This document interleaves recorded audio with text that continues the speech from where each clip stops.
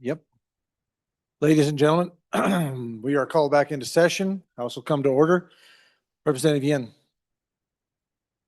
Mr. Speaker, if it's in order, I have a motion to make, but if you want to take messages. I would like to do messages of the Okay. Senate and any, committee announcements or standing committee reports. Okay, messages from the Senate. Message 131, Mr. Speaker, the bill listed below passed the Senate on third reading by the vote indicated. Senate File 19, epinephrine delivery methods. Ayes 31. Message 132, Mr. Speaker, the bill listed below passed the Senate on third reading in an amended form by the vote indicated. Senate File 41, portable benefits accounts. Ayes 30, noes 1. Message 133, Mr. Speaker, the bill listed below passed the Senate on third reading in an amended form by the vote indicated. Senate File 48, Stem Cell Freedom Act. Ayes 31. Message 134, Mr. Speaker, the bill listed below passed the Senate on third reading by the vote indicated. Senate File 53, Keeping Amateurism in High School Athletics. Ayes 29, noes 2.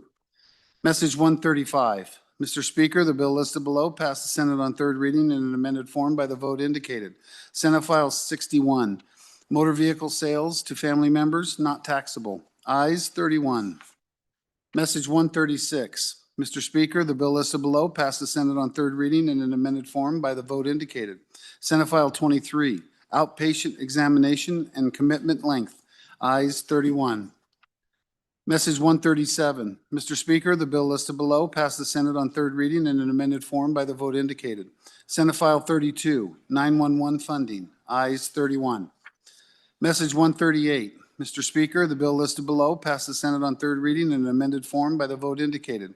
Senate File 101, Second Amendment Protection Act Amendments 3. Ayes 26, noes 5. Sincerely, Ellen Thompson, Senate Chief Clerk. Thank you, Reading Clerk. Reports from standing committees. House Bill 62, sponsored by Representative Smith, the Christian Smith Safety Act, an act relating to governmental claims. Mr. Speaker, your Committee Number 2 Revenue, to whom was referred House Bill 62, the Christian Smith Safety Act, respect the report, same back to the House with the recommendation it do pass with the following amendments. Ayes, Representatives Brown, Campbell, Locke, Lucas, Storer, Stivar, Wharf. Noes, Representatives Lean, Riggins. Representative Locke, Chairman. House Bill 129, sponsored by Representative Wasserberger, Expanding Physicians Access Act, an act relating to physicians and surgeons. Mr. Speaker, your Committee Number 10, Labor, Health, and Social Services, to whom is referred House Bill 129, Expanding Physicians Access Act, respect the report, same back to the House with the recommendation that it do pass. Ayes, Representatives Clouston, Guggenmoss, Heft, McCann, Ottman, Rodriguez-Williams, Thayer, Wasserberger, Yen. Representative Rodriguez-Williams, Chairman. This bill was re-referred to Committee Number 2 Appropriations. Mr. Speaker, your Committee Number 2 Appropriations, to whom is referred House Bill 129, Expanding Physicians Access Act, respect the report, same back to the House with the recommendation that do pass.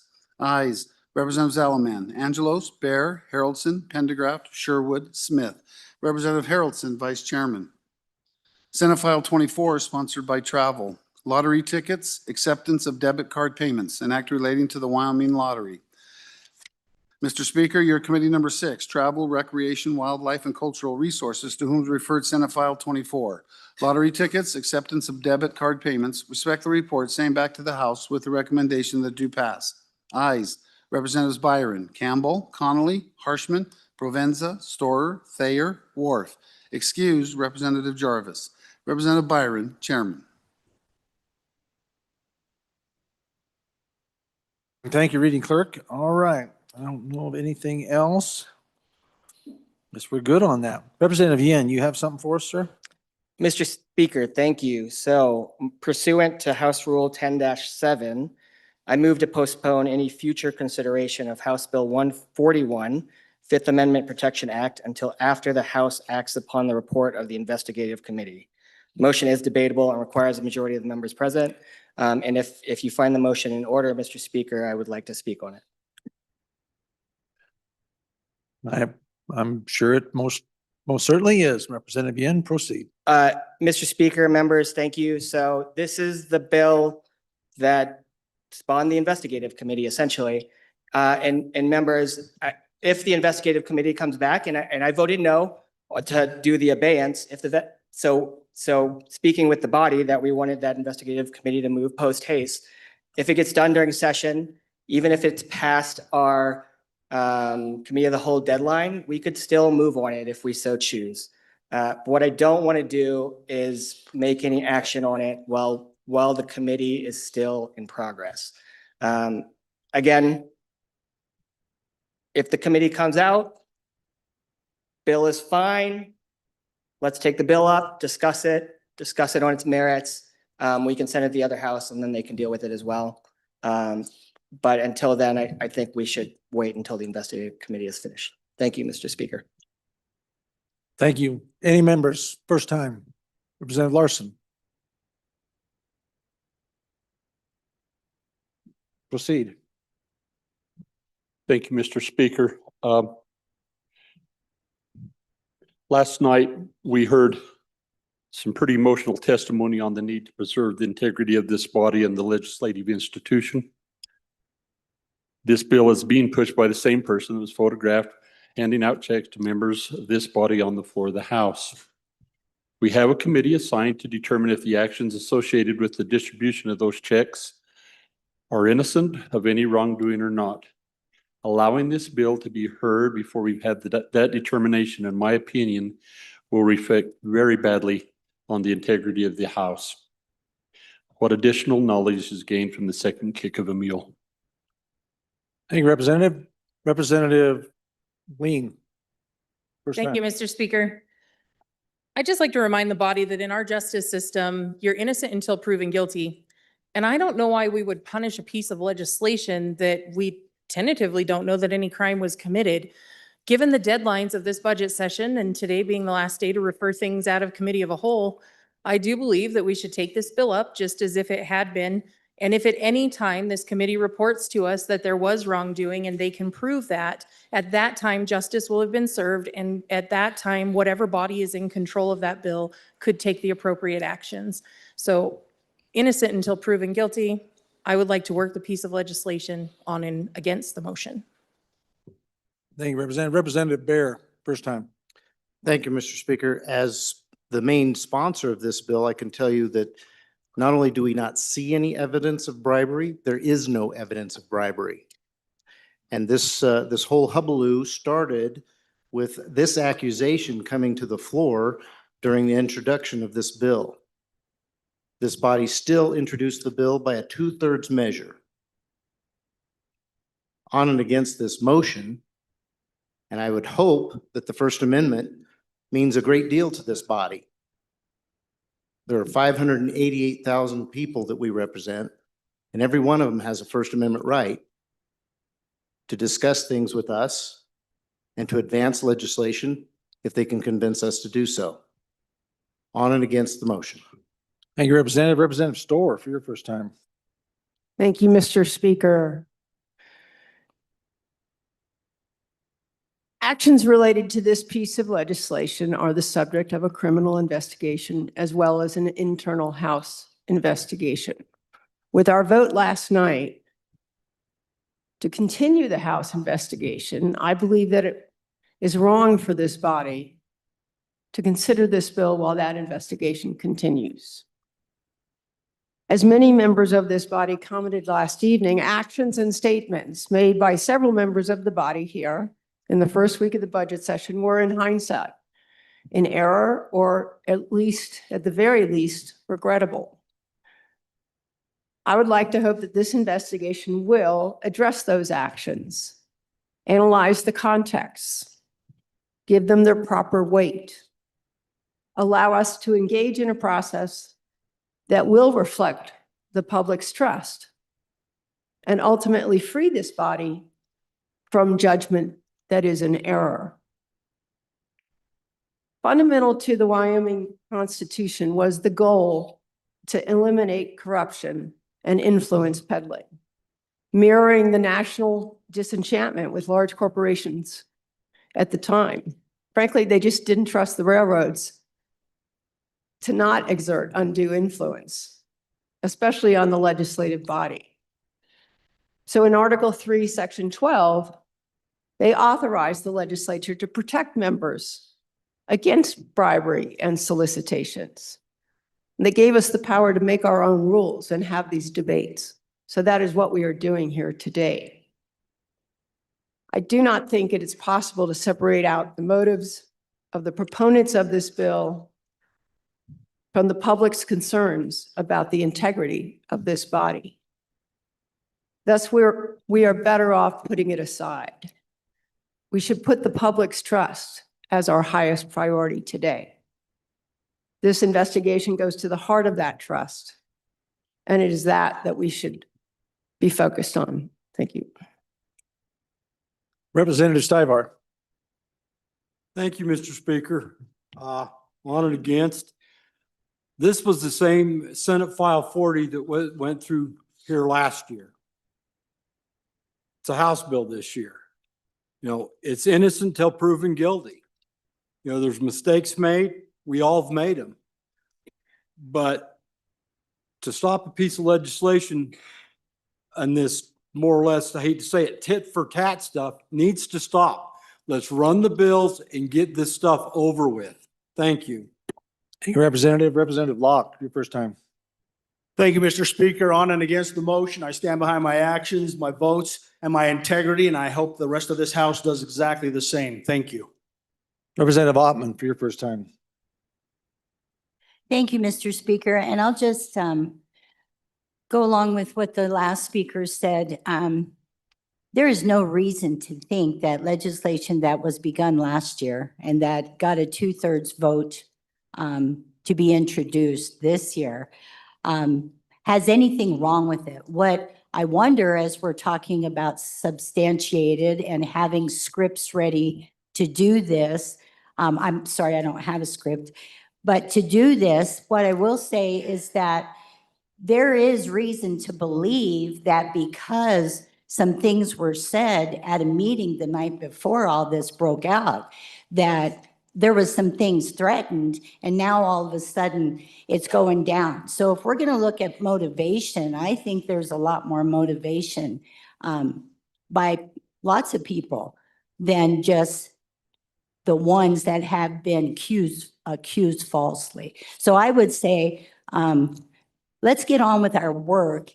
And every day that we've been here since that meeting in the evening at the hotel down the road has been stonewalled. And I think it's time we get back to work. Thank you. No. Thank you, Representative. Representative Lucas. Thank you, Mr. Speaker. Unsubstantiated allegations about a private citizen should not be derailing the business of this body. Thank you. Representative Davis. Thank you, Mr. Speaker. I stand in favor of this amendment. I believe last night we had a pretty good discussion amongst the chamber here to allow the investigative committee chair to handle this. And if you would have listened to his recommendations in there about sideboards and parameters, whether we like it or not, this is one of the issues in this situation. So I would say that we should do as the amendment is saying currently. And, it's once again, as was pointed out many times last night, the perception, if we go forth with that and how that is going to look with our voters. So I'm in favor of this amendment. Representative Filer, first time. Thank you, Mr. Speaker. And just a point of clarification, folks. Senate File 40 was not a bill for this. Senate File 40 was a bill on petition protests. It was an amendment that was added later. Representative Knapp, first time. Mr. Speaker, thank you. I think we all better stop and take a breath here, because if this is the bar we're setting with campaign finance, if this is the bar, do we go back how many years to see who got what for a donation? Do we check to see which bills were vetoed by the executive downstairs and tie that into campaign finance? We're setting a very, very low bar of preponderance to mix in with legislation.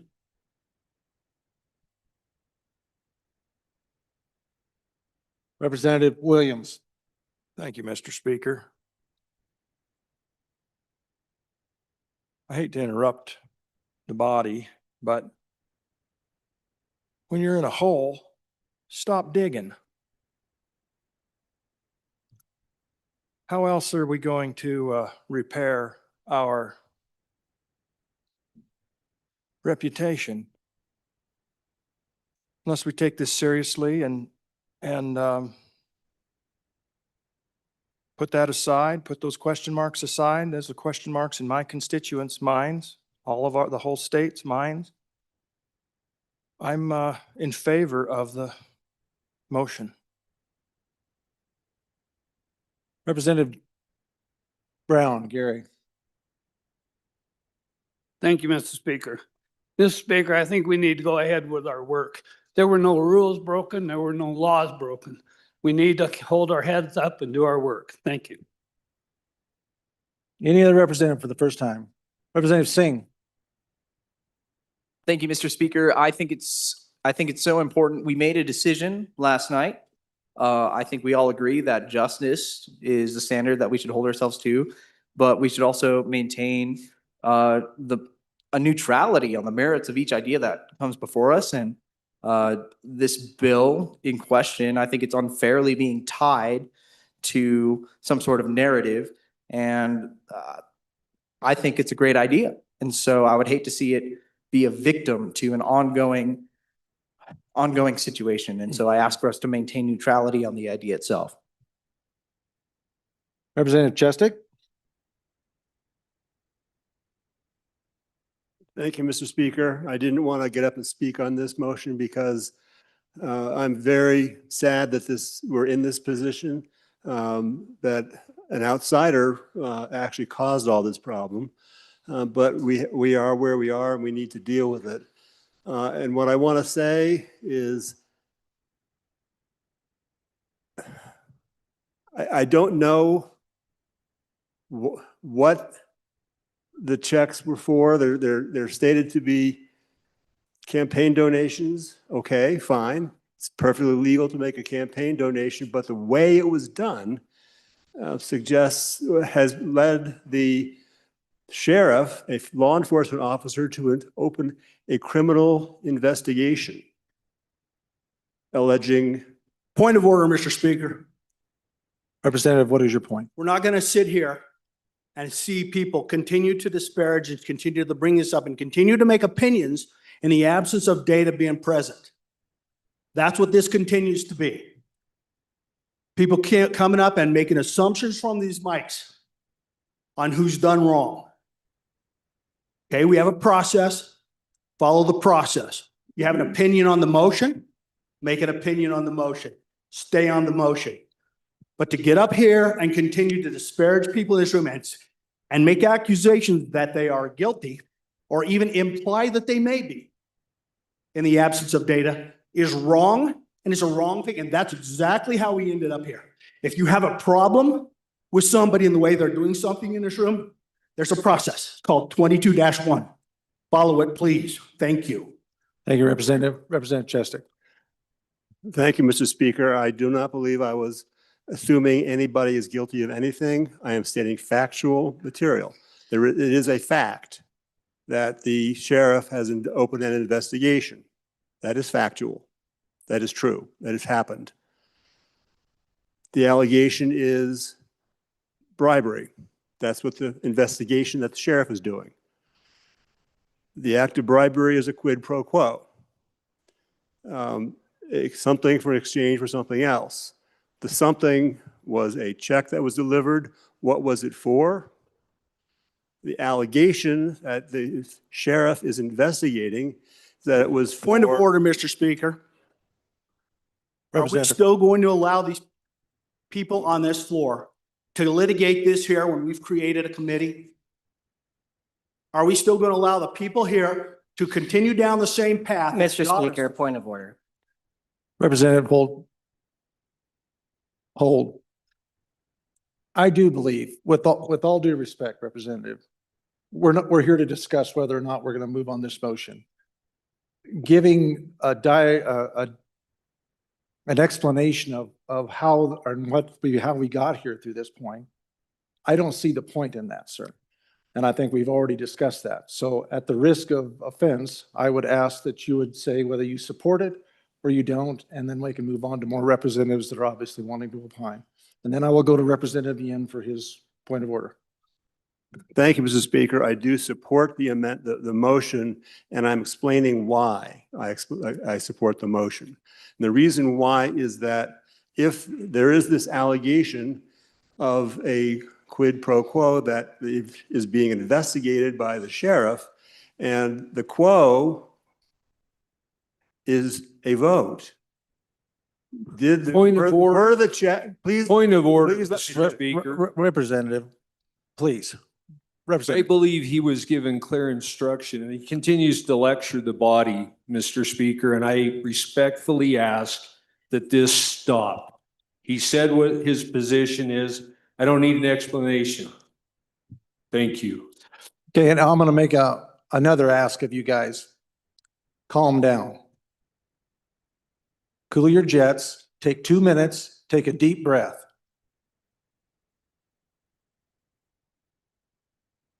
Is this really how we want to act?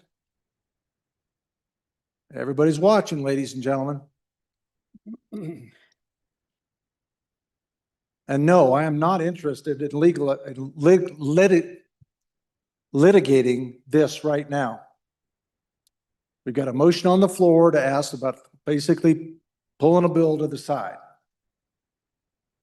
Now, if we're going to go down the thing of what could have been, should have been, or might be, why don't we let the law decide that?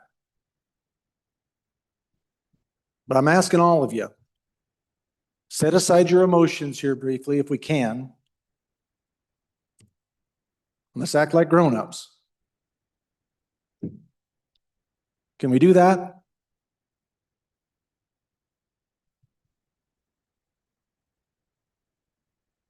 Yes, we can. And I appreciate it. Representative Yin, you had a point?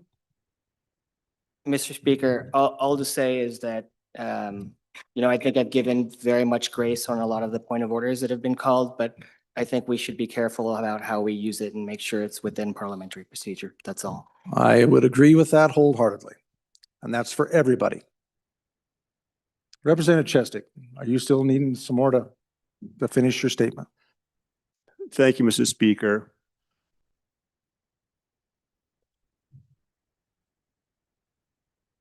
The allegation, and I don't, please don't, let me finish, please.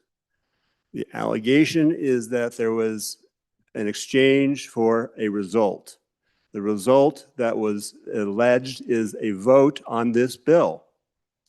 So when we vote on this bill, the perception might be in some quarters, I'm not making any accusations here, I'm not saying this is true, but public perception could be that this is the completion of the quid pro quo by voting on this bill. That's why we should not force anybody to vote on this bill, because it is potentially part of what's being investigated by the sheriff. Thank you. Thank you, Representative. Representative Heiner. Thank you, Mr. Speaker. According to Rule 12-9, I demand the previous question. How many seconds do we need for that? Please stand.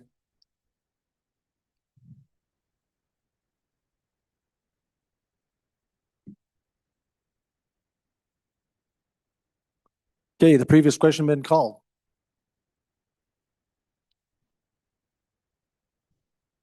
All those in favor of the motion brought by Representative Yin, please signify by saying aye. All those opposed, no.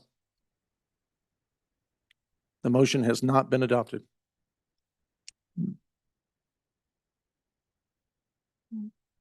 I believe it was. Mr. Speaker, apologies. Was the call to demand the previous question forcing a vote to determine if we're going to vote immediately. Yeah. Oh, we shouldn't have voted?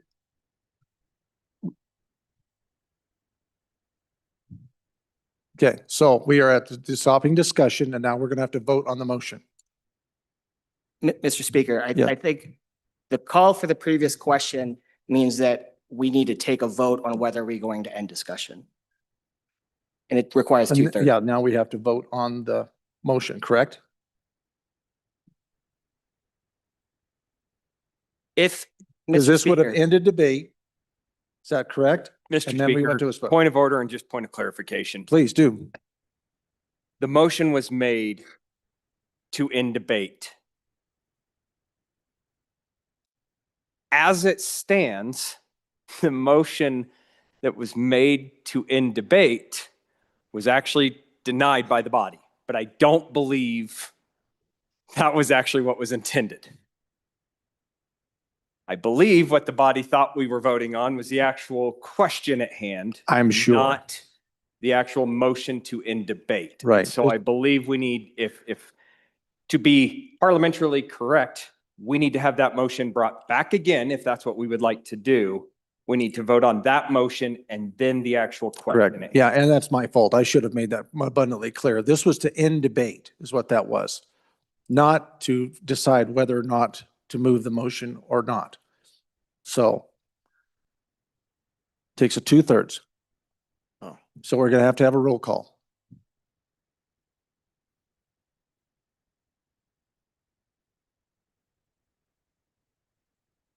Give us 1 second while we get that ready for you.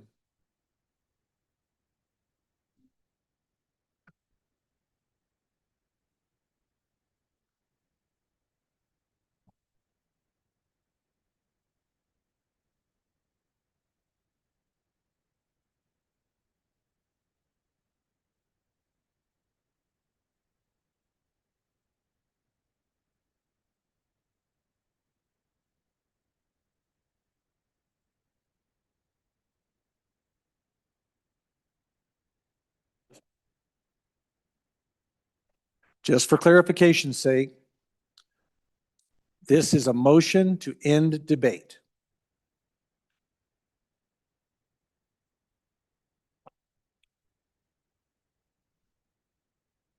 And this requires a 2/3. So we need at least 42 of the body if this is going to end debate. Otherwise, we will go back to discussing the motion. Okay, Representative, okay. Chief Clerk, call the roll. Allemand, Andrew, Angelos, Banks, Bear, Brady, Bratton, Brown, Gary, Brown, Landon, Byron, Campbell, Elisa, Campbell, Elisa, Campbell, Kevin, Chestick, Clauston, Connolly, Davis, Erickson, Filer, Bornstrom, Geringer, Guggenmoss, Haroldson, Harshman, Heiner, Heft, Jarvis, repeat, Johnson, Kelly, excused, Knapp, Larson Lloyd, Larson JT, Lawley, Lean, Locke, Lucas, McCann, Nicholas, Ottman, Pendergraft, Posey, Provenza, Reagans, Rodriguez Williams, Schmid, Sherwood, Singh, Smith, Storer, Strock, Stivar, Tarver, Thayer, Washut, Wasserberger, Webb, Weber, Worf, Williams, Winter, Wiley,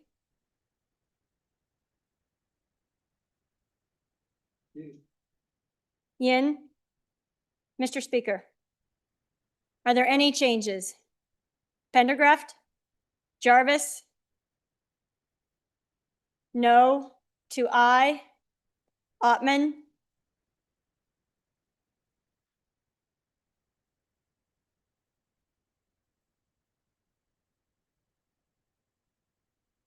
Further changes? Further changes? Closing vote? Vote closed. 46 aye, 11 no, 5 excused. The motion has been accepted to end debate. Okay, ladies and gentlemen, we will be now voting on the motion or continued discussion, or is there Representative Story, you have something you'd like to share? Just, Mr. Speaker, I'd like to ask for the ayes and noes, please. Thank you. That would be a 12-4.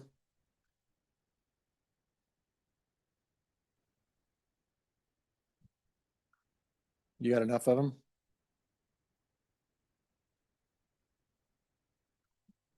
How many do you need?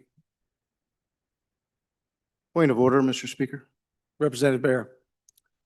I believe Rule 12-4 has to take place be invoked during debate. I don't think it's in order at this time. Let us double check on that, Representative Bear. We will get right back to you. Point of order, Mr. Speaker, and this is just parliamentary inquiry. Go ahead. More of a question directly to you, Mr. Speaker, because this is a cloture motion. I'm sorry, a motion on the floor. I think we should probably consult the rules just to make sure, but I do believe that the question for calling for the ayes and noes was done out of order. And so I would think that we need to look at when that can be called for. Okay, yep, very good. We'll do that right now.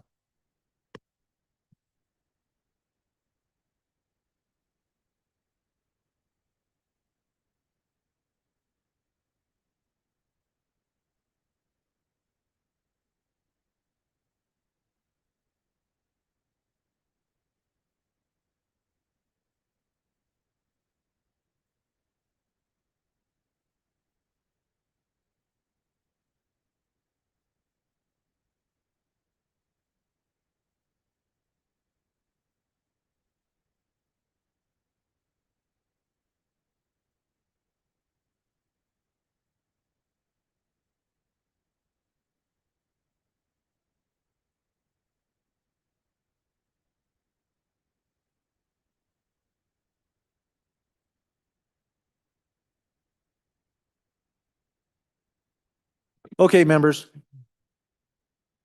The motion is in order, and I will read from 12-4, call for ayes and noes. Section A, when a question is about to be taken, it shall be in order for any two members to call for the recording of the ayes and noes for entry in the journal, and the names of the members shall be called in alphabetical order. It's in order. So I would rule it in order. So we will be calling the ayes and noes on this decision.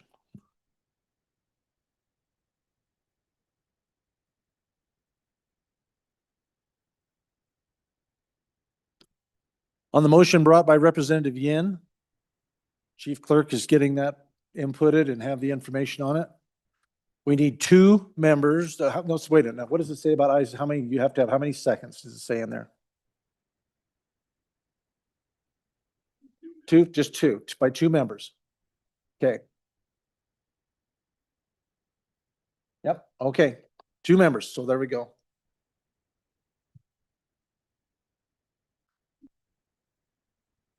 You have Representative Lean and Representative Smith or Guggenmoss. Yep, Guggenmoss and Lean. Thank you, members.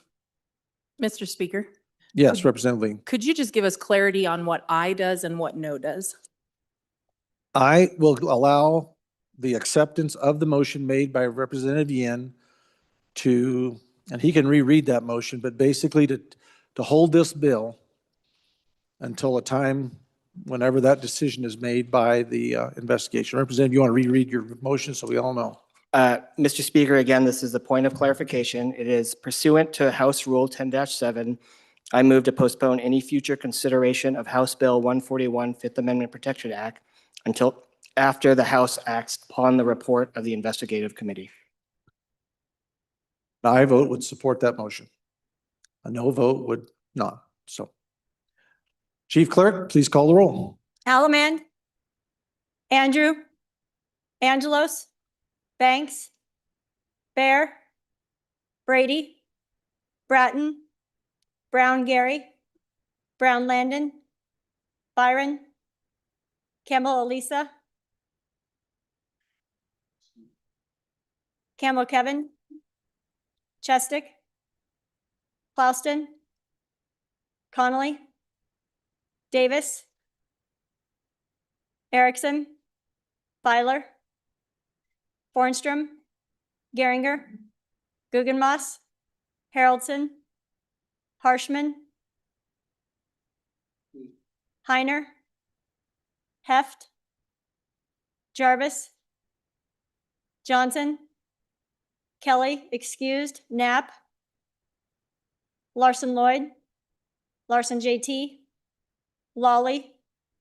Lean. Locke. Lucas. McCann. Nicholas. Ottman. Pendergraft. Posey. Provenza. Riggins. Rodriguez Williams. Schmid. Sherwood. Singh. Smith. Storer. Strock. Stivar. Tarver. Thayer. Washut. Wasserberger. Webb. Weber. Worf. Williams. Winter. Wiley. Yin. Mr. Speaker. Harshman. Excused to no.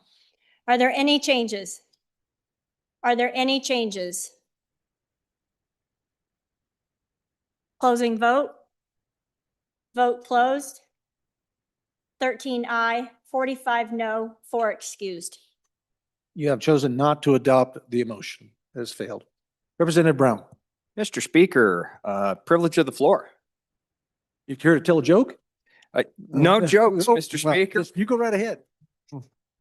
Mr. Speaker, I figured we've all got full bellies and we just spent another hour debating something we debated a little bit too long already, but I figure we all need to stand up and clap our hands and welcome, Mr. Speaker, Mr. Rick Semino's East High School IB program here. And before we clap, ladies and gentlemen, these young kiddos here are in the IB program, the International Baccalaureate program. And what's interesting, though, is they are here as part of their government class. And so what I would like to do is point to you, and hopefully you guys recognize just how messy government can truly be. But thank you guys for putting up and being here with us today.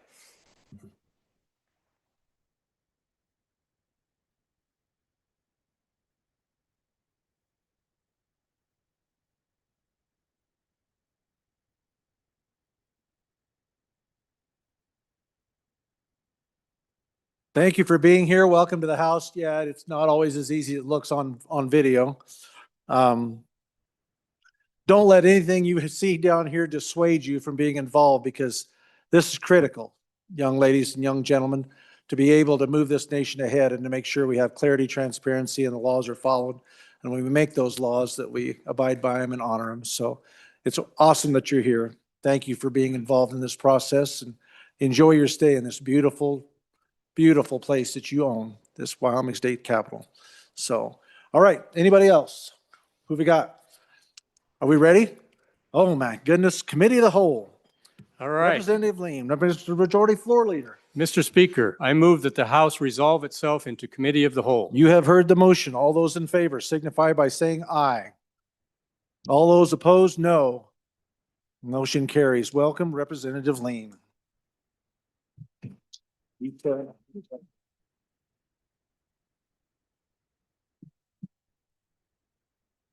Ready? You need to. Committee of the Whole, come to order.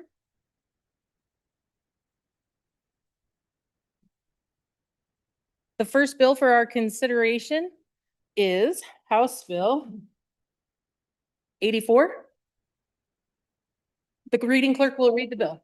House Bill 84, sponsored by Management Audit, falsifying election documents, an act relating to elections. Mr. Speaker, your committee number 7, Corporations, Elections, and Political Subdivisions, to whom is referred House Bill 84, falsifying election documents, respect the report, same back to the House with the recommendation that it do pass. Ayes, Representatives Brown, Heft, Johnson, Knapp, Locke, Lucas, Webb, Weber, Yin. Representative Knapp, Chairman.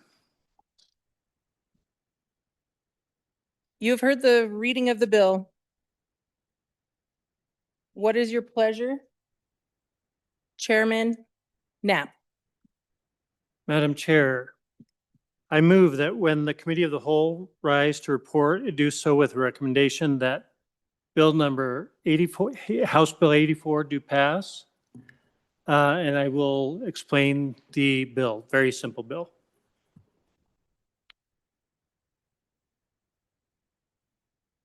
So this bill basically brings forward a new paragraph to falsifying election documents by adding Romanet V, submitting a false post-election ballot audit to the Secretary of State under Wyoming Statute 22-6-130. And I will answer any questions. Representative Chestick. Thank you, Madam Chairwoman. I'm a little confused by this. I'm leaning to vote no, but I'm not sure because I don't understand. Maybe other places in the statute define what a post-election ballot audit is. My understanding of the word audit, it's a typical term that audit is an opinion, that somebody has examined something and has expresses an opinion that this is correct. And if the audit is an opinion, how can it be false? There's no such thing as a false opinion. Somebody might disagree with the opinion, but I'm confused as to what the post-audit ballot audit means.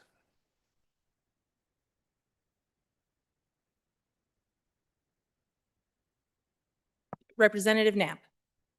Madam Chair, yes, thank you for the question. After an election, one of the things that people look for in their government is that they had a right to vote, that their vote was taken care of in a chain of custody, and finally, that vote would be counted in an audit selection. So once an audit occurs, if a person doing the audit supplies false information or supplies information knowingly that is incorrect, that would be a violation. So submitting a false audit, which is a recounting, is the audit, not an opinion. It's a recounting of actual ballots and submitting that to the Secretary of State in a report. Representative Chestick. Thank you, Madam Chairwoman. So again, I'm concerned about a mistake. There's a mistake of a few votes. That doesn't change the election, but there is a mistake of some sort. Is that false? Does it need to be materially false? You said knowingly false, or you said something about knowledge. There's no knowledge requirement in the bill. So it looks like an inadvertent mistake could result in criminal liability, and I have a problem with that. Representative Pendergraft. Thank you, Madam Chair. It's my understanding that law is to be written in basically plain English. So I heard the word audit suggested that it involved an opinion, so I went to Merriam-Webster. An audit, a formal examination of an organization's or individual's accounts or financial situation. No opinion. The second definition, the final report of an audit, again says nothing about opinion. Number two, a methodical examination and review. Still no opinion. Audit, when used as a verb, the same thing.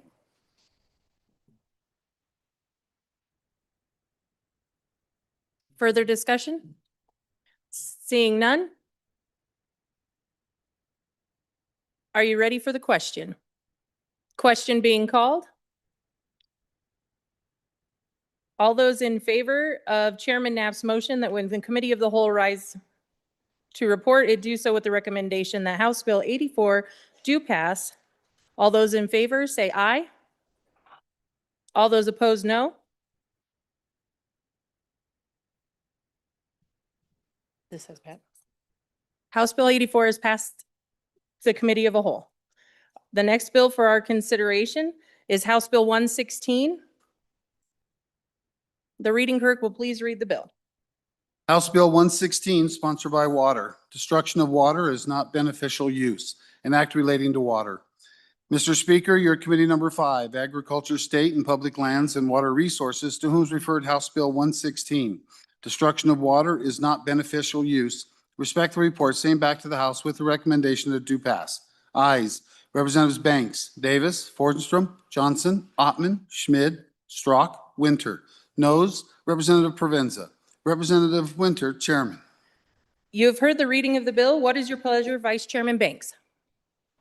Thank you, Madam Chairman. I move that when the Committee of the Whole rises to report, do so with the recommendation that House Bill 116 do pass. And I turn the explanation of the bill over to my good friend from County Lucky number 13. Representative Strzok. Thank you, Chairwoman, sorry. So we've heard this bill before and a few times now, but what this bill does is it will, House Bill 116 is a clear Wyoming First Water Protection Bill, and it will plainly states that the destruction of water molecules separating hydrogen and oxygen for the industrial production of hydrogen. It's not a beneficial use under Wyoming water law. Again, what it's doing, we're trying to protect our drinking water, so our fresh waters and anything that we can use for people, animals, and we're protecting it from being a fuel. So that is the main focus of this bill. And so I would ask for an aye on this and to get it moved through. And just that I know we have a little snow out there now, but it's not enough to gonna keep us going very long. So I'd ask for an aye on this to protect our water. Thank you. Any discussion on the bill? Representative Chesick. Thank you, Madam Chairwoman. And I saw this bill in the Select Water Committee this summer. I voted against it there. I intend to vote against it here again. My reason for it is I think we're misunderstanding the term beneficial use. The beneficial use does not refer to is the water benefited. It refers to whether humans are benefited by the use. Is this water being used to benefit the owner of the water, the person who has the water? Are they using it in a way that benefits them? That's beneficial use. Putting water on your crops is beneficial. Drinking it is beneficial. Putting it in your plumbing system is beneficial. Creating hydrogen fuel is beneficial. It creates a benefit to humans to create hydrogen power, hydrogen that can then be used to power things, to create energy. Creating energy is beneficial. And the other point I want to make is that it's not destroying the water, because when the hydrogen is used in a hydrogen cell and burned to create energy, the waste product of that is water. It comes back. You take it apart, you burn it to create energy, and it comes back as a water molecule. So you're not destroying the water. Representative Yin. Madam Chairman, thank you. So I think I understand the intent behind the bill. I do. I am curious because water law is super complicated, and frankly, I don't have a full understanding even after serving on Select Water for 2 years. Was there any discussion in both Select Water and the committee that heard it during the session about how this affects water rights standing with regards to the Colorado River Compact? Would it affect this in any way, shape, or form? Was there any discussion about that in either committee? Representative Johnson.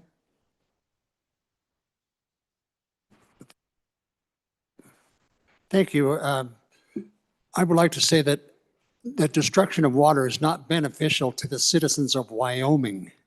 That's where the benefit comes, by not destroying that water for the benefit of the citizens. Thank you. Representative Chesick.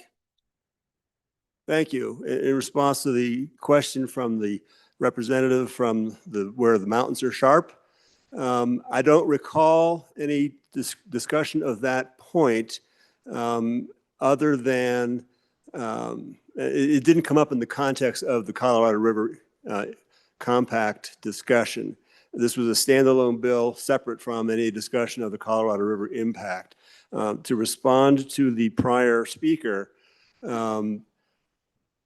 having energy is beneficial to the citizens of Wyoming, and having energy that doesn't put hydrocarbons in the air is also beneficial. So I still stand by my previous comment that creating energy, hydrogen fuel cells, is beneficial to humanity, and therefore I do not think that creating hydrogen is in any way not beneficial. Representative Allemand. Representative Davis. Thank you, Madam Chairman. I was going to yield to the good representative from Select Water there, but my take on this when we discussed it there in Ag is we have fresh water for consumptive use, and water in Wyoming is based on consumptive use, whether you use it in agriculture or domestic, and we do not have an infinite supply. We have a finite supply of fresh water in Wyoming, whether it be subsurface or surface. So the intent of this was to prevent that water from going through this process to develop that green energy to bring it back to that cloud that we got to seed and bring it back down here to the ground. So, but anyway, what we're looking for is probably a little bit, I plan on bringing an amendment on here, is to try and classify the water, because we have produced water out of our fossil fuels that is not for consumptive use, okay? We can't irrigate with it. All we can do is pump it back down into the ground. So the intent of what we talked with the state engineer was, if we can classify this so we can take that substandard water or produced water, run it through the hydrogen process, then they get an extra dollar bonus or extra bonus. Now, I don't know if it's a dollar or what it is, but an extra bonus out of that product before they have to put it back into the ground. It may cover the cost for them to re-inject it into another substandard aquifer. So I think the bill's got some good merit here. I believe that's the intent of the bill. And with that, vote aye. Representative Larson, JT. Thank you, Madam Chairwoman. Members, I stand in opposition to this piece of legislation. Right now, as it currently sits in the Colorado River Compact, Wyoming doesn't use the water it's given. That when we go argue for water and we're not using what we are already allotted, it's much harder to justify why we need that water. I also am against this particular piece of legislation because it calls out one specific industry and separates it from every other industry. I don't think that that's right, and it's not business friendly for the state of Wyoming to be making policy like this. So, on and against the bill, I encourage you to vote no. Representative Campbell Kevin.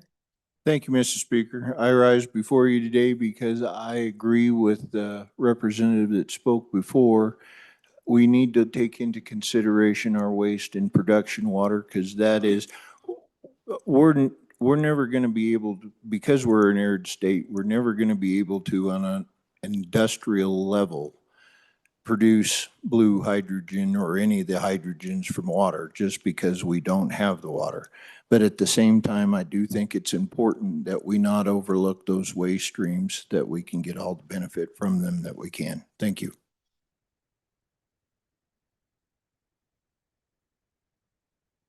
Representative Larson. Thank you, Madam Chairman.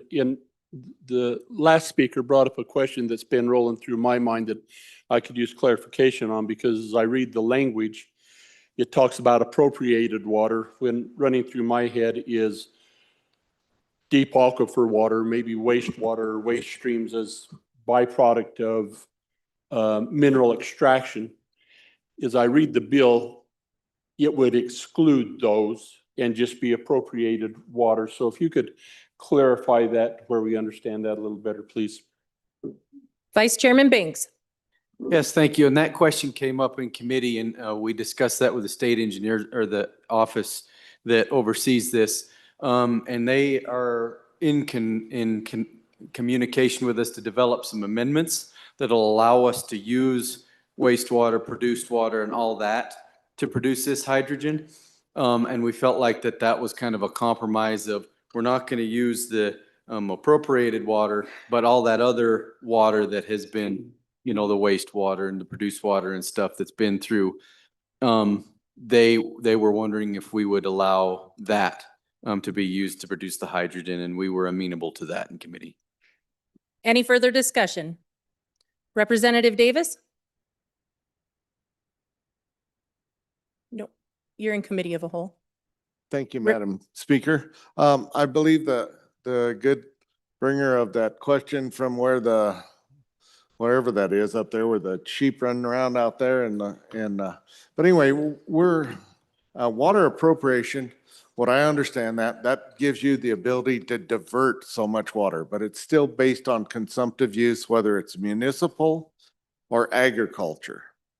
So I need to divert X amount of acre foot across a piece of ground, then the return flows are based on what the plant doesn't take. That's consumptive use. So all our water is measured on consumptive use. And then the return flows go back. So that's the key to the freshwater issue here. It always comes back, but to take what I would say a class 2 water or production water, we can't do anything with it other than put it back in the ground. So if we can allow this division in classifications of waters, we'll be able to allow the fossil fuel industry more flexibility to recover that hydrogen, which there is a market, I understand. That was a question brought up in ag. And so I think that we could be a win-win deal here. Any further discussion? Question being called. All those in favor of Vice Chairman Banks' motion that when the committee of a whole rises to report, it do so with the recommendation that House Bill 116 do pass. All those in favor say aye. All those opposed, no. House Bill 116 receiving the affirmative vote is passed committee of a whole. The next bill for our consideration is House Bill 44. Will the reading clerk please read the bill? House Bill 44, sponsored by Management Council, Reviser's Bill, an act relating to the revision of statutes and other legislative enactments. Mr. Speaker, your committee number 5, Agriculture, State and Public Lands and Water Resources, to whom is referred House Bill 44, Reviser's Bill, respectfully report same back to the House with the recommendation that it do pass. Ayes, Representatives Banks, Davis, Forstrom, Johnson, Ottman, Provenza, Schmid, Strzok, Winter. Representative Winters, Chairman.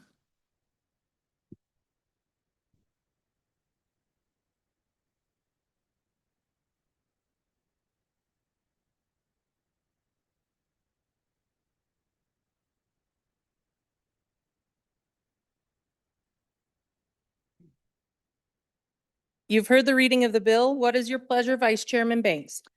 Thank you, Madam Chairman. I move that when the committee of the whole rises to report, it do so with the recommendation that House Bill 44 do pass. And for my own clarification, I'm not sure where we go next because this is the reviser's bill that, and who presents it and kind of whoever would be on management council, I guess. It was my understanding we kind of hold this bill till the last, so sorry, I apologize. Representative Yin. Whoops. excuse me, sorry. Representative Yin. Madam Chairman, thank you. So members, sorry, I have ice in my mouth, so I'm going to work through that. I bring before you the reviser's bill because no one else is bringing it before you. This is an annual bill. You've seen it last year. If you've been here for more than this year and last year, you see it every year because what the intent of the reviser's bill is just to bring technical corrections that pop up over both the interim and through the session to make sure that everything we do, because we move very fast, conforms properly. So the reviser's bill, as it stands from Management Council, were all the technical corrections that came from the legislature and came from LSO, our Legislative Service Office. Throughout the interim, they draft this bill, we sponsor it as Management Council, and then you'll see these amendments, the amendments that are provided, and I'll move Committee of the Whole Amendment number 1 if it's in order, Madam Chairman. Yes, please proceed. And these are the amendments that LSO has seen in between both when we sponsor the bill in Management Council and when we have the amendment now before you in Committee of the Whole. So again, the intent is not to have any policy changes whatsoever. It really is just to fix things where we move fast and we want to make sure that they're actually technically correct. And with that, happy to answer any questions, but I would ask you to vote aye on the amendment and aye on the reviser's bill. And just before we do that, what we will see as we go along is even more things pop up as the session goes along. So you might see more amendments, and then I'm sure they might have amendments on the other side as LSO finds more things. This is what that vehicle is. Ask for your favorable consideration. Thank you, Madam Chairman. You've heard the motion on the Standing Committee Amendment number 1. Is there any discussion? Oh, Committee of a Whole, excuse me. Number 5, Committee of a Whole Amendment number 5. Number 1. Okay.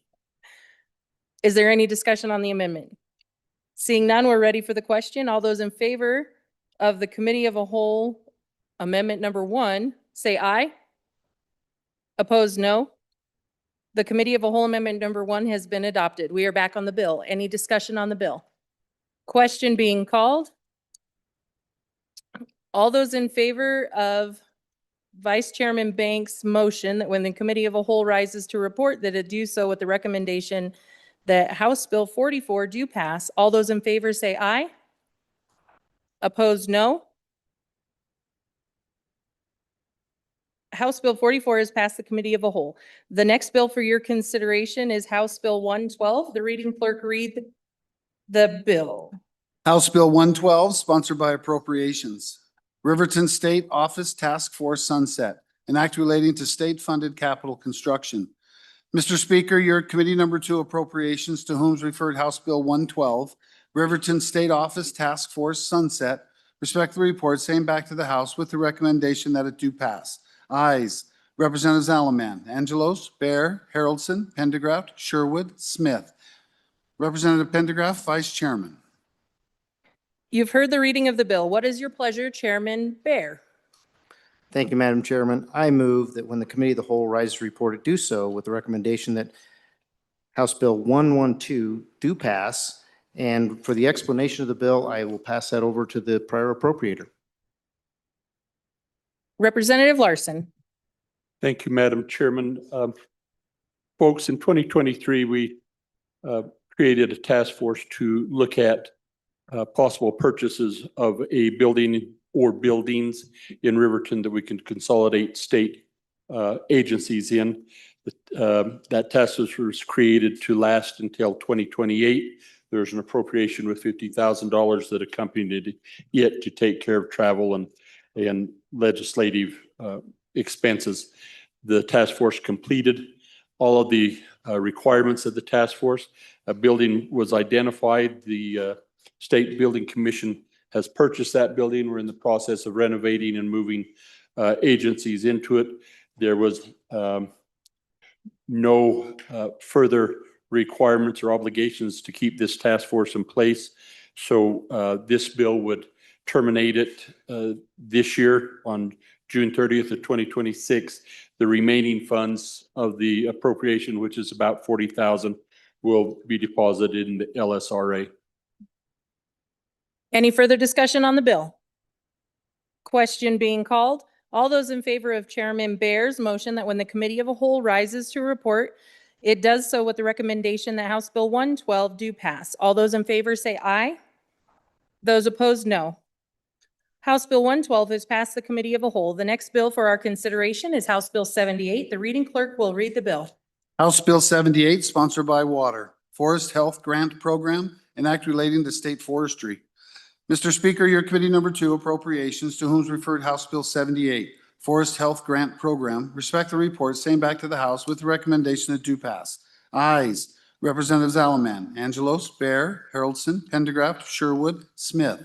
Representative Bear, Chairman. You have heard the reading of the bill. What is your pleasure, Vice Chair Banks?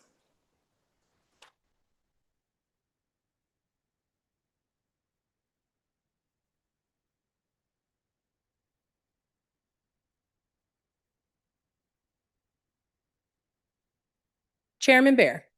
Thank you, Madam Chairman.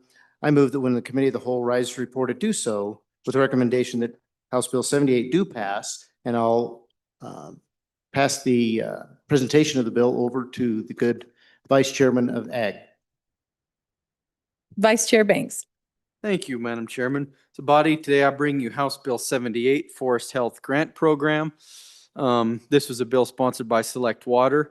You think, why is a forest health bill coming through water? Well, 70% of the surface water we receive in the state comes from our forests. And so what this bill attempts to do is to address multiple things that enhance our water yield. It enhances water yield. It also reduces the risk of catastrophic fires that we're seeing. We got some good snow out there, but it's not predicted to last, and it's probably going to be another bad fire season. Also, this improves habitat for wildlife and livestock. And basically what this is, it sets up a grant program to allow for those conditions to better manage our forests. I mean, when we are facing water shortages and things that are called into question in different interstate compacts, being able to not only conserve our water, but to yield more water, it can only be beneficial to the state of Wyoming, and that's what this seeks to do. You'll see a provision under there that grants not more than 50% of the cost in our national forests, and that's conducted through a program called Good Neighbor Authority, which is a partnership between the state of Wyoming and the National Forest. And if you don't know anything about Good Neighbor Authority, I highly recommend looking into that. It's a good partnership that really allows good management of our national forests. And so that's what this bill seeks to do, is set up that grant program and allow better management of our state forests so that we yield more water, which is a precious commodity that I've heard many times. You know, besides our kids, water is our most valuable resource, and this seeks to enhance that. So with that, I'll stand for any questions. Any discussion on the bill? Representative Larson. Thank you, Madam Chairman. Was there any conversation? What I see is that there's criteria, but how will you determine that water yields were enhanced? And how will you determine that there was an increased production of forest products? Are there deliverables that are required to be part of that? And if they don't meet those deliverables, then what? Representative Alyssa Campbell. Just a quick question. I think most of this is on federal land, yes, and paying 50% of. So I didn't know if it included forest or forestry on state lands or not, or if it's just designated federal land. Representative Larson JT. Thank you, Madam Chairwoman. So members, I think the logic behind this is when there's less surface area for the snow to stick on the branches of the trees, because we're clearing out in a responsible manner our forests, the more snow hits the ground and it actually gets through the soil and down into our streams. So that's the goal of this. And so it's just, that's the logic we were using behind this whole program, and encourage an aye vote on this bill. Any further discussion? Representative Chesick. Thank you, Madam Chairman. I also encourage an aye vote on this. This came through our Select Water Committee. And I was persuaded to vote aye in committee because the state forester is going to be in charge of a larger part of this project, and will be using scientific forest management practices. And for that reason, I was in support of it then. I urge an aye vote now. Representative Lawley. Thank you, Madam Chairwoman. I too encourage an aye vote. As Chairman of Select Water, we heard a lot of great testimony. I do want to go back to the issue about federal lands. And one of the things we're trying to achieve here is to prove something that I think has been known for a long time. I won't go back to my personal history, but my dad used to talk about this a lot when I was growing up. But we need to show scientifically so we can help convince our federal forest landowners in Wyoming to also begin to look at this type of approach to managing the federal forest lands. Representative Banks. Thank you. Appreciate my colleagues. I think they addressed some of the questions. The only question that I didn't hear addressed, and I'll just address real quick. Yes, it does include state ground as well. State, federal, it'll all be done under the grant system under the direction of the state forester. Any further discussion? Question being called. All those in favor of Chairman Bear's motion that when the Committee of the Whole rises to report, it do so with the recommendation that House Bill 78 do pass. All those in favor say aye. All those opposed, no. House Bill 78 has passed the Committee of the Whole. The next bill for our consideration is House Bill 16. The reading clerk will read the bill. House Bill 16, sponsored by Blockchain, Secretary of State, Expedited Filings, an act relating to the administration of government. Mr. Speaker, your committee number 7, Corporations, Elections, and Political Subdivisions, to whom is referred House Bill 16. Secretary of State, Expedited Filings, respect the report, same back to the House with the recommendation that do pass with the following amendments. Ayes. Representatives Brown, Heft, Johnson, Knapp, Locke, Lucas, Webb, Weber, Yin. Representative Knapp, Chairman. This bill was re-referred to Committee number 2, Appropriations. Mr. Speaker, your Committee number 2, Appropriations, to whom is referred House Bill 16, Secretary of State, Expedited Filings, respect the report, same back to the House with the recommendation that do pass. Ayes. Representatives Alaman, Angelos, Bear, Harrelson, Pendergraft, Sherwood, Smith. Representative Sherwood, Vice Chairman. You've heard the reading of the bill. What is your pleasure, Chairman Knapp?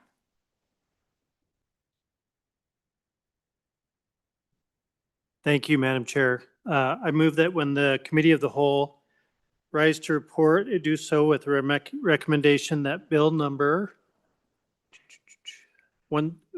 16, I apologize, do pass, and I further recommend the adoption of the Standing Committee amendment. And I will cover the amendment first. So basically, the office that handles the LLC filings often has to do an expedited filing for certain purposes, and it's every once in a while, but it does happen. And they would like to be able to officially handle those as expedited filings, and requested a full-time equivalent position to do that. In the budget, there is 2 positions in appropriations that I believe were confirmed to add to the budget. And so what this amendment does is basically says, if that goes through in the budget, this wouldn't need to be added, but if it does not, they're requesting that full-time equivalent. So I would stand for any questions. You've heard the motion on standing committee amendment number 1. Is there questions on standing committee amendment number 1? Madam Chair, thank you. Madam Chairman Chair. Bear. Thank you, Madam Chairman. Okay, so I'll just remind the body that JAC denied the number 2 elected official, statewide elected officials request for 3 personnel and granted 2 instead of 3. This would fill the 3rd position, this amendment. And so I would recommend a no vote here.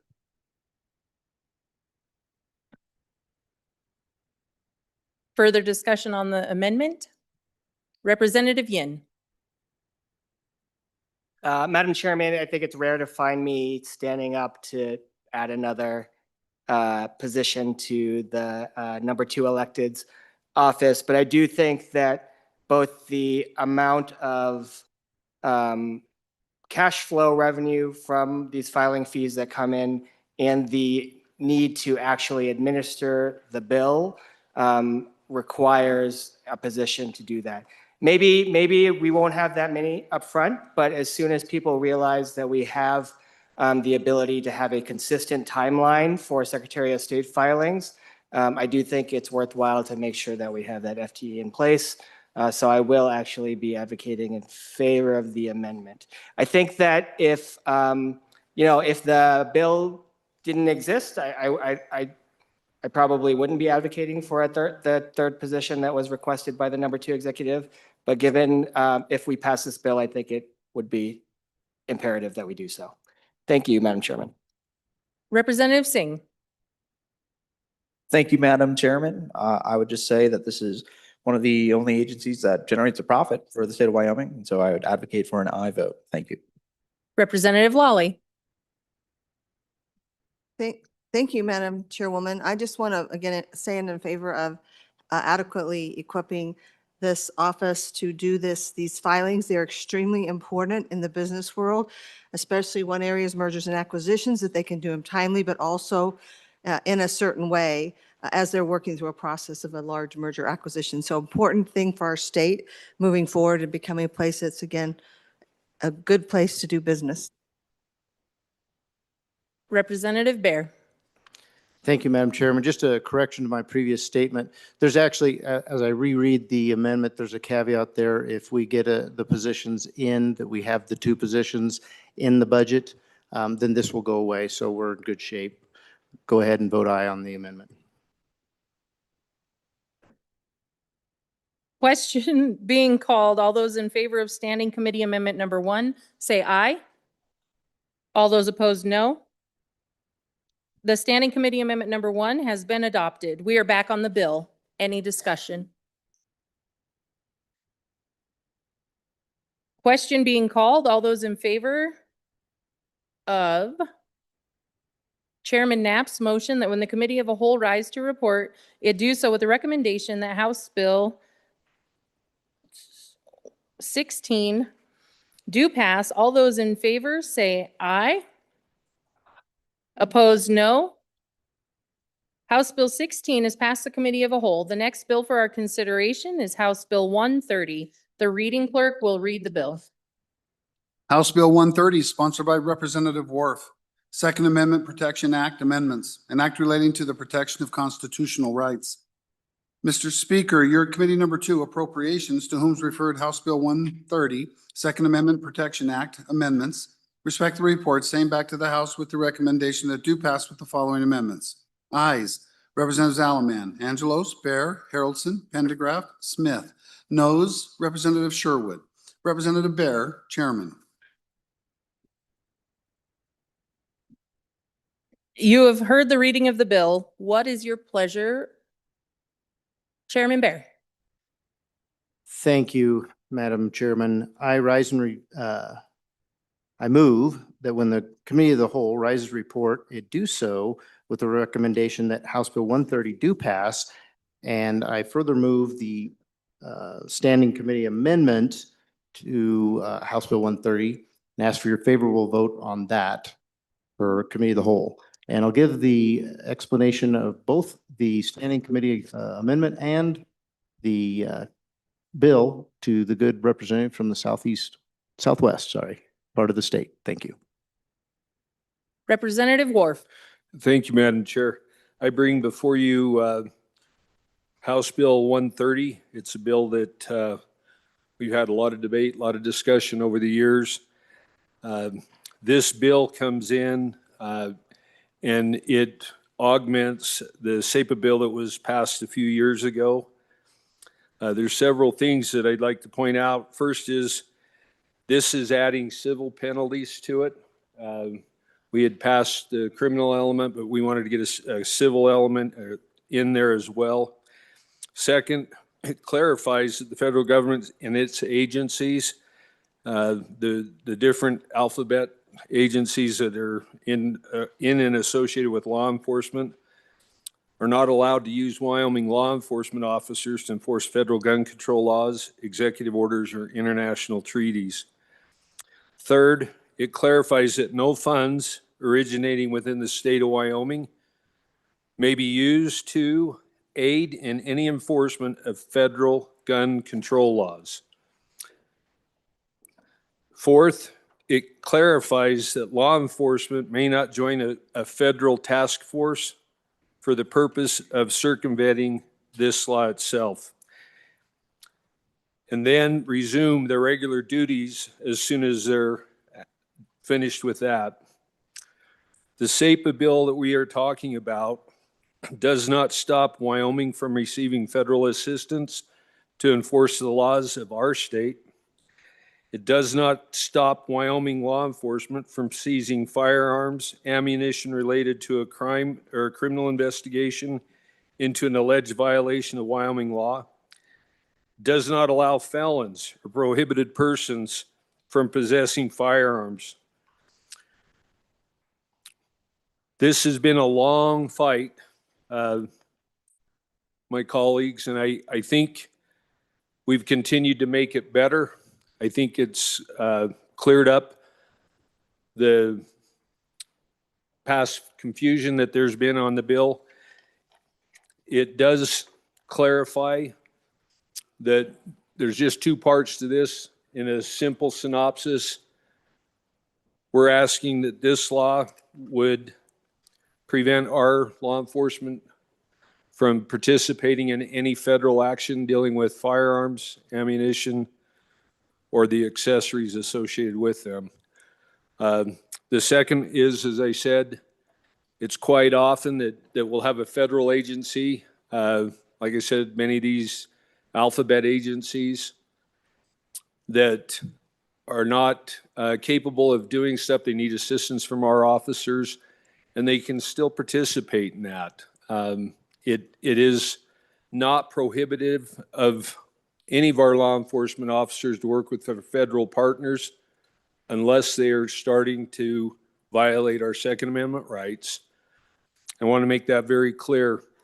And I believe I was supposed to talk about the Committee of the Whole Amendment, or did you want to? Okay. Madam Chair, I'm going to turn the next two things over to, what is it, Mike? It's majority, no. Trying to think of the name, don't tell me it's Speaker Pro Tem. That's it right there. I knew I could come up with it. Thank you, Madam Chair. Speaker Pro Tem Haroldson. Thank you, Madam Chairwoman. So at this time, it's already been moved, but we're going to look at the Committee of the Whole Amendment number 1. And guys, if you grab your bill out and you turn to page 5 or scroll to page 5, on line 17, little I, an interested party may bring a civil action or enforce the provisions of this section. And this subsection, if you read through the rest of it, this is problematic in this section. So what this really means is this: if you were to have a infraction of our SAPA laws where a Wyoming badged law enforcement officer were to come and kick down your door to enforce federal gun control, this gives anyone the ability to bring suit. Well, that's not right. If it was my door that got kicked down, I should have that ability. Representative Haroldson, I'm sorry to interrupt. We move the Committee of a Whole Amendment number 1. Would you move Standing Committee Amendment number 1? This would be the standing committee that was moved by the good chair. He moved it whenever he introduced. Oh, did I call it Committee of the Whole? Standing Committee Amendment, sorry, number 1. So it has been moved, and I'm on the Standing Committee Amendment number 1. Thank you very much for that information. Okay, so this right here would shift this from page 5 to page 7. So what is page 7? That is in a situation where if there has been a broad infraction where it isn't against a person, it's just against populace as whole, this gives the ability anyone who this could affect could then bring that suit. And so this is a cleanup that aligns it better, where it isn't a situation where you could have, say, an infraction takes place and then you have a watch group, or you have someone that's like, we're gonna go out and we're gonna break this up. They can't go do that. So this protects and brings alignment in there. So if you look at it, that is what this does. It cleans up that subsection and gives us the ability to bring it how it should have been in the first place. And with that, I'd stand for any questions. Questions on Standing Committee Amendment number 1? Any discussion? Seeing none, are you ready for the question? Question. Question have been called. All those in favor of Standing Committee Amendment number 1, aye. And opposed, no. Standing Committee Amendment number 1 has been adopted. On to Committee of a Whole Amendment number 1. Representative Haroldson. Thank you, Madam Chairwoman. At this time, I move Committee of the Whole Amendment number 1 to House Bill 130 and ask for your favorable consideration. Ladies and gentlemen, as we've been talking, the struggle here, and I don't negate the fact that there's a struggle with this bill. And the struggle with this bill is this: we are balancing people's Second Amendment rights with law enforcement. And we don't want to take away a law enforcement's ability to do their job ever. But at the same time, we also don't want it to be a situation where law enforcement, if put into a position, we want law enforcement, and I'll back up, we want law enforcement protected if they were ever to be tried to be put into a position by our federal government stating you must do fill in the blank, where they can say, no, that's not legal in the state of Wyoming. We've got really clear laws that say we can't do that. And so what this is that conversation. One of the concerns they had, if you go to page 8, line 19 of your bill, there was concern that this language on line 19, this imposed liability for civil penalties under this section on individual public officers or peace officers, could apply to our military. And we don't want it to be a situation where someone in the military with prior service to the federal government maybe was asked to do things in their line of service that would breach this act. We don't want it to be a deal where they could be held liable for that. Well, they wouldn't, but the department could.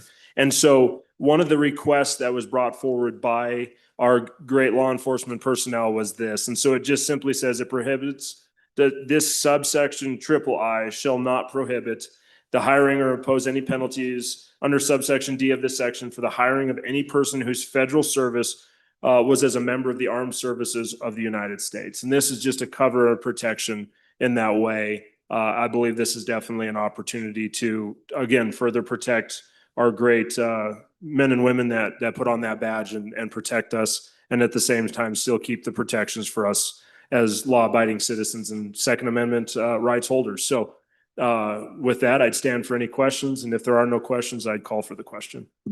Any discussion on the amendment? Representative Wharf? No?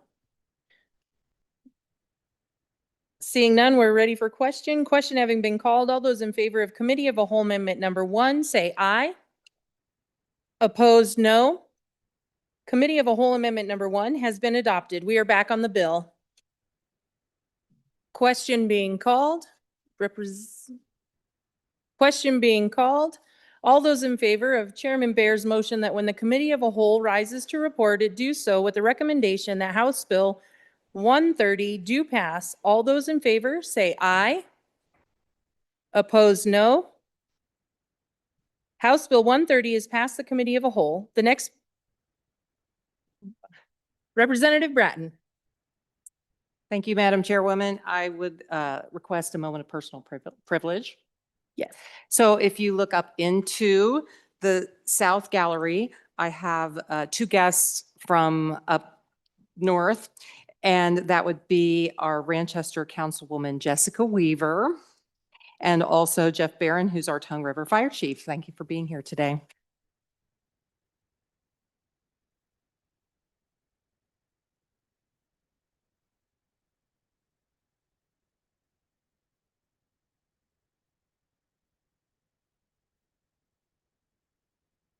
The next bill for our consideration is House Bill 25. The reading clerk will read the bill. House Bill 25, sponsored by Education, Wyoming's Tomorrow Scholarship Program Amendments, an act relating to Wyoming's Tomorrow Scholarship Program. Mr. Speaker, your Committee Number 4 Education, to whom is referred House Bill 25, Wyoming's Tomorrow Scholarship Program Amendments. Respect the report, same back to the House with the recommendation that do pass. Ayes, Representatives Andrew, Erickson, Guggenmoss, Kelly, Lawley, Singh, Strzok, Williams. Noes, Representative Bratton. Representative Andrew, Chairman. You have heard the reading of the bill. What is your pleasure, Chairman Andrew? I move that when the Committee of the Whole rises to report, it do so with the recommendation that House Bill 25 do pass. And I turn over the explanation to the representative from County 12. Representative Erickson. Thank you, Madam Chair. Today, I'm proud to bring forward an update to the Wyoming Scholarship, Wyoming Tomorrow Scholarship, that makes this important program more accessible and more practical for the student it was designed to serve. This bill eliminates the continuous enrollment requirement. While well-intentioned, that requirement has created barriers for students whose lives don't always follow a straight path. Many Wyoming students are balancing school with work, family responsibilities, religious service, military service, or unexpected life events. When they have cause to pause their education, they should not lose the opportunity that the scholarship provides. By removing the continuous enrollment requirement, we make the program more congruent with the realities of our workforce and the needs of non-traditional students. This change strengthens students' abilities to remain employed, support themselves and their families, and still complete their education. The Wyoming Tomorrow Scholarship was created to invest in our people and meet our workforce needs. This adjustment keeps the promise intact while adding flexibility and fairness. I respectfully ask for your support. Is there any discussion on the bill? Representative Bratton. Thank you, Madam Chairwoman. I was a no on this bill in committee, well, actually, during the joint committee as well, because I do support this program, and I just wanted to put shorten or at least put a limit on the years that it was available. But I also want to let everyone know I will be supporting this going forward. Thank you. Further discussion on the bill? Question being called. All those in favor of Chairman Andrews' motion that when the Committee of a Whole rises to report, it do so with the recommendation that House Bill 25 do pass. All those in favor say aye. Opposed, no. This bill, House Bill 25 has passed the Committee of a Whole. The next bill for our consideration is House Bill 103. The reading clerk will read the bill.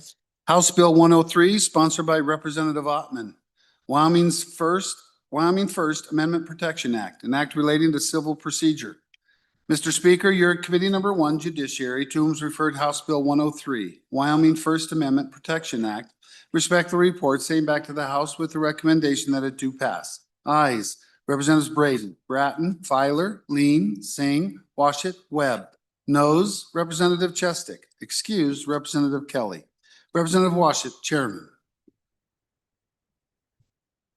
You have heard the reading of the bill. What is your pleasure, Chairman Washit?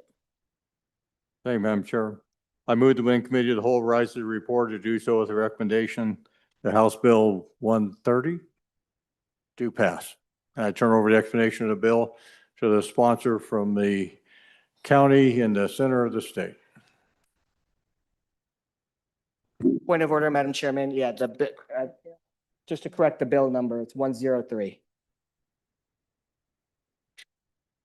Madam Chairman, I move that when the Committee of the Whole rises to report, it do so with the recommendation that House Bill 103 do pass, and turn over the explanation to the good representative from the center of the state. Thank you, Mr. Chairman. Representative Ottman. Thank you, Madam Chairman. Today, colleagues, I present to you House Bill 103, Wyoming First Amendment Protection Act. The problem is getting more and more apparent, but what I'll say, a SLAP suit, a strategic lawsuit against public participation, is a meritless lawsuit filed to silence a critic. The plaintiff doesn't expect to win on the merits of the suit. The goal is to impose enough legal cost and stress that the target stops speaking. A rancher who testifies against a proposed industrial operation, a small newspaper that covers local government, a citizen who speaks at a public meeting, all are vulnerable to slaps under the current Wyoming law. This provides no specific mechanism to dispose of these suits early. 34 states and the District of Columbia have enacted anti-SLAPP protections. Wyoming has none. This bill closes that gap. House Bill 103 creates a substantive immunity from suit for anyone whose conduct falls within constitutionally protected activity, speech, petition, assembly, and religious exercise.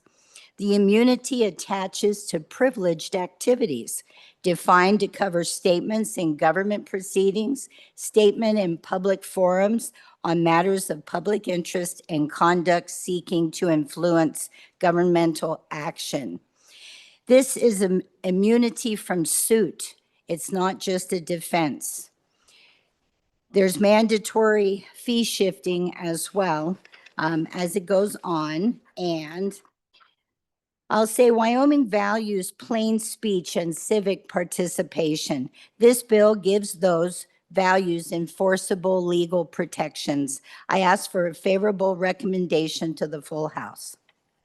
And I'll stand for any questions. We are now on Committee of a Whole Amendment number 1. Representative Chesick. Thank you, Madam Chairwoman, and I rise in support of, let me move Committee of the Whole Amendment number 1 to House Bill 103. And let me just start off by saying I support the basic concept of the bill. LAP lawsuits are terrible, they are awful, they are harmful to people, and we do need to protect them. And the sponsor of the bill, or the presenter of the bill, is correct that Wyoming is one of the few states left who does not have an anti-SLAPP bill. So it's kind of a double negative. We're against the bad thing. We're trying to protect people by passing anti-SLAPP litigation. I support the concept, and this bill is actually very broad, which I support. But I did vote no in committee because it's I think overly broad in one area. I think we can fix the bill by passing my amendment that will actually avoid potential unintended consequences.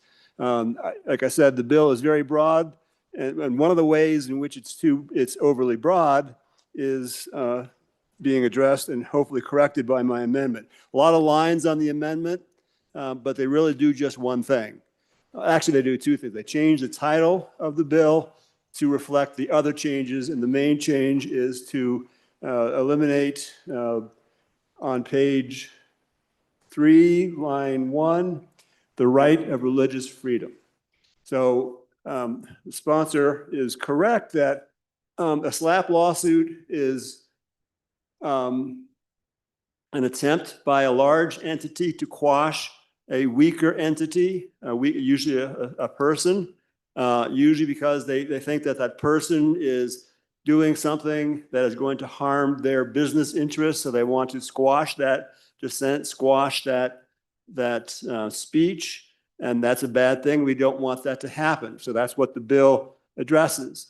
But the problem is that the definition of the kinds of privileged activities that the individual who is being protected may exercise includes, this is on the bottom of page 2, exercise the right to petition, good. The right of freedom of speech, good. The right to assemble, good. And the right of religious freedom. My amendment takes that out only because it's unclear what that means. What religious freedom is a big company afraid of if a small person is asserting their religious freedom? And I have to say, I did some research on this, and I couldn't find any other state that protects religious freedom. They protect everything else, and we should too. But nobody else has. So this is one way in which this bill goes too far and protects something that nobody, during the hearing we had in our committee number 1, nobody could tell me how a exercise of religious freedom might threaten a large company and would need to be swept into the protections of this bill.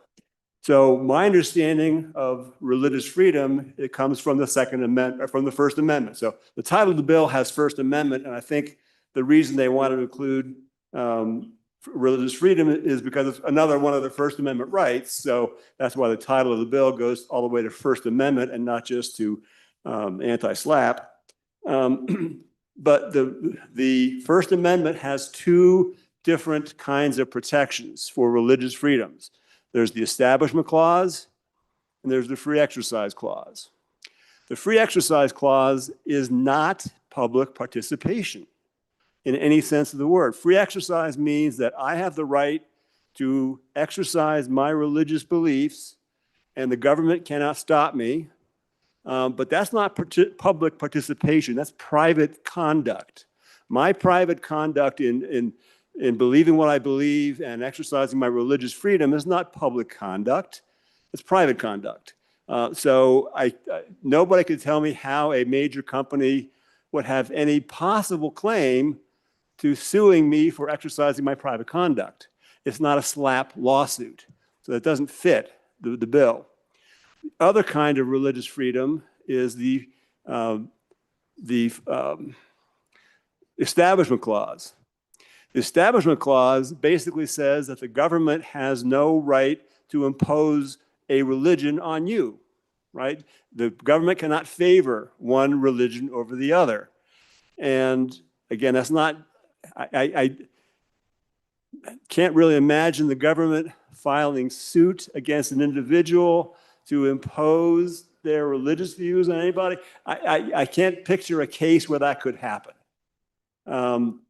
But because the right to religious freedom isn't better defined, and because there does, later on in the bill, it creates a right of a slapback. I'm worried that this might be used or misused to create some kind of a sword where somebody who wants to impose their religious beliefs on other people might find a way to use this statute to do something that wasn't intended to do, but it doesn't protect anything and it could be misused. So for that reason, my amendment, religious concepts come up a couple places in the bill, and that's what my amendment seeks to take them out and then return the title of the bill to what every other state has in their title, and this is an anti-SLAPP litigation. It's not a protecting, it's almost a too grandiose a title. We're going to protect the First Amendment. Well, the First Amendment can protect itself. This is a more specific thing that we're trying to protect against SLAPP lawsuits, and therefore I would like to change the title of the bill and also remove the religious freedom concept on page 3 and wherever else it shows up in the bill. Thank you. Any discussion on the amendment? Representative Ottman? Thank you, Madam Chairman.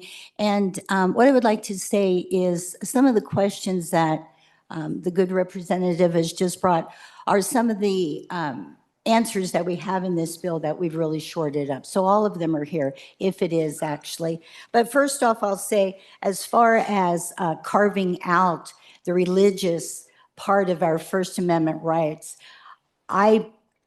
Congress shall make no law respecting an establishment of a religion or prohibiting the free exercise thereof, or abridging the freedom of speech or of the press, or the right of people peaceably to assemble and to petition the government for a redress of grievances.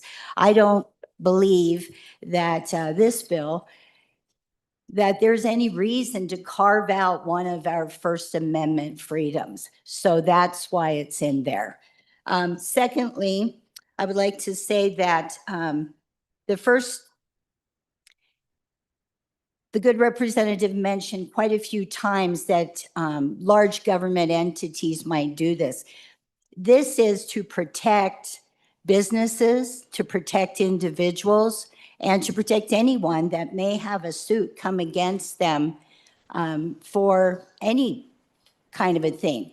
What it protects is that if someone is coming against you, and a lot of these anti-SLAPP bills were originally produced or made or found or developed was for the freedom of the press. And so what has happened was there are lawsuits that are put onto people that may or may not have merit. And this is to put those suits in check to say, do you actually have merit in your case? And that's what it's to do. And that's what a SLAPP is. So it doesn't really protect the large companies. It protects everyone, individuals, and what. So what I'll say too is that he said about what the slapback provision seems aggressive.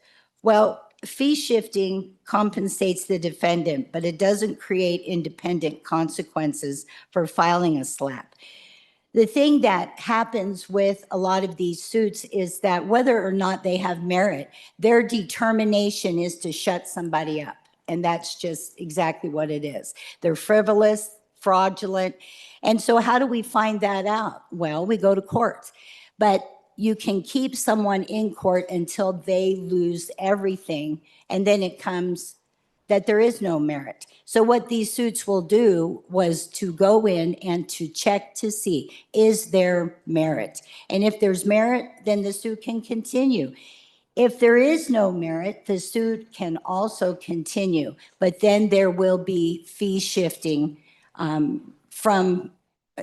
there'll be fee shifting. So what I'll say is this bill is tight. It's out there to protect people from losing cases that are not merit. They have no merit. They have no basis. It's just some way that people are trying to, well, shut people up and take away their rights from having that protection of speech. So what I'll say is it's a good bill. If you haven't read it, this is the third time that I've brought it. It is in good shape.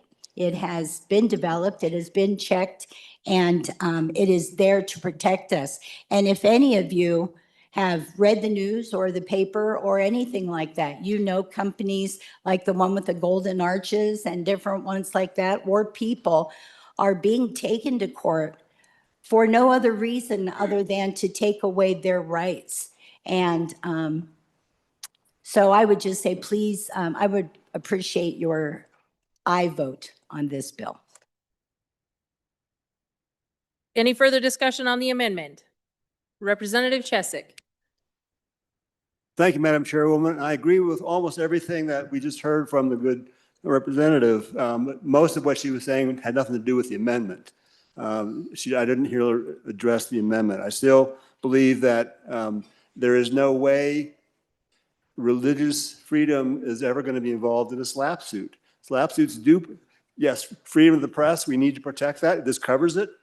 That's nothing to do with religion. So I would urge an aye vote on the amendment. Representative Posey.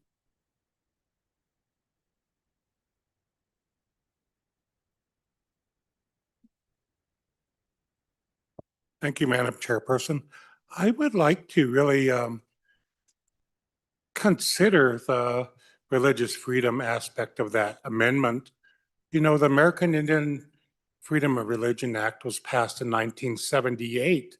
So I would think that has some play in this amendment. Maybe it doesn't, but I think it's very important that that specific law that was passed federally applies to this amendment, or I would vote no on it. Question having been called. Oh, Representative Chesick.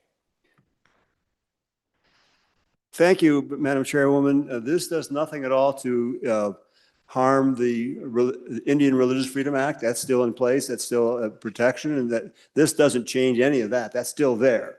So this won't have any effect on that. All I'm saying is that a lawsuit, I cannot think of a way a lawsuit that some big company or big entity is going to sue somebody because they have a particular religious belief, or they're trying to impose their belief on somebody. That's the SLAPP. When somebody, a big person sues a little person, try and force them to do something that they have no right to force them to do. And again, the religious part of it is simply not public participation. It's private conduct. And therefore, I don't want people to get a citizen who sees this, get an idea that they have some right to use this bill to impose their beliefs on others. I just think we're getting into dangerous territory there. Representative Gugamas. Thank you, Madam Chair. In recent history, I think that's been proven false, because during COVID, the religious freedoms were hindered. And if the church, let's say, continued to operate, there was lawfare against them. So I believe I'm on and against this amendment. We need the religious freedom protected. Further discussion on the amendment? Representative Chesick. Thank you, Madam Chairwoman. The COVID stuff was public health. That wasn't a SLAPP lawsuit. There was an issue about public health.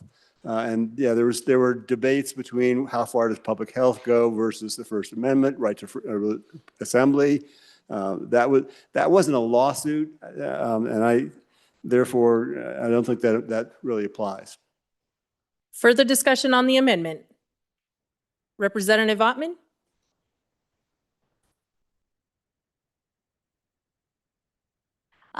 Yes, thank you, Madam Chairman. What I will say is that this is the Wyoming First Amendment Protection Act.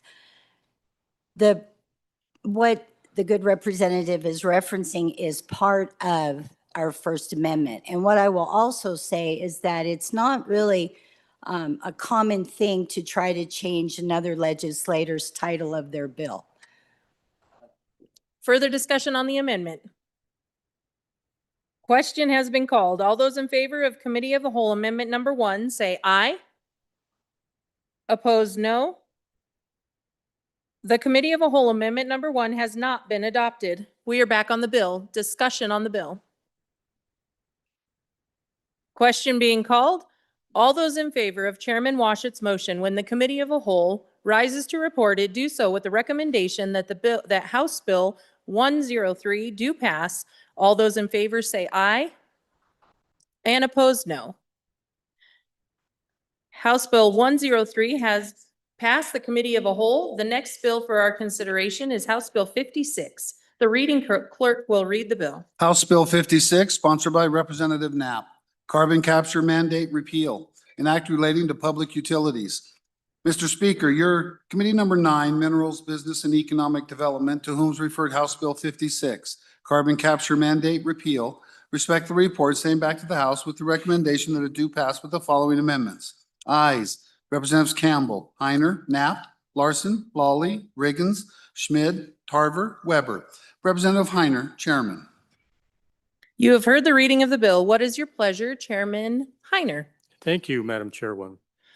Members, I moved this bill up because this presenter, the prime sponsor, needs to get home. The doctor wants him to get his feet elevated. So I apologize for those that I jumped over, but he refuses to leave until he can present his bill. So that's the kind of individual this is. So, Madam Chairwoman, I move that when the Committee of the Whole rises to report, it do so with recommendation that House Bill number 56 do pass. And I further move the adoption of the Standing Committee amendment. Representative Knapp. Madam Chairman, thank you. This is a bill we've seen before, but there's a big difference in bringing it this year. This is a bill that basically will take a previous bill, HB 200, that tried to, I think with good intent, lower our carbon out of our coal-fired power plants. And it did so by mandating a report or a study to do so. And if you had a plan in place and implemented that plan, you could charge back the ratepayer. So what's changed?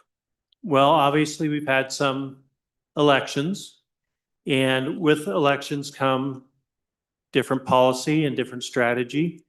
So one thing that's happened is a doctrine that existed a very long time was repealed.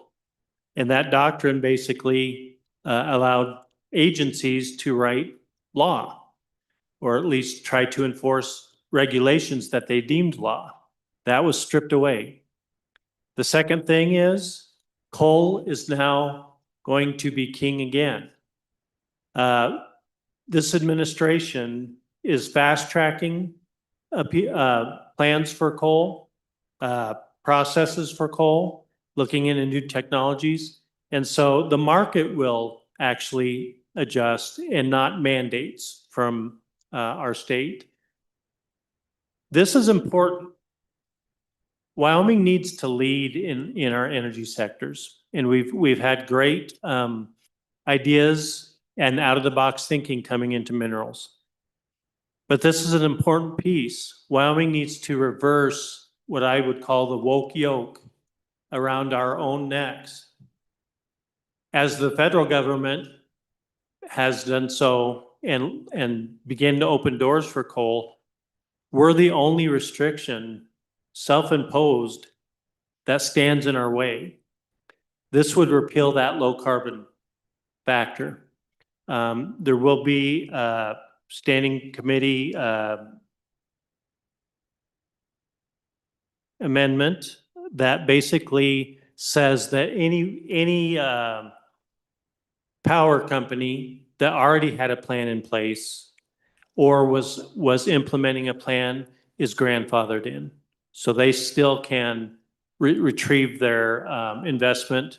They're still qualifying for credits. So nothing changes there. So I think it's just time that Wyoming lead the way and get this yoke off of ourselves. Chairman Knapp, would you kindly move your amendment? Oh, I'm sorry. Yes. Oh, it's, okay. I move that when the Committee of the Whole rise and report, it do so with the recommendation that Bill number 56 do pass, and I further move this adoption of the Standing Committee amendment. Discussion on the Standing Committee amendment. Larson JT. Thank you, Madam Chairwoman. I stand on and in favor of the Standing Committee amendment. Members, this is making sure Wyoming doesn't go back on the word that it put into law years ago. So encourage you to support that so that way we can keep our word and but also move forward with this policy. Further discussion on the amendment? Question having been called. All those in favor of Standing Committee Amendment number 1, say aye. Aye. Those opposed, say no. Standing Committee Amendment number 1 has been adopted. Committee of a Whole Amendment number 1, Larson JT. Thank you, Madam Chairwoman. Members, I'll move Committee of the Whole Amendment number 1 to House Bill 56 and ask for your favorable consideration. Members, this is just a clarification that they wanted in the language in the Standing Committee Amendment that says "or study," just to make sure that it is abundantly clear that the companies that were looking into this, they were studying and also looking into developing these projects. I think it's just more clarity in the language, and encourage an aye vote. Any discussion on the amendment? Question has been called. All those in favor of Committee of a Whole Amendment number 1, say aye. Aye. Opposed, no. The Committee of a Whole Amendment number 1 has been adopted. We are back on the bill. Any discussion on the bill? Larson Lloyd. Thank you, Madam Chairman. And folks, I think there's always been some confusion on House Bill 200 from 2020. And at that time, in our utility world, many of our utilities across the nation were investing in renewable electrical generation and retiring prematurely our coal-fired power plants. And they were doing that in order to get, one is pressure from the public that they wanted low carbon generation. And second, there was really a tax incentive to do such a thing. And so across the nation where we had electrical generation that was using our PRB coal, lowest sulfur, most reliable generation they was retiring those coal-fired generation plants prematurely. In this good state, we had utilities that in the country where we have a new nuclear generation plant being built and another over in County 1 that was looking at retiring trains of those plants prematurely. So what the legislatures did is they come in and they had findings, and some of the findings is Wyoming is the largest producer of coal in the United States, supplying approximately 40% of the nation's coal. It goes on and it talks about how 2/3 of the electricity produced in Wyoming are produced from coal-fired electrical generations and natural gas, and how important that is for dependable, consistent base load electrical generation. And then what we did in House Bill 200 is we said, if you're going to invest in renewables, which we have, then you are not able to pass the cost of those renewables. You're not able to pass that along to the ratepayers if you're prematurely shutting down a coal-fired plant. Okay. Then we also said that before you could, in your RMP, your resource management plan, if you were going to consider shutting down prematurely a coal-fired plant, that you had to investigate and see if the ability to sequester or capture that CO2 to reduce your carbon footprint was possible in lieu of shutting it down and putting in the renewables. It was all and is about protecting our coal industry, our coal-fired generation. It was never this idea that somehow we had a preference of shifting to renewables. Never. It was never that. So what that did is then it put the burden on our commission that serves the public and talks about rate paying to draft rules that then for public utilities in the state, the rules that they had to comply with if they were going to shut down something by 2030 to investigate how to sequester their carbon and keep those coal-fired plants in Wyoming using PRB coal, generating the cleanest, the most efficient fossil fuel that we have. It was all about Wyoming, it's all about Wyoming's industry. So somewhere along the line, this effort to carbon capture sequester was given a black eye, and it was deemed that the chief executive who was complying with this was trying to move over to renewables. That's not the case at all. It's trying to protect coal. So, and it's been successful. They've not shut down prematurely, and many of the coal-fired plants, and particularly with this administration, have not shut down the coal-fired plants that are burning PRB coal. And we hope to, because it's the best, it's wonderful. Look what it's done. So when you're considering this bill, please understand that it's not replacing a bill that was designed to prematurely shut down coal-fired plants. Just the opposite. It was to keep them going. Thank you. Representative Larson, JT. Thank you, Madam Chairwoman. Members, I totally agree with what the previous representative said, but I also agree with the bringer of this bill. I think this is the right time to repeal this language out of statute. It's served its purpose. And, you know, we have a much more favorable administration now. Great news last week with the rule that was really pushing its thumb down on top of these power companies. So I encourage an aye vote on this bill at this point, but I also respect and admire the history of why this bill was even needed in the first place. And I'm very glad at that time the members in this body had the foresight to put that in place to try to help save our coal industry. So aye on this bill, but appreciate the history of where it came from. Representative Riggins. Madam Chair, thank you. I appreciate the representative's discussion on the reason this bill exists. For the most part, this was all driven by federal regulation, and the companies that are still dealing with federal regulations all year long, they're probably not going to abandon these efforts. They're going to continue to maintain them. And they could probably, if they wanted to, attempt to reclaim some cost. May not be very successful with this law, but they're probably willing to try. I'm for this amendment, or for this bill, and urge its passing. And don't worry, the regulators aren't going to abandon ship yet.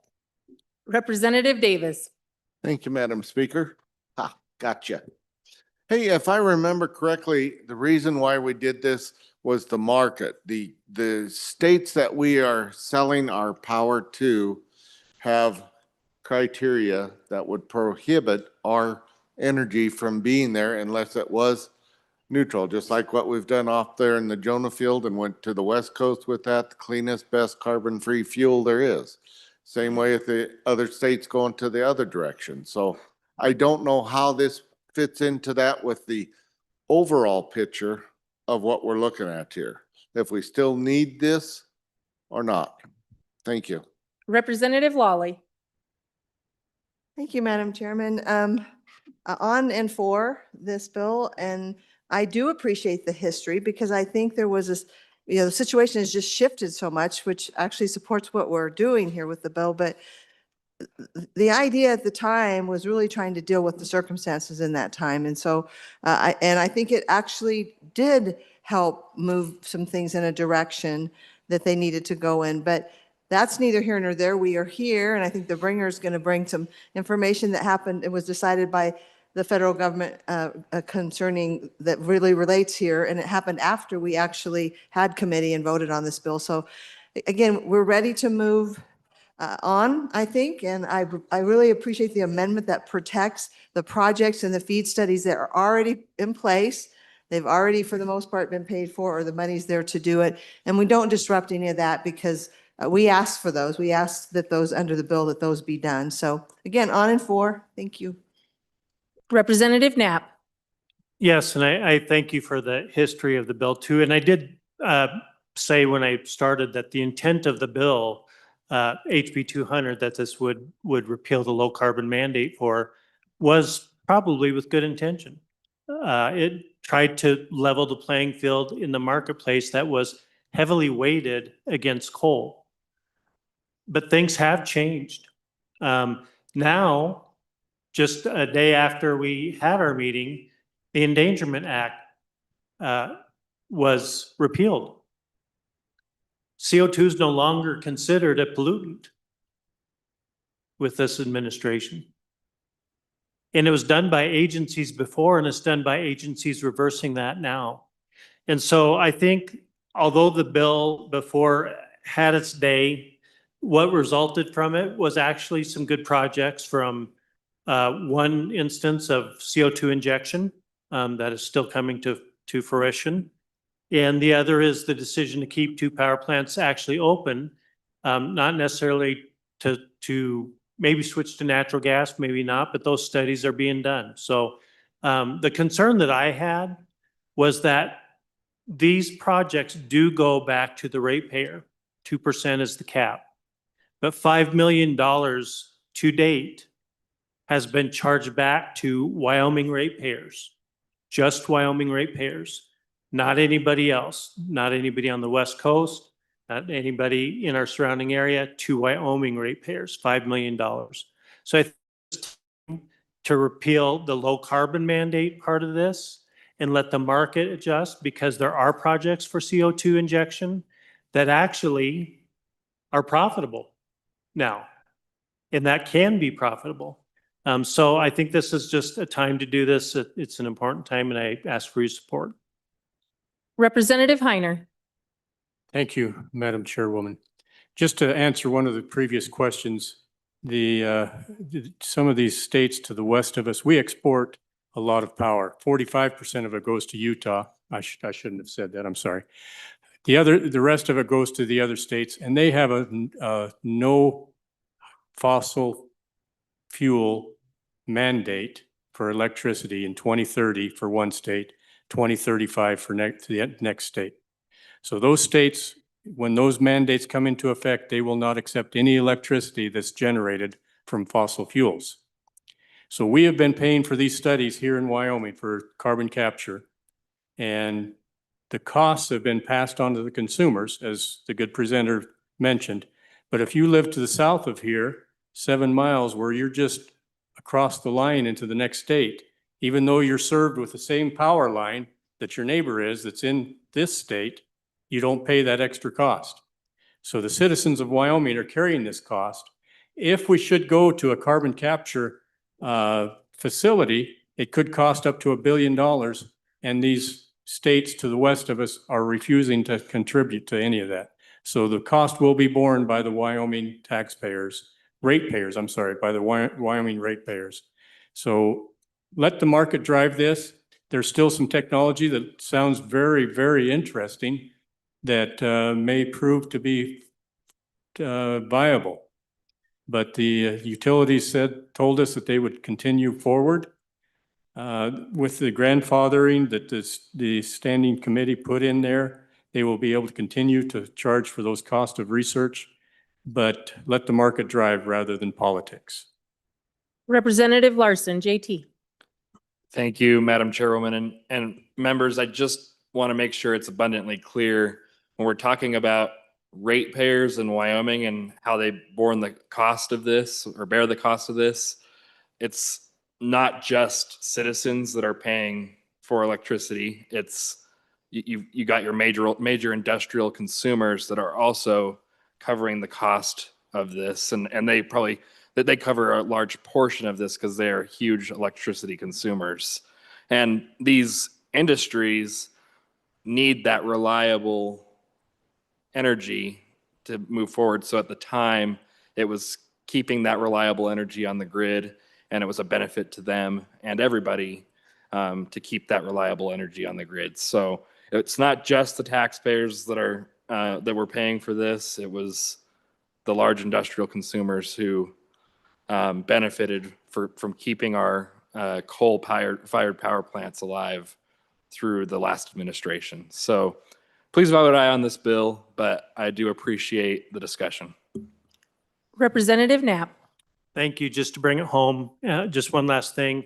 Another exciting piece of news is one of our major power suppliers for the state of Wyoming has split, and they've peeled off those West Coast states and brought in states that have similar ideas and philosophies as we do.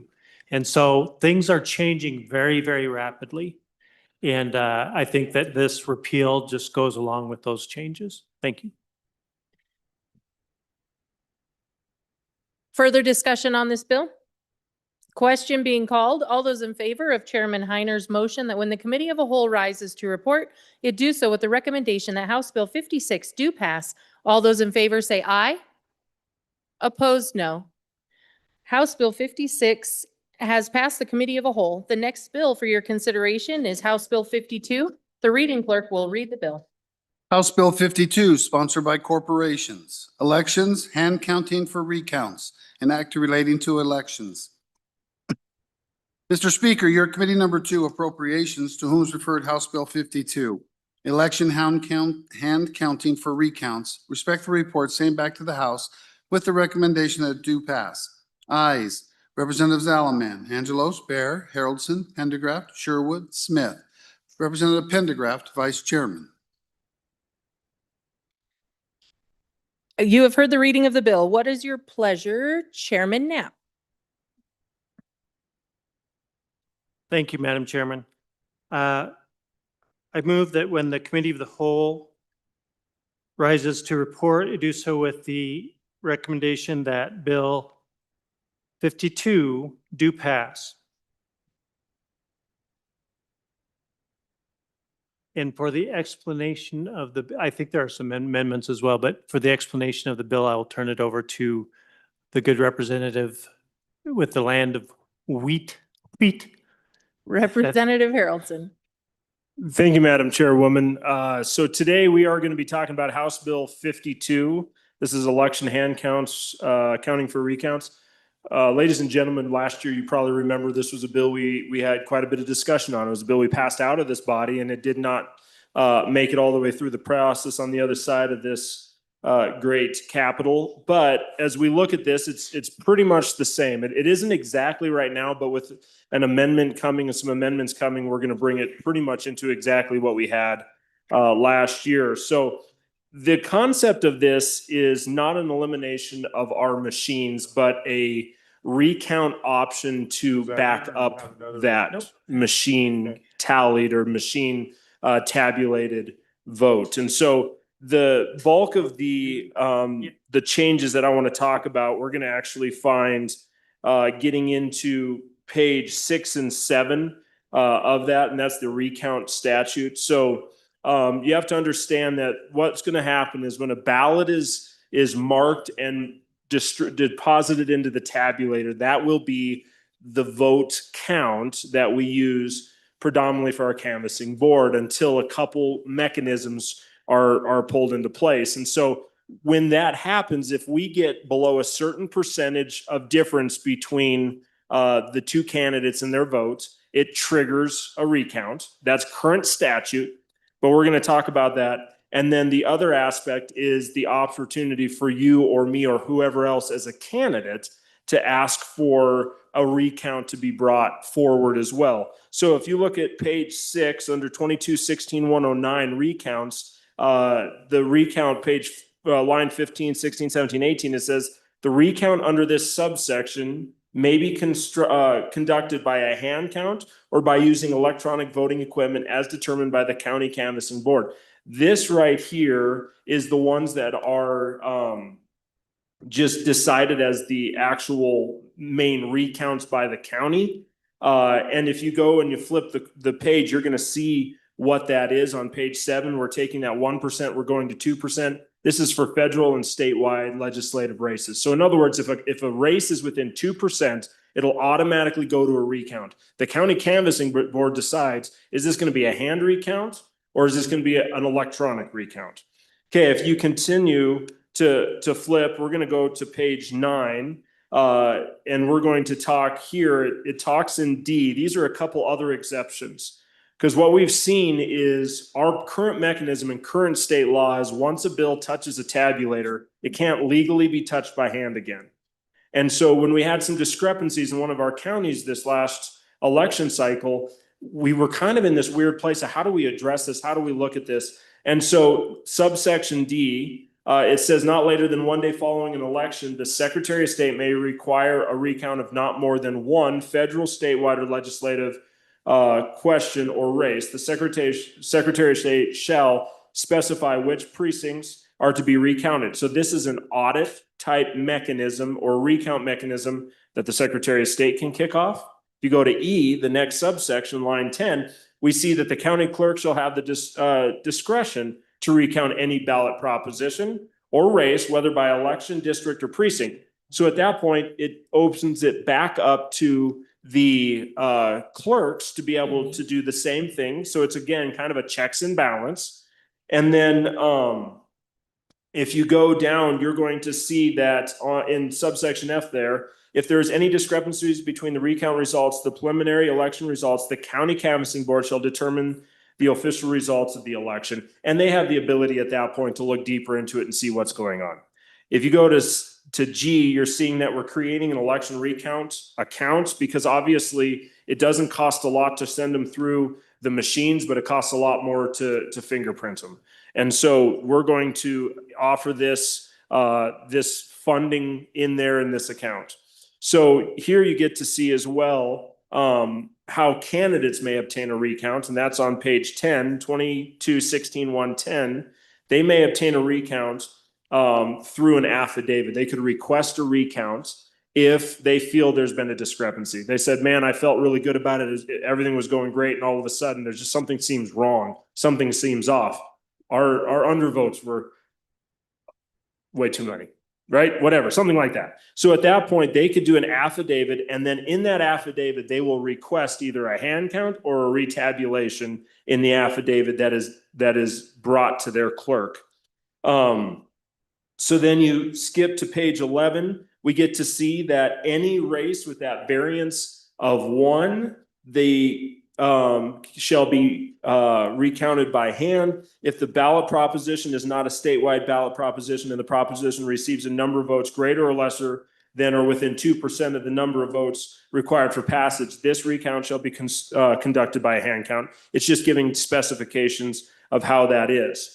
Now, if I were, as a candidate, going to request a hand count, we go to page 13 for this, and request that, I can request one of two things, the electronic or the hand. If there's an electronic, I have to come up with $1,000.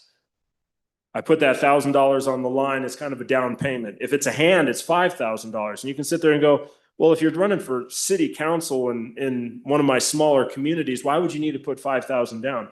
The reality is it may take $500 or it may take $250 to do this hand count, but you're putting that money down. You will be, anything that is extra will be returned back to you, but it gives that buffer so that it doesn't put the burden on our counties for races that are not inside that percentage window. So if it's a situation you lost by 60% and you're like, there's just no way that could have happened, and you go and you request a hand recount of your election, you put the $5,000 down, they find there was a discrepancy, all your money comes back. They found that it cost $2,300, there's 0 discrepancies, you will get the rest of your $2,700 back, but the rest of that money is going to pay for that hand recount that you requested. So with that, the current effective date is July 1st, 2026. And you're going to see with an amendment, we'll talk about it when we get to the amendment. This is problematic.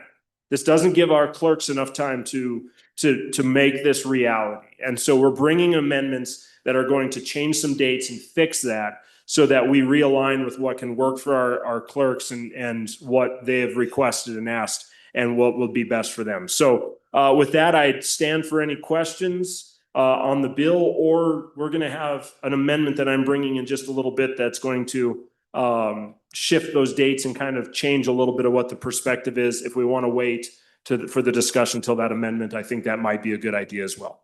We are on Committee of the Whole Amendment number 1. Representative Yin. Madam Chairman, thank you. Members, I think that, I'm the only no vote on the committee on this bill because frankly, again, the dates were not going to work. So as long as we make this administrable, I think that maybe that's something that I could work with.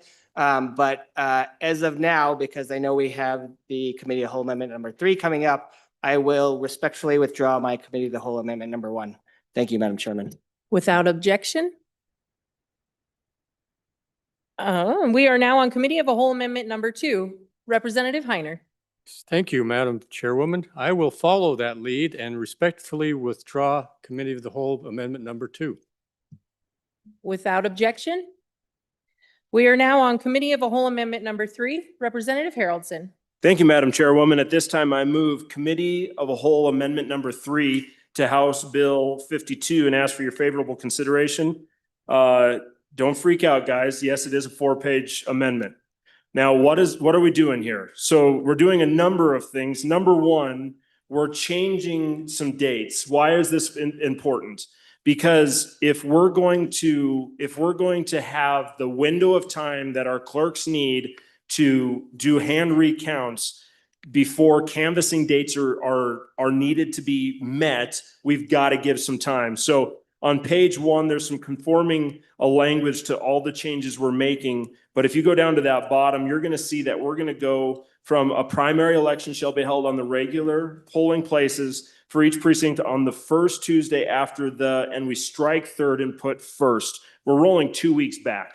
We're basically, everything's going to go back 2 weeks in this process. If you go to page 2, you're going to see that it goes from the first Monday in May or November, or on the first Tuesday after the take third out, put first, 2 weeks back again, Monday in August. And then we continue to look at basically all of the different changes that need to be made to make that reality. Then we also go in there and we talk about the county canvassing procedures, election judges, kind of everything that needs to be conformed to meet the changes that are being brought in here. We also have a change in date, and I'm going to talk about that on page 4, and then we'll go back to page 3. Page 4 would go from a 2026 enacting date for the recount to a 2027, and it would go into effect January 1st, 2027, which gives our clerks the ability to train. It gives our clerks the ability to get everyone up to speed on doing these hand recounts. If you go back to this section 3, what I'm adding is I'm adding this opportunity that is a 5% audit this year on races. So that way we have protection this year because people are concerned about that, and rightfully so. They want that protection this year, but instead of it being large recounts for multiple races, this would be a 5% recount audit that would be to take care of this year, and then that would sunset going into 2027, where we would take the opportunity to have the hand recount option on statute. And this is stuff that we've talked with our clerks about, we've talked with the Secretary of State about. I think I can say that it's in here. So this is, last year I spent a ton of time working this over, trying to find that happy medium, understanding there are people in our state that want to see machines go away completely. There are other people in the state that says that would be disastrous. So this is a way we're trying to bring the protections, bring them this year in 2026, and at the same time enact that January 1st, 2027 opportunity for us to be able to do a good job of having both a machine count option, but with that hand count backup to bring a checks and balance to our election system. So I think as I've balanced this and had these conversations with many of my communities and communities around the state, as well as all of our elected officials in charge of making this reality, this is kind of the happy medium that made a lot of people upset, because it wasn't how far they wanted either direction. So I think this is maybe the best of both worlds as we look at it. And with that, I'd stand for any questions on second or committee of the whole reading amendment number 3. Any discussion? Representative Thayer. Thank you, Madam Chairman. Again, going to bring it down to my 5th grade level at the moment. So I think I'm tracking really well. So for this year's primary does not affect, and then everything goes into effect January of 2027. But then we don't have a primary in 2027, so what would actually affect the 2028 primary? Just double checking. Thank you. Representative Lawley. Thank you, Madam Chairwoman. On and for the amendment. Appreciate the bringer for going to all this trouble. It has addressed many of the concerns my clerk had, so thank you. Representative Haroldson. Thank you, Madam Chairwoman. And to answer the good representative question, you're 100% right. And then I've got to just back it off a little bit and talk a little bit. So you're right. 2027 is when this will go into effect. They're going to have basically almost 2 years or a year and a half to get their feet underneath them and their ducks in a row. And we're going to talk a little bit about maybe some training aspects in this as well that I'm working on right now, because I also don't want to drop them right into something without giving them the opportunity to train well into this. So we'll talk about that a little later. What about this year, you asked? This year, there is going to be a simple 5% hand count audit concept. And this is not complete across the board for an entire election. This is just basically a 5% audit to make sure that it aligns with the machine. So they'll be hand counting 5% of the ballots to make sure that it aligns. And that's something that they again, I don't think it wasn't what our hand count people wanted. And it wasn't what the clerks wanted. And so maybe we found a middle somewhere where they said, we feel like we actually have a protection to catch a problem, but it isn't something where the clerks are going, there's just no way we could get our team spun up to make this reality. So I hope that answers that question. Further discussion on the amendment? Question has been called. All those in favor of Committee of a Whole Amendment number 3, say aye. Opposed, no. Committee of a Whole Amendment number 3 has been adopted. We are back on the bill. Discussion on the bill? Representative Chestick.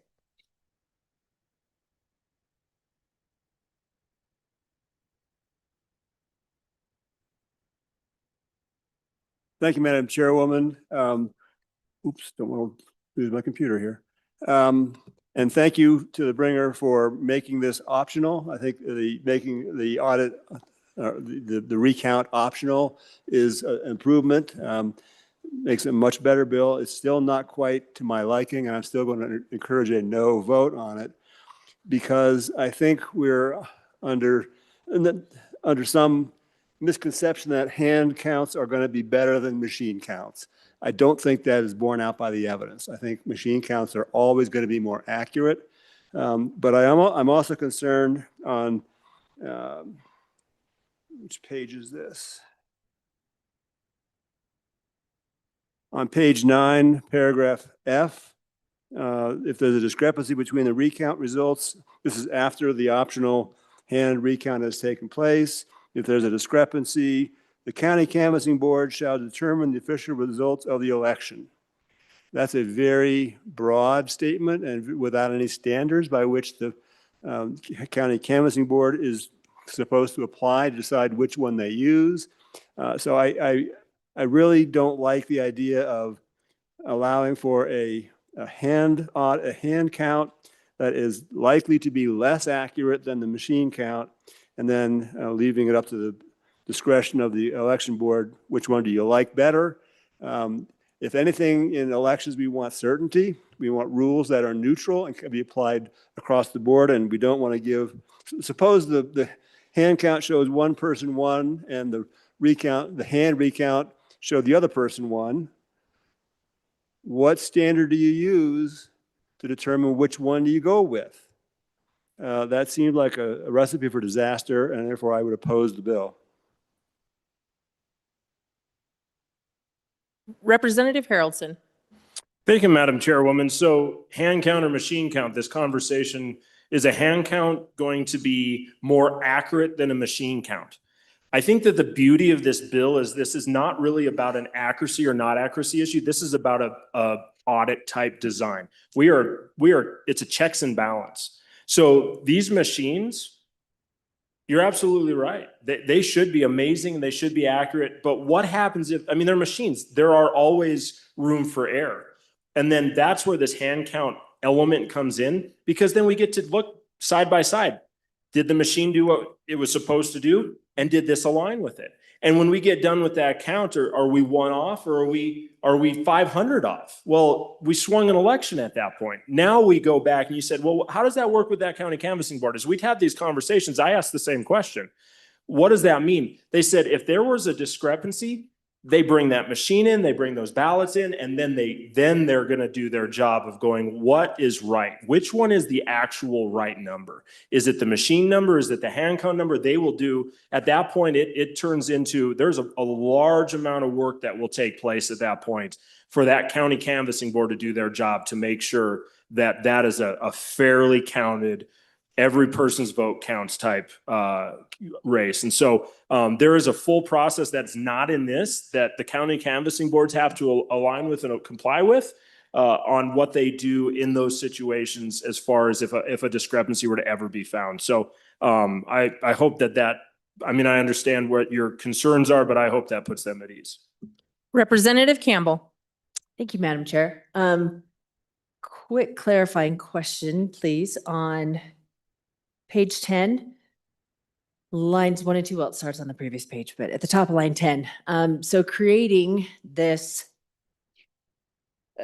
election recount account, funds in the account shall not revert back and shall be. So on line 2, where it says the state treasurer shall invest funds within this account, my question is, where are we pulling the funds to invest in this fund? Where are those coming from? My assumption would be, I guess, the general fund, but I'm not certain. So yeah, where's the point of origin?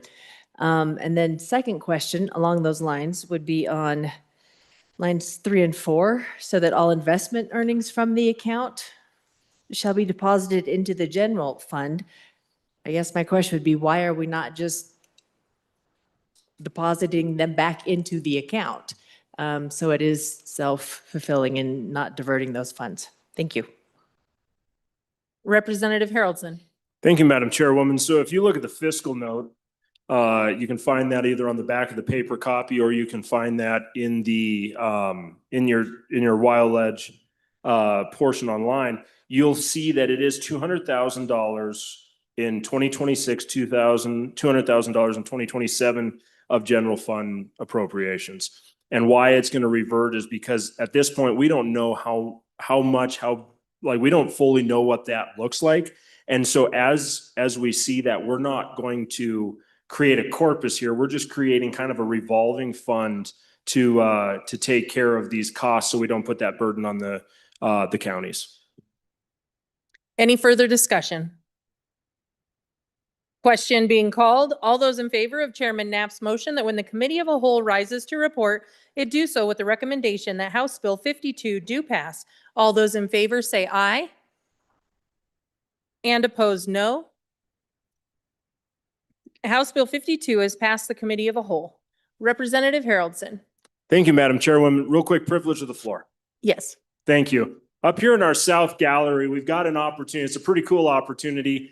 Teen Pact has been in the house this last week. It is an amazing program where they're taking young men and women, giving them an opportunity over a 4-week class to get to know the legislative system and the branches of government. How does this work? They have to run their own elections. They have to draft their own bills and defend them in committees. They basically mirror the legislative process right next to us and walk through that.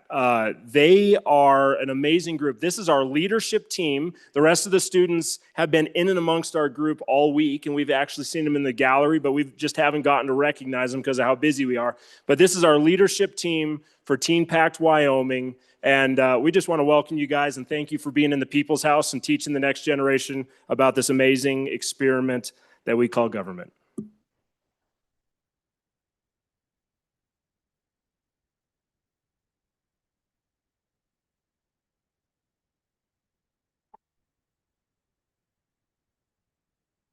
Representative Larson. Thank you, Madam Chairman. Privilege, if I may. Yes. So please remain, well, I'll have you stand again. And if you would, please look to our west gallery, folks, here.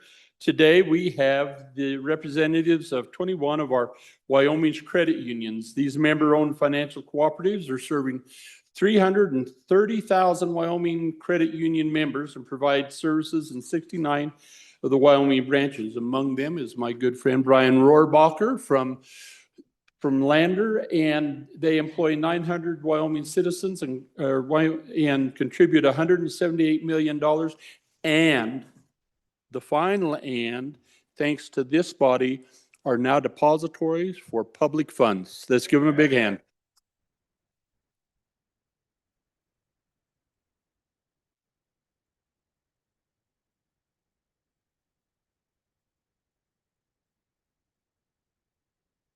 Welcome all to the People's House. The next bill for our consideration is House Bill 83. The reading clerk will read the bill. House Bill 83, sponsored by Management Audit, Legislative Subpoena Penalty, an act relating to the legislature. Mr. Speaker, your committee number 7, Corporations, Elections, and Political Subdivisions, to whom is referred House Bill 83, Legislative Subpoena Penalty. Respectfully report, same back to the House with the recommendation that it do pass. Ayes, Representatives Brown, Heft, Johnson, Knapp, Locke, Lucas, Webb, Weber, Yin. Representative Knapp, Chairman. You have heard the reading of the bill. What is your pleasure, Chairman Rodriguez-Williams? Thank you, Madam Chairman. I move House Bill 83 to Committee of the Whole and ask for your favorable consideration. This bill is pretty simple bill, titled Legislative Subpoena Penalty. We go into 28-1-110, which deals with failure to appear when a legislative subpoena has been issued. And we look at the penalty here, and all it does is it simply raises the fine from $100 to $750. And then it continues with imprisonment in county jail for a period not to exceed 6 months or both. So simple amendment, and it aligns more with most of our other statutes, and it goes into effect July 1, 2026. Stand for questions.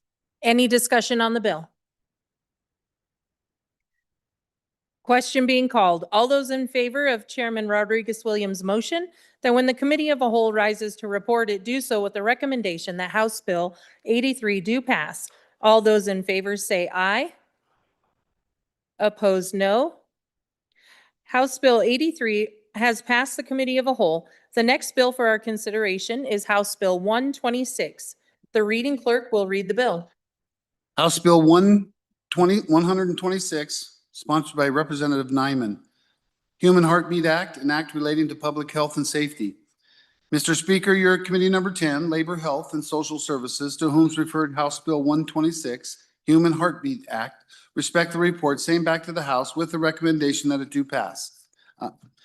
Ayes, Representatives Klauston, Guggenmoss, Heft, McCann, Ottman, Rodriguez-Williams, Wasserberger. Noes, Representatives Thayer and Yin. Representative Rodriguez-Williams, Chairman. You have heard the reading of the bill. What is your pleasure, Chairman Rodriguez-Williams?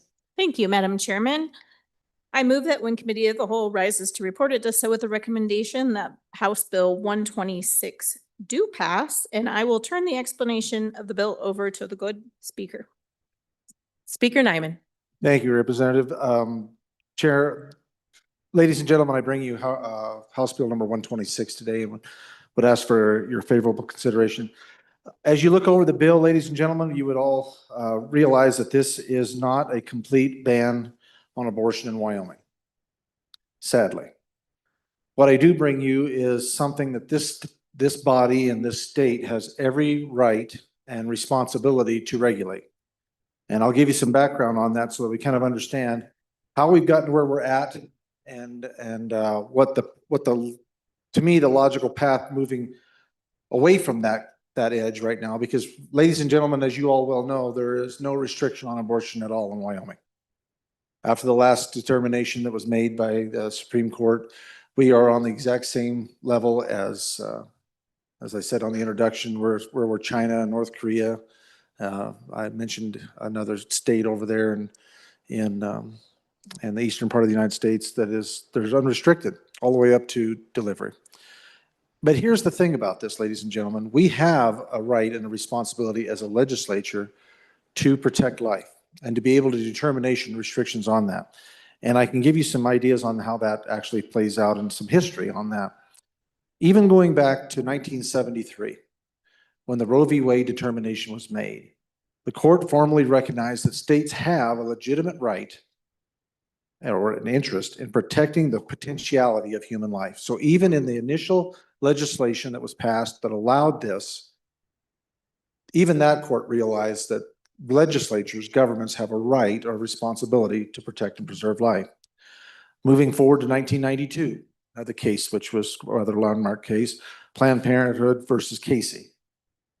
Well, this decision reaffirmed the states, that's us, interest and shifted the framework, holding that the state has a legitimate interest in fetal life from the outset of pregnancy, not just after viability. So now these were determinations that were being made by courts, even when they were, passing laws that didn't fully protect life, but they made it abundantly clear that there is a state's responsibility and a right to be able to make those determinations. Now we move up to the determination that brought it back to us in full form, the Dobbs v. Jackson Women's Health Organization in 2022. I want all of you to understand this because this is groundwork to be laid to help to disprove this argument that we really as a legislature have nothing to say about any kind of restrictions or regulations on life. Let me read what Dobbs said. The Supreme Court overturned Roe and Casey, ruling that the United States Constitution does not, and I'm going to repeat that for you, does not confer a right to abortion. This decision returned the authority to regulate or to prohibit abortion entirely to individual states, Wyoming being one of them, allowing them to prioritize the protection of unborn life at any stage of development based on their own legislative judgment. Now, I don't know how much clearer you can have it than that the states and the legislature that we sit in here today, ladies and gentlemen, has a right to be able to put restrictions on abortion and to regulate it. If you look at our Article 1, Section 38 of our very own Constitution, it clearly states that the legislature, and this is in Subpart C, which is just amazing to me because we can't seem to find this whenever we have any kind of discussion about this, but if you'll allow me to, I'll read this for you. This is Subpart C. The legislature, once again, that's us, may determine reasonable and necessary restrictions on the rights granted under the section to protect the health and general welfare of the people or to accomplish the other purposes set forth in the Wyoming Constitution. Okay, well, if you go and look in the back, another portion of this that is not often cited, Article 7, Section 20, clearly tells us that the duty of the legislature is to protect and promote health and morality of people. But I will pull this for you and you can read along with me.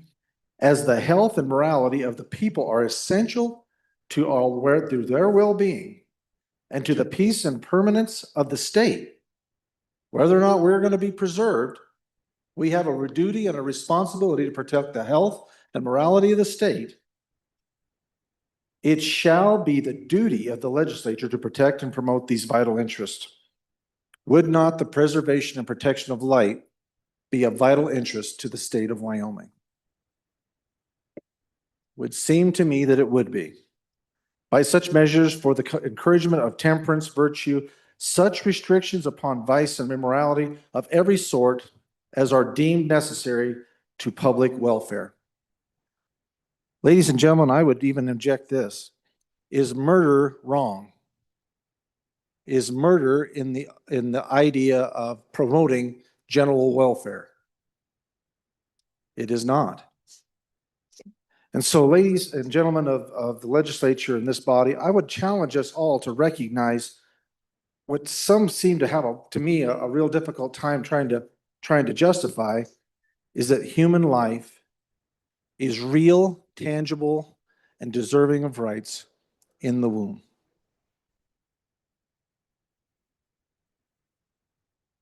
You know, a lot of people would ask and they'd say, why do you keep trying this? Why do you keep fighting this? I mean, the Supreme Court has clearly made the determination that that baby's not human. Ladies and gentlemen, I will say this today. I would have fought for you too. From where do you think you came? At what point did you become human? At what point would you have been glad to have somebody fight for you to be born? When I read these papers, that is a charge that is made and a responsibility to the legislature to determine that protection. Our Constitution clearly enumerates it. We recognize life. Our statutes clearly recognize it, that if a woman is killed in an accident or harmed through any other kind of means and the court finds out or it is determined that she is pregnant, no determination on gestational age, we on our statutes currently carry a double homicide. How can that be? That ain't a human in there. Not deserving of rights. Well, then how can we pass statute that clearly says that little person will now demand a double penalty for whoever took the life of the mother and the child? So with that, I bring you House Bill 126. This is a heartbeat bill, ladies and gentlemen. This does not protect human life from conception. This protects human life in Wyoming, if passed, from the point that a fetal heartbeat can be detected at approximately 6 to 8 weeks, depending on the methodology. From that point on, I'm asking that we would allow that child, that baby, to have protections that we are all afforded. All of us have the right not to be murdered. All of us are afforded those protections in our Constitution. I'm asking us that, well, sadly, I said to begin with, this does not protect life from conception, but at the very least, with having no protections, can we please draw a line in the sand that protection would begin when the heart begins to beat? So I can take you through the bill, ladies and gentlemen. If you'd like me to, I'm certainly glad to. I would read you one small piece out of the front of this, and then I will step back and allow us to debate this bill. I'm going to read you something here on the State v. Johnson. This is also in the bill in regards to the recent determination. In State versus Johnson, 2026, the year we're still in, the Wyoming Supreme Court interpreted Article 1, Section 38 of the Wyoming Constitution to include a right to make healthcare decisions, but acknowledged the legislature's authority under Article 1, Section 38C of the Wyoming Constitution to enact reasonable and necessary restrictions to protect the general welfare of the people. The general welfare of the state of Wyoming and its people necessarily includes the promotion of humane standards of conduct and the prevention of the infliction of excruciating pain on sentient beings within the jurisdiction of the state. Substantial medical evidence shows that an unborn child is capable of experiencing pain, but not later than the unborn child reaching the gestational age of 15 weeks, as evidenced by the presence of sensory receptors, spinal reflex pathways, and hormonal stress responses to invasive procedures. The state of Wyoming asserts a compelling interest in protecting the general welfare of its people by preventing the torture or inhumane treatment of any living human being whose heartbeat is detectable. Acting under the specific authority to determine the reasonable and necessary restrictions on the right of health care access to protect the health and general welfare of the people granted in Article 1, Section 38C, or the Wyoming Constitution the purpose of this act is to restrict abortion procedures on unborn children with detectable heartbeats. Their people. The people of Wyoming have rights. They have a right to be protected. I would ask for your favorable consideration of this bill and would be glad to stand for any questions. Thank you, Madam Chairman. Representative Chestick. Thank you, Madam Chairwoman. And I would agree with the speaker that in fact, there is currently right now today, no restriction on abortions in Wyoming. That is a true statement because when we passed the prior bill, we repealed there was an existing prohibition that got repealed when we put in the last bill. When that bill was declared unconstitutional, that did not reinstate the original bill. So now there are currently no restriction. So there were actually, when the session began, we talked about horses in the race. We had 2 horses in this race to try and fix that, to put back some restrictions on abortion. This is one of the horses. This body killed the other horse before it got out the gate. And that was the bill I was a co-sponsor on, along with many of my colleagues in the minority party. We sponsored a bill to basically codify Roe v. Wade.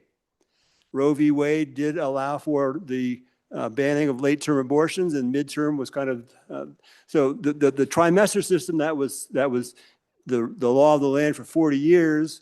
Our bill would have reinstated that, and that would have created reasonable restrictions that would have complied with the Section C of Article 1, Section 38 that the speaker referenced. That would be a reasonable restriction that the legislature could impose based on that article. That was not considered for introduction. It wasn't voted down by this body. We just didn't get to it. It was put so far down on the list that we didn't even consider that bill for introduction. So the second horse in this race died, and that leaves us with this horse, which I submit to you is a lame horse. It's going to be challenged immediately in court, just like the last time we tried this. And I don't want to predict what the highest court of Wyoming might do with this, but we have a track record of not doing so well with our prior bills. You're right, this bill is not as extreme as the conception bill, but it still goes pretty far.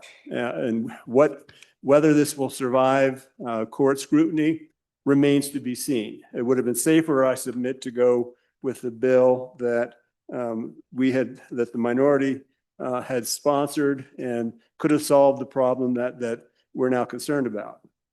I think this is a lame bill because this bill favors the life of the fetus and disregards the rights of the women, of the mothers. And that is the basis on which the highest court of Wyoming recently overturned and held unconstitutional the prior bill that was from conception. The court did, in fact, address Article 1, Section 38, subsection C, looked at the restrictions that the wording of that statute, of the constitutional provision says you can have reasonable restrictions, and the court said these are unreasonable. They do not provide sufficient protection for the women, for the mothers who are pregnant, and they have rights too. And the prior bill did not provide sufficient protection for the rights of the women. And that's why the prior bill failed. Does this one provide sufficient rights? Personally, I don't believe so. And that's why I am opposing this bill. I think this bill unduly favors the life of the fetus. The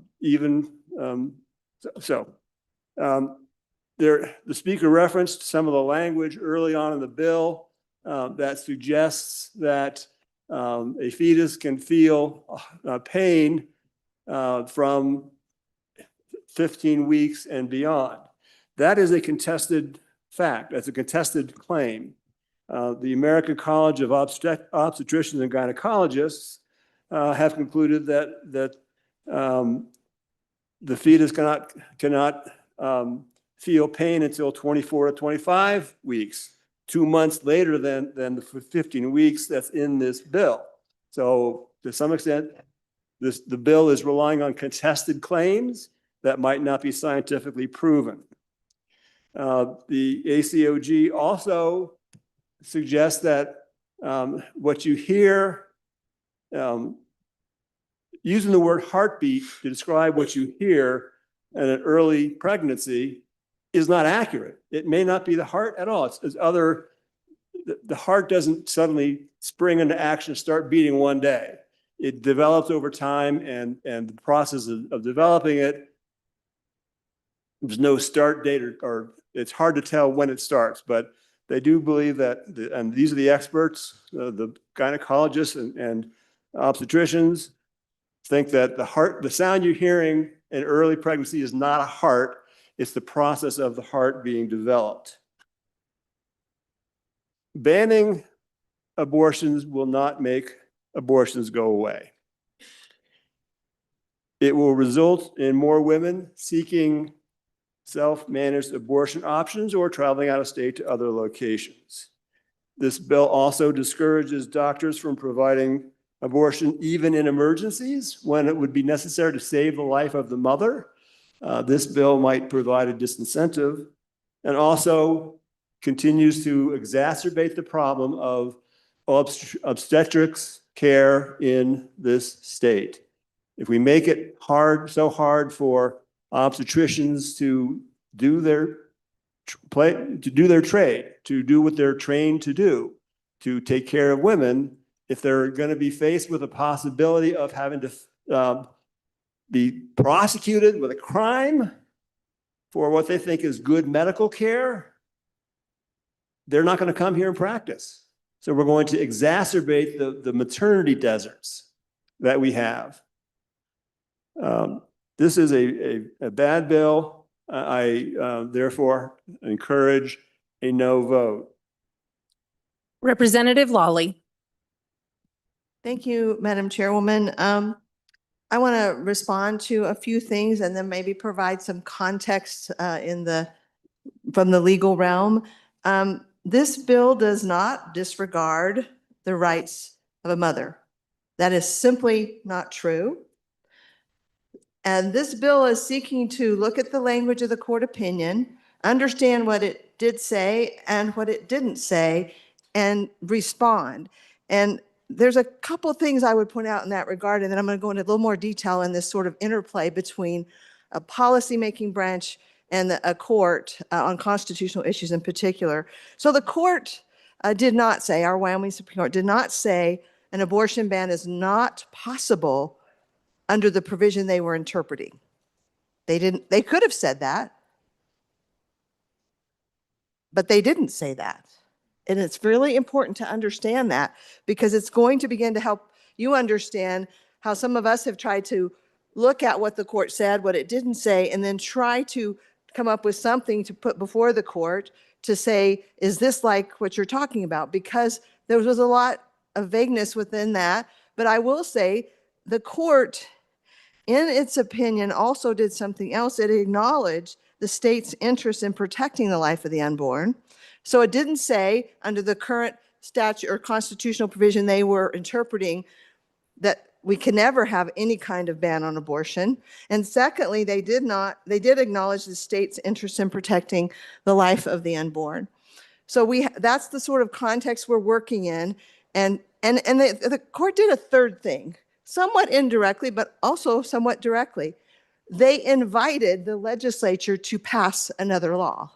They also suggested we could do a constitutional amendment as well, but they did in fact invite that. So that's where sometimes when I hear lawyers suggest, we've heard, we need to just sit down and we're done, that's a misunderstanding of the process and the interplay between these two branches of government on constitutional issues.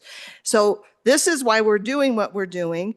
And we can't know, we will flush out through this process, this will be challenged.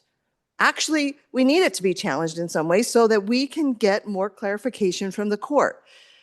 Because what this bill does do is give an opportunity for a woman to make that choice that they ruled she had as a healthcare decision for a period of time. Now, what period of time, when the life of that child maybe take priority over that, we don't know. And this bill will help answer this question. And so I think it's important to know that. And this is maybe interplays we have a couple times before we understand and continue to challenge maybe some of the even reasoning of the court. in some ways, because sometimes you have to put something before them to ask, so does that reasoning really actually work here under the confines of that provision of the Constitution? So I hope that helps you. This is the way it goes. We interact with these co-equal branches of government, and that's the way it's supposed to work without in any way interrupting the other's right as a co-equal branch. No branch is superior, and you're going to hear that again a little bit later, not on this bill, but another one. I think it's good to have that context. I hope you find that helpful so that you can say, okay, what are we doing and why are we doing it? And know that we've talked about this, we've looked into this. This is not just a shot in the dark. It is a well-reasoned, thought-out approach about how we could take the next step. And so I'm an eye on the bill. This is exactly what the legislature should be doing in its interaction with the third branch of government, the judicial branch. So I'm an eye on the bill, and will also answer any questions you might have. You can come to my desk about the legal issues. Representative Washit. Thank you, Madam Chair. I think it's important as we look at this vital issue. I wouldn't normally speak, but one of the places that performs lots of the abortions in our states and in my community, and I wanted to speak today. When you look at our state constitution, our Declaration of Rights aren't an add-on at the end of our Constitution. It's in Article 1 of our Constitution, right at the front. And the second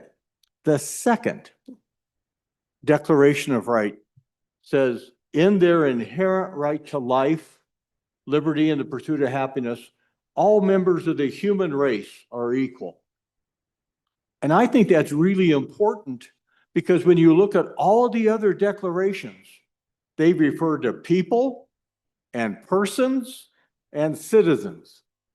It is only in the second that dates from statehood. It's only in that second declaration that we refer to the members of the human race.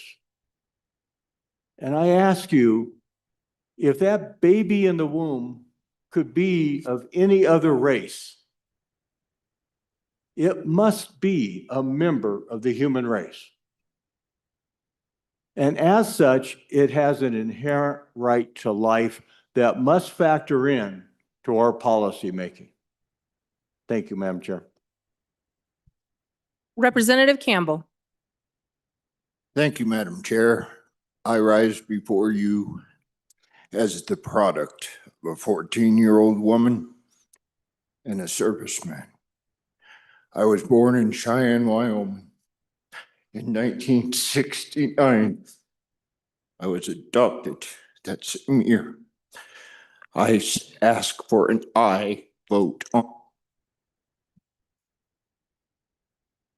Speaker Nyman.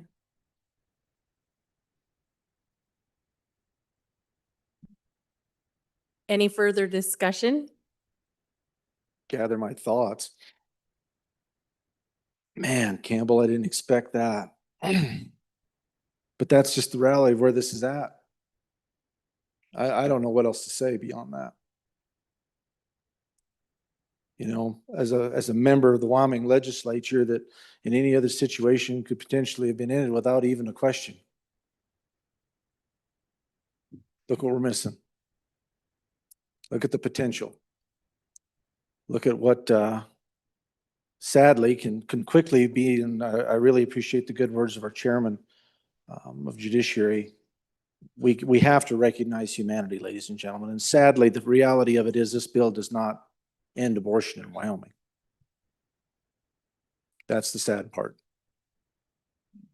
But this is something that we need to do as a body to stand up for the rights of those that are defenseless and they can't shout loud enough to say, please protect me.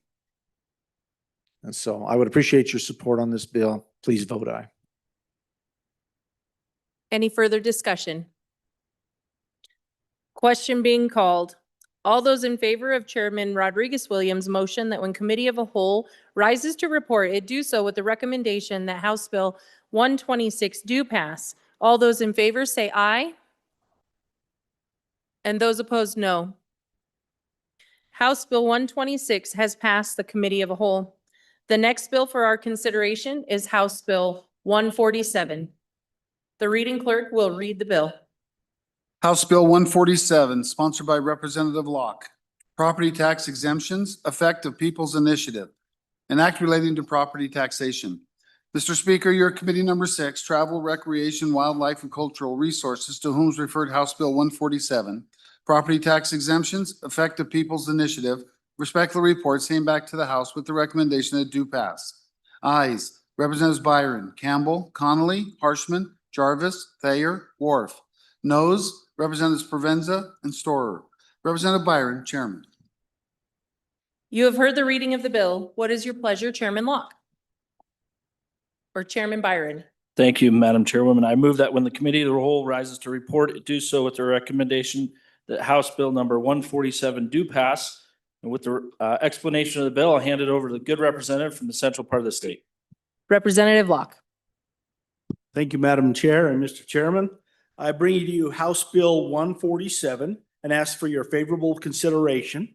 And I was able to hit this briefly in the House before, but let me just talk a little bit about this bill. For those of you who, just to put it in perspective, is all this bill really does. As you guys know, we've got several property tax exemptions that are out there. This addresses one that's already there and one that's potentially on its way with the People's Initiative. And as all this bill does is it takes the 25% exemption that we passed last year that everybody received on their residential property, and it takes that and it sunsets it when the People's Initiative is voted in, if it's voted in, and when it's implemented. Once it's implemented, this will sunset the 25%. So let me put all that in perspective just a little bit. So for example, as most of you know, this bill basically gives a 25% exemption to all residential property. That's what it did last year or this year that we're in. Next year, it would give that 25% to basically all owner occupied properties. And then, but if the People's Initiative was put in place, as most of you recall, that had a 50% exemption on all the residential properties, all the residential structures, not specifically the property, but it definitely is a larger exemption for everyone. And again, the goal was never to stack these on top of each other. So have 50% here and throw in another 25% and make it roughly a 75%. That's not the right number, but roughly speaking, that was not the intent. So this was an intent to separate these two, sunset the 25% if the people vote in the People's Initiative. And really all of the language is just right there on page 2. This paragraph is repealed on the dates the Secretary of State certifies the Department of Revenue and the voters have approved the initiative and implementing a homeowner's property tax exemption, and the exemption is enacted into law. So again, just trying to make sure we don't start racking and stacking these. That's really all this bill does. Now, for those of you who, just really quickly, I won't hit it too much. For those of you concerned about the fiscal note, the fiscal note's a little, I better not use that word, might be a hair confusing, but the point of the fiscal note is basically, so it looks like, oh, this adds to the property tax. But the way the fiscal note was written, and I see I grabbed the wrong page there, but anyway, the way the fiscal note was written, it's explaining kind of if the People's Initiative was put in place and this was implemented, it's showing that what the People's Initiative adds is about that additional 43 million on top of what this would be. So it's a little confusing, but my point is this would actually decrease the amount of tax burden or tax reduction. If this gets passed, it will take away that 25%. So hopefully that didn't confuse everybody. Ask for your favorable consideration. Thank you. Question being called. All those in favor of Chairman Byron's motion that when the committee of a whole rises to report, it do so with the recommendation that House Bill 147 do pass. All those in favor say aye. Those opposed, no. House Bill 147 is passed the committee of a whole. The next bill for your consideration is House Bill 102. The reading clerk will read the bill. House Bill 102, sponsored by Representative Lean. protecting kids from deep fakes and exploitive images, an act relating to crimes and offenses. Mr. Speaker, your committee number 4, Education, to whom is referred House Bill 102, protecting kids from deep fakes and exploitive images, respectfully report same back to the House with the recommendation that do pass with the following amendments. Ayes, Representatives Andrew, Bratton, Erickson, Guggenmoss, Singh, Strzok, Williams. Excuse, Representative Kelly and Lawley. Representative Andrew, Chairman. You have heard the reading of the bill. What is your pleasure, Vice Chair Lawley? Thank you, Mr. Chairman. I move that when the Committee of the Whole rises to report, it do so with the recommendation that House Bill 102 do pass, and I further move adoption of the Standing Committee amendment. And I will turn the explanation over to the bringer of the bill, a good representative from the middle of the state. Representative Lean. Thank you, Mr. Chairman. House Bill 102, Protecting Children from Deepfakes and Exploitive Images. This bill I brought to you in my explanation earlier. We talked about how this bill protects children from sexual exploitation via AI-generated pornography. It bans the distribution of AI-generated pornography. It protects from self-harm, that no individuals that promote self-harm via AI imagery may be distributed. There is recourse for that. And it protects political speech that is AI-driven censorship on interactive platforms. The good chairman moved the amendment. I ask for your favorable consideration on Committee of a Whole Amendment or Standing Committee Amendment number 1. In this committee amendment, what it does with the bill is just takes out it gives an exemption for internet providers that, such as, well, I can't say proper names, the people that provide a service to your home for the internet, that they don't get swept up into this. The way that the bill is currently written, there is a chance that they could be on the hook for the lawsuit if someone was disseminating this AI child pornography or self-harm imagery, and that was never the intention. The intention is not to take up any of the cable internet satellite providers. This is, and that's what the amendment does. So I ask for your favorable consideration on the amendment. Is there any discussion on the amendment? Seeing none and question having been called. All those in favor of Standing Committee Amendment number 1, say aye. Aye. All those opposed, no. The Standing Committee Amendment has been adopted. Is there any discussion on the bill? Representative? Question having been called.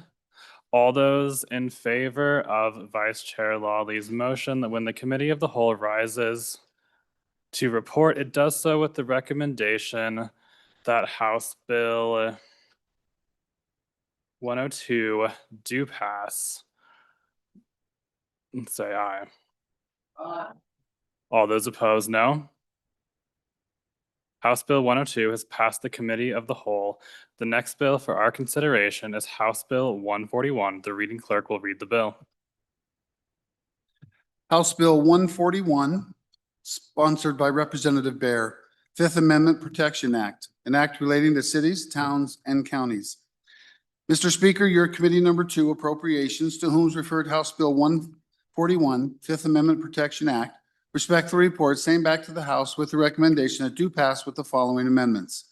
Ayes, Representatives Alaman, Angelos, Baer, Haroldson, Pendergraft, Smith. Noes, Representative Sherwood. Representative Sherwood, Vice Chairman. You have heard the reading of the bill. What is your pleasure, Chairman Baer? Thank you, Madam Chairman. I move that when the Committee of the Whole rises to report, it do so with the recommendation that House Bill 141 do pass. And I further move the adoption of the Standing Committee Amendment, and I will give an explanation of both the bill and the amendment. Ladies and gentlemen, this is the Fifth Amendment Protection Act. What is the Fifth Amendment? This is what protects our private property rights. One of the things that this country was really founded upon was private property rights. If you read the writings of the Founding Fathers, this was primary on their hearts and minds as they created both our Declaration of Independence and our Constitution. This amendment, the Fifth Amendment, states, At the bottom of it, nor shall private property be taken for public use without just compensation. That's what this bill is about. Then there is the state constitution. When it was drafted, in Article 1, Section 33 states, private property shall not be taken or damaged for public or private use without just compensation. This bill is to protect our citizens from having to protect those very rights that they find in both of those constitutions. What is happening over time is that governments are trying to take those rights away without that just compensation. And when they do, they have to go to court to protect their rights. And it's very expensive. This bill protects the citizens of Wyoming from having to do that in one particular area that we see is beginning to become problematic. There have been court cases that back this bill up. The most common and the most quoted one dealing with this issue is Nolan v. California from 1987. And the core holding in that case was that government cannot condition a land use permit on giving up property rights unless there is an essential nexus between the condition and a legitimate public interest. So the permit conditions must be directly tied to the project's impact, not used as leverage to obtain unrelated public benefits. And more recently, we've had Sheets v. County of El Dorado in 2024. And it states that there is no legislative exception to the takings clause, meaning that a body like this or one of our subdivisions, your county commissioners, your city council, those are the legislative bodies in those subdivisions. They cannot take away your right to property without just compensation. So they cannot call something a generally applicable fee if it does not shield it from constitutional. Is not shielded from constitutional scrutiny. So now on to the bill itself. This bill addresses two types of subdivisions: cities and towns and counties. The application to those two subdivisions is identical. You'll see on page 2, starting on line 1 and through line 5, it's identical to lines 10 through 14. These are in different sections of the law. The first applying to cities and towns, the second applying to counties. And I'll just read the heart of the bill here. No governing body of a city or town shall impose a monetary fee, a non-monetary condition, or other concession related to the provision of workforce housing, unmet housing needs, or affordable housing on residential or commercial development within the jurisdiction of the governing body. And I'll take a moment now and explain the amendment, and we can dispatch with that.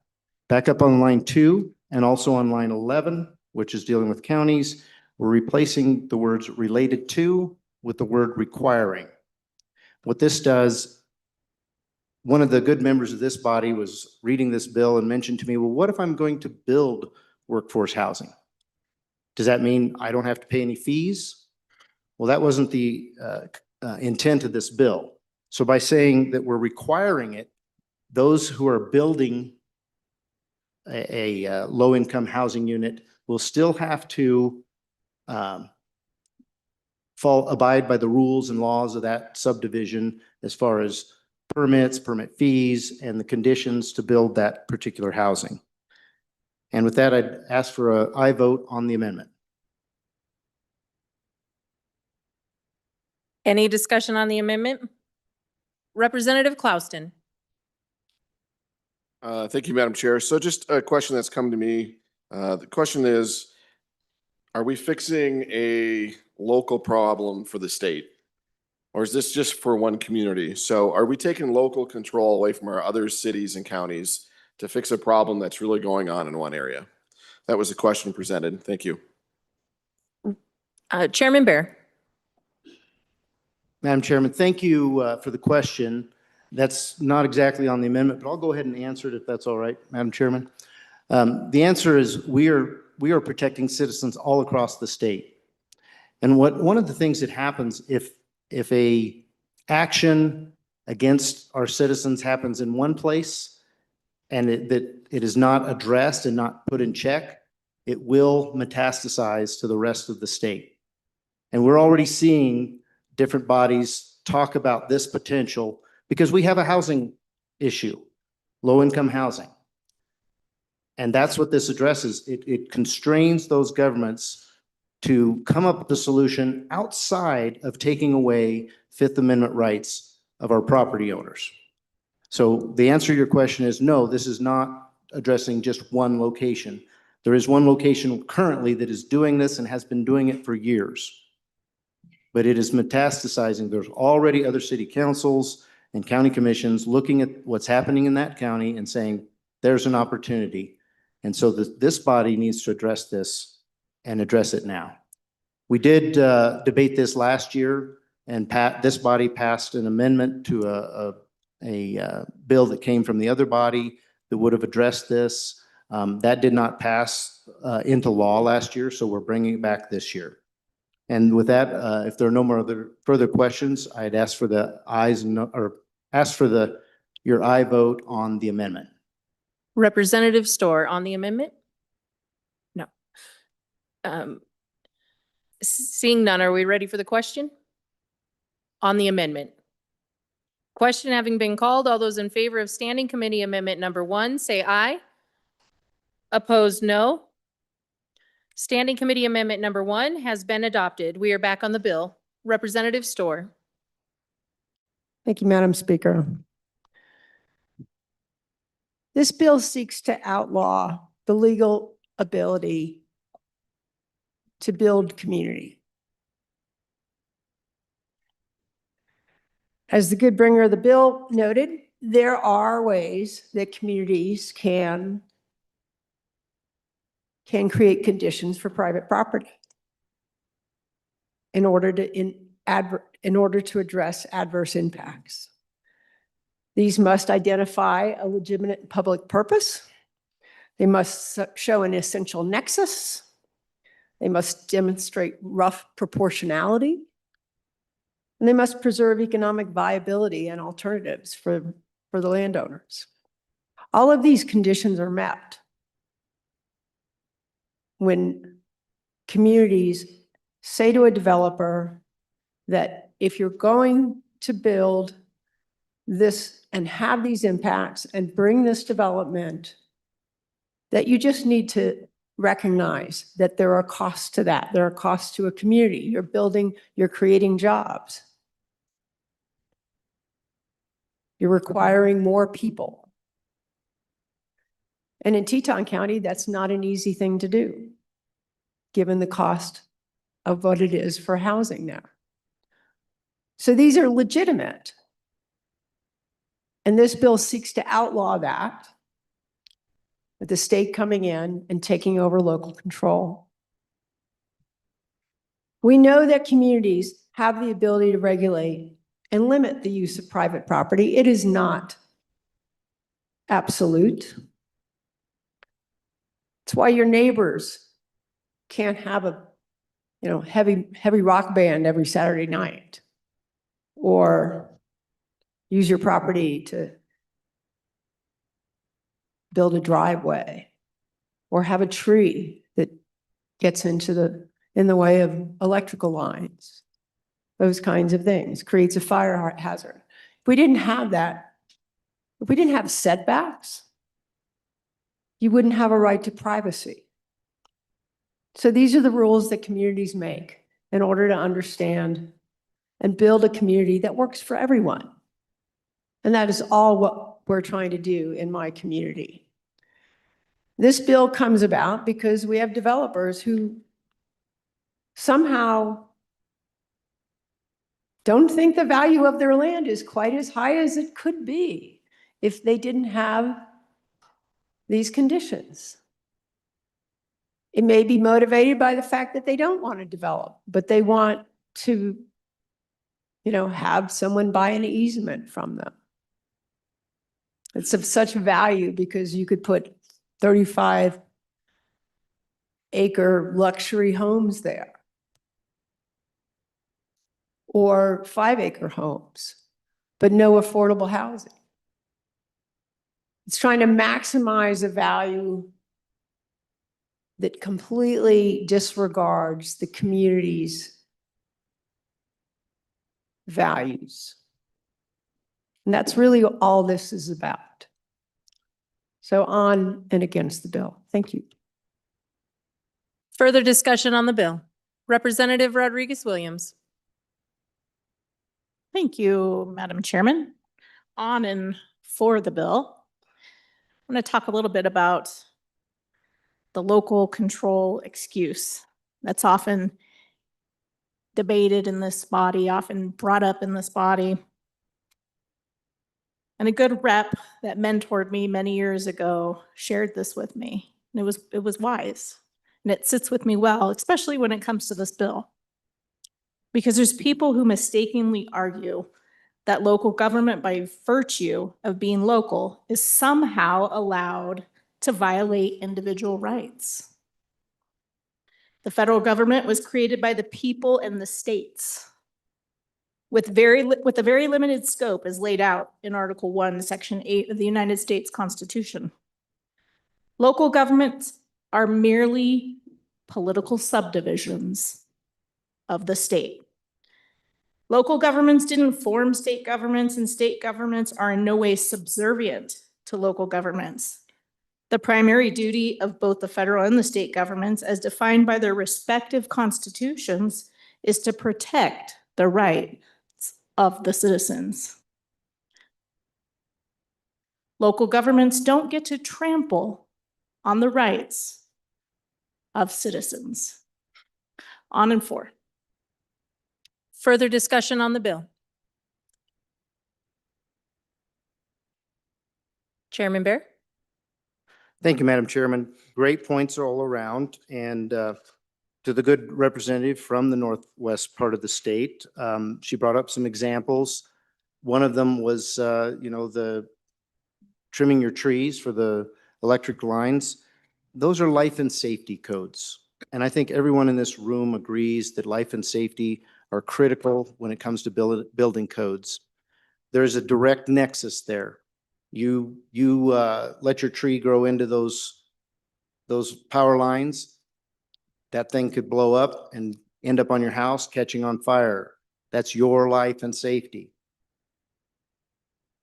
The direct nexus that we're addressing here that doesn't appear is you're going to build your home or your building, and you're going to pay for someone else's home. There is no nexus there. Regardless of your impact on the community, it is not your responsibility to build someone else's home. So this particular type of behavior, this type of mitigation or taking is going to be found unconstitutional if anyone could afford to bring it to suit. And that's what's happening now. There's a suit currently on. But this body can make it very clear that our citizens are protected from this type of mitigation fee, cost added to your building of a piece of a building onto your property. These are private property rights we're protecting. And with that, I ask for your aye vote. Are we ready for the question?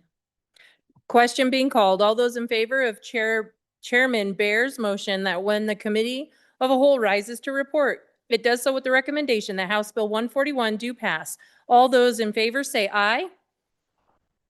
Those opposed, no. House Bill 141 is passed the committee of a whole. The next bill for our consideration is House Bill 75. The reading clerk will read the bill. House Bill 75, sponsored by Representative Clouston. Virtual currency kiosks, an act relating to trade and commerce.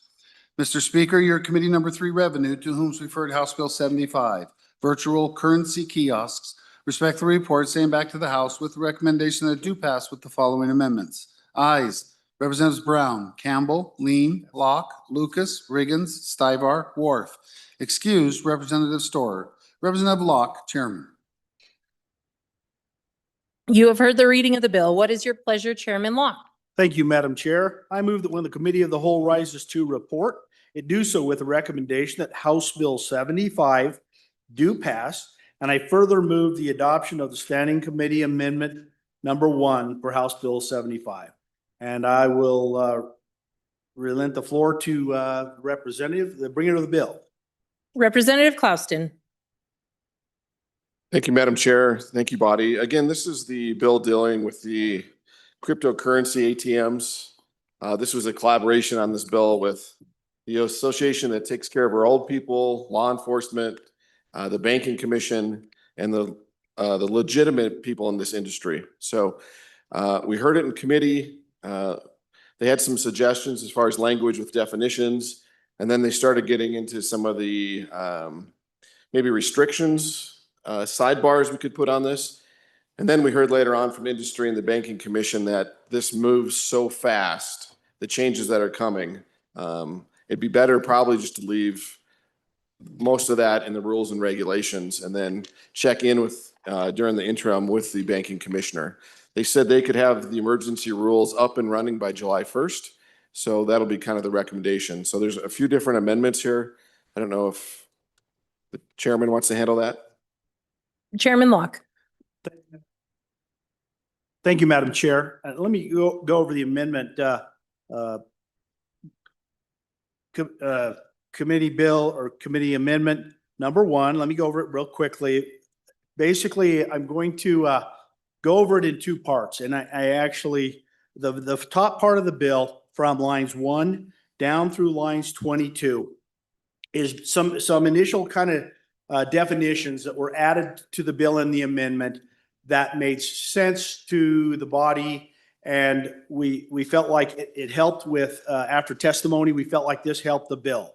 But what I want to basically do is I want to divide this amendment, because the second half of this bill, or the second half of this amendment from line 23 down, what the committee did was attempt to put some structure in here. So we basically tried to set some time limits and some other things. Additional information has come to us kind of since the committee, where we found that that component of this probably initially, considering how fast this is moving, and the bringer of the bill made that clear. But basically what we realized is if we do this, we're putting restrictions on the commission to be able to do this more effectively and aggressively in the rulemaking process. I know we tend to want to do that from our perspective, but after we talked in more detail with the commission, we realized that due to the speed this is moving, we felt like the top half of this, so from lines 1 down to 22, these were reasonable amendments to the bill, but the second division down there from line 23 down, we believe needs to basically not be put in place, and we think the commission should be given that capability. So I want to divide the amendment. From amendment 1 is from line 1 down to line 22. And I would like to, and I guess Madam Chair, is it? Yes, Mr. Chairman, this is divisible. From line 1 to line 22, division 1, 23 to 34, division 2. Which one would you like to take first? Like to start with division 1, line 1 to 22. And I ask for an aye vote from the body. Thank you. Is there any discussion on division 1? Question having been called, all those in favor of Standing Committee Amendment Division number 1, say aye. Aye. Opposed, no. Division 1 has been adopted. We are on to Division 2.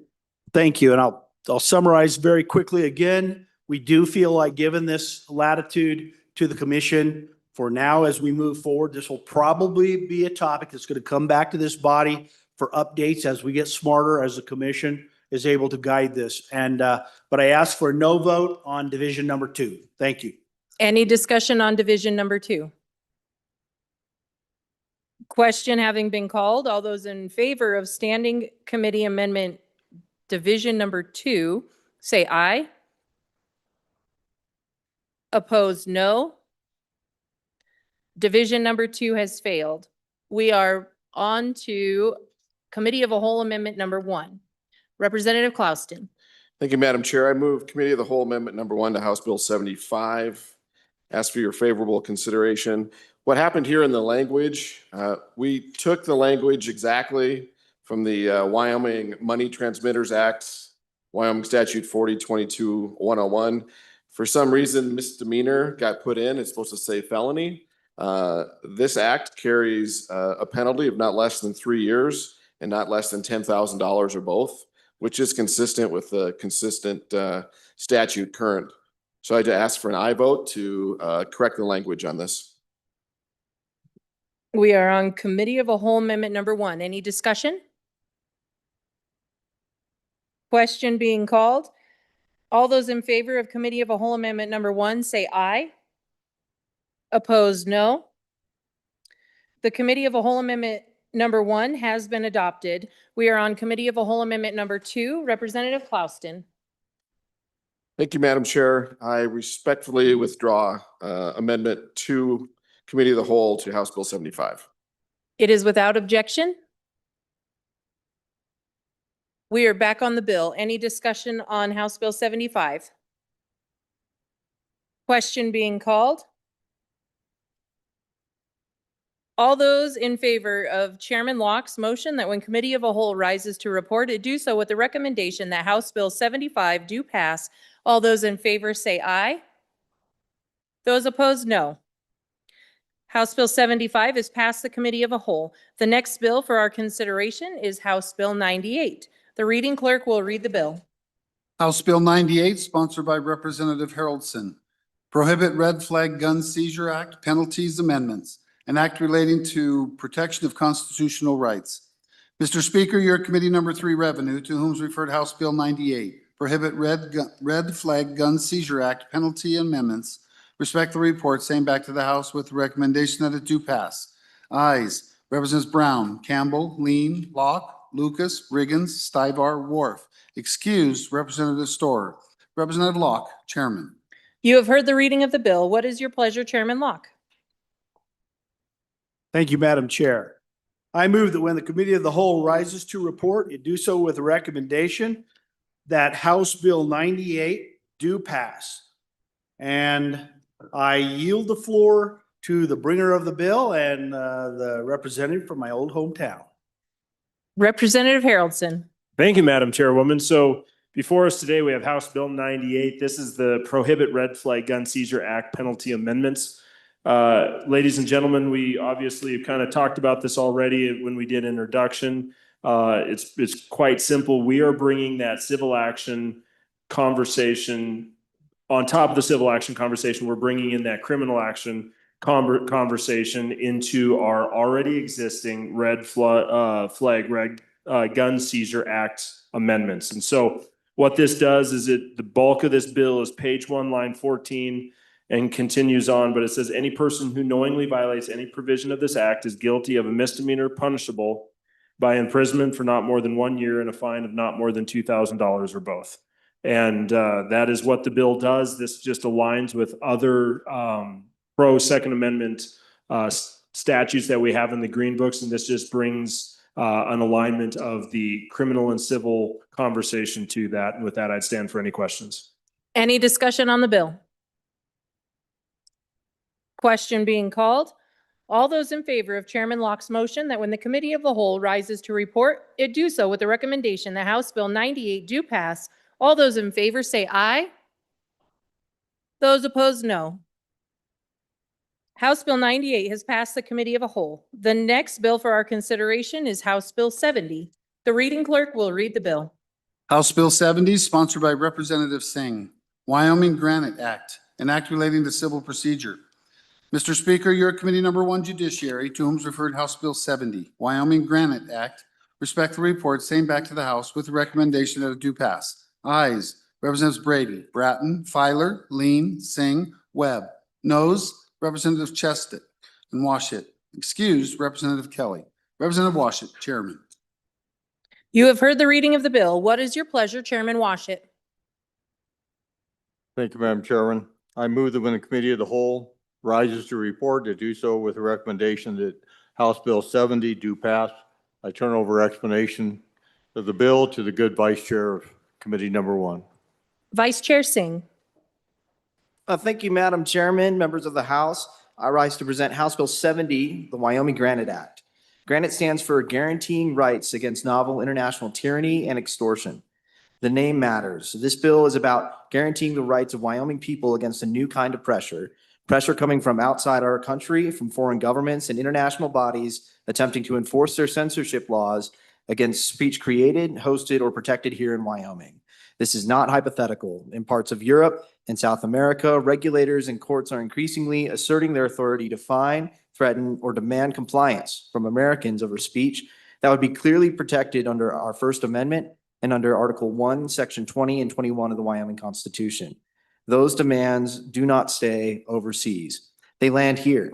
They land on companies. They land on individuals. They land on everyday people who use digital platforms to speak, do business, worship, debate, or simply connect. Digital speech is everyday speech now.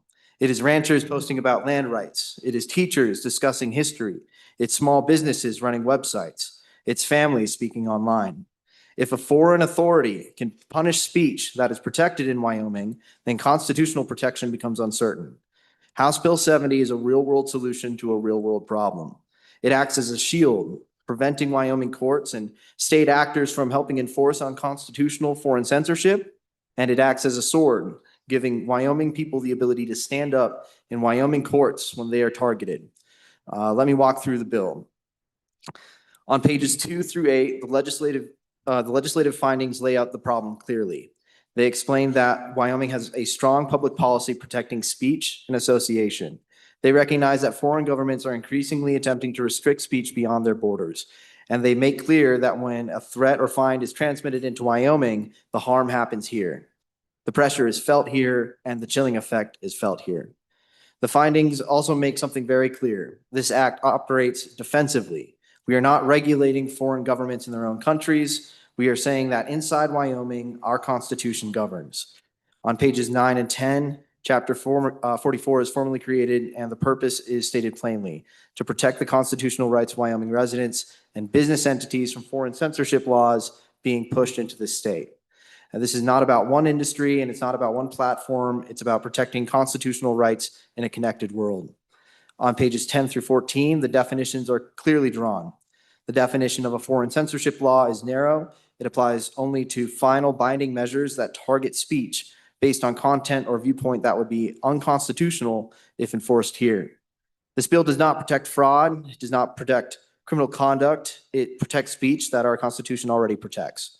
On pages 14 through 17, the bill creates a cause of action.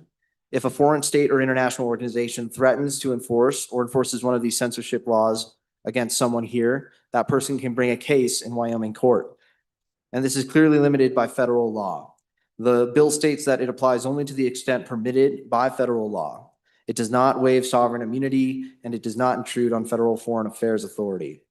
On page 18, the bill explains who is protected, and there are 4 categories: Wyoming residents, a person physically present in Wyoming when they're targeted, a Wyoming business entity, and a United States person whose protected free speech originates from or is hosted on servers physically located in Wyoming. If the speech starts here or is stored here, the Wyoming has an interest in protecting it. On pages 20 and 21, the bill establishes a presumption. If a foreign censorship law targets speech based on content or viewpoint, our courts will presume it violates the First Amendment and the Wyoming Constitution. The burden shifts to the foreign actor to prove otherwise under strict scrutiny. That is the shield.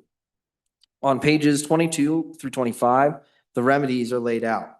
If someone here is unlawfully targeted, the court may award damages, including statutory damages designed to compensate for real harms like chilling speech and legal costs. Joint and several liability ensures responsibility cannot be avoided by acting through agencies or affiliates.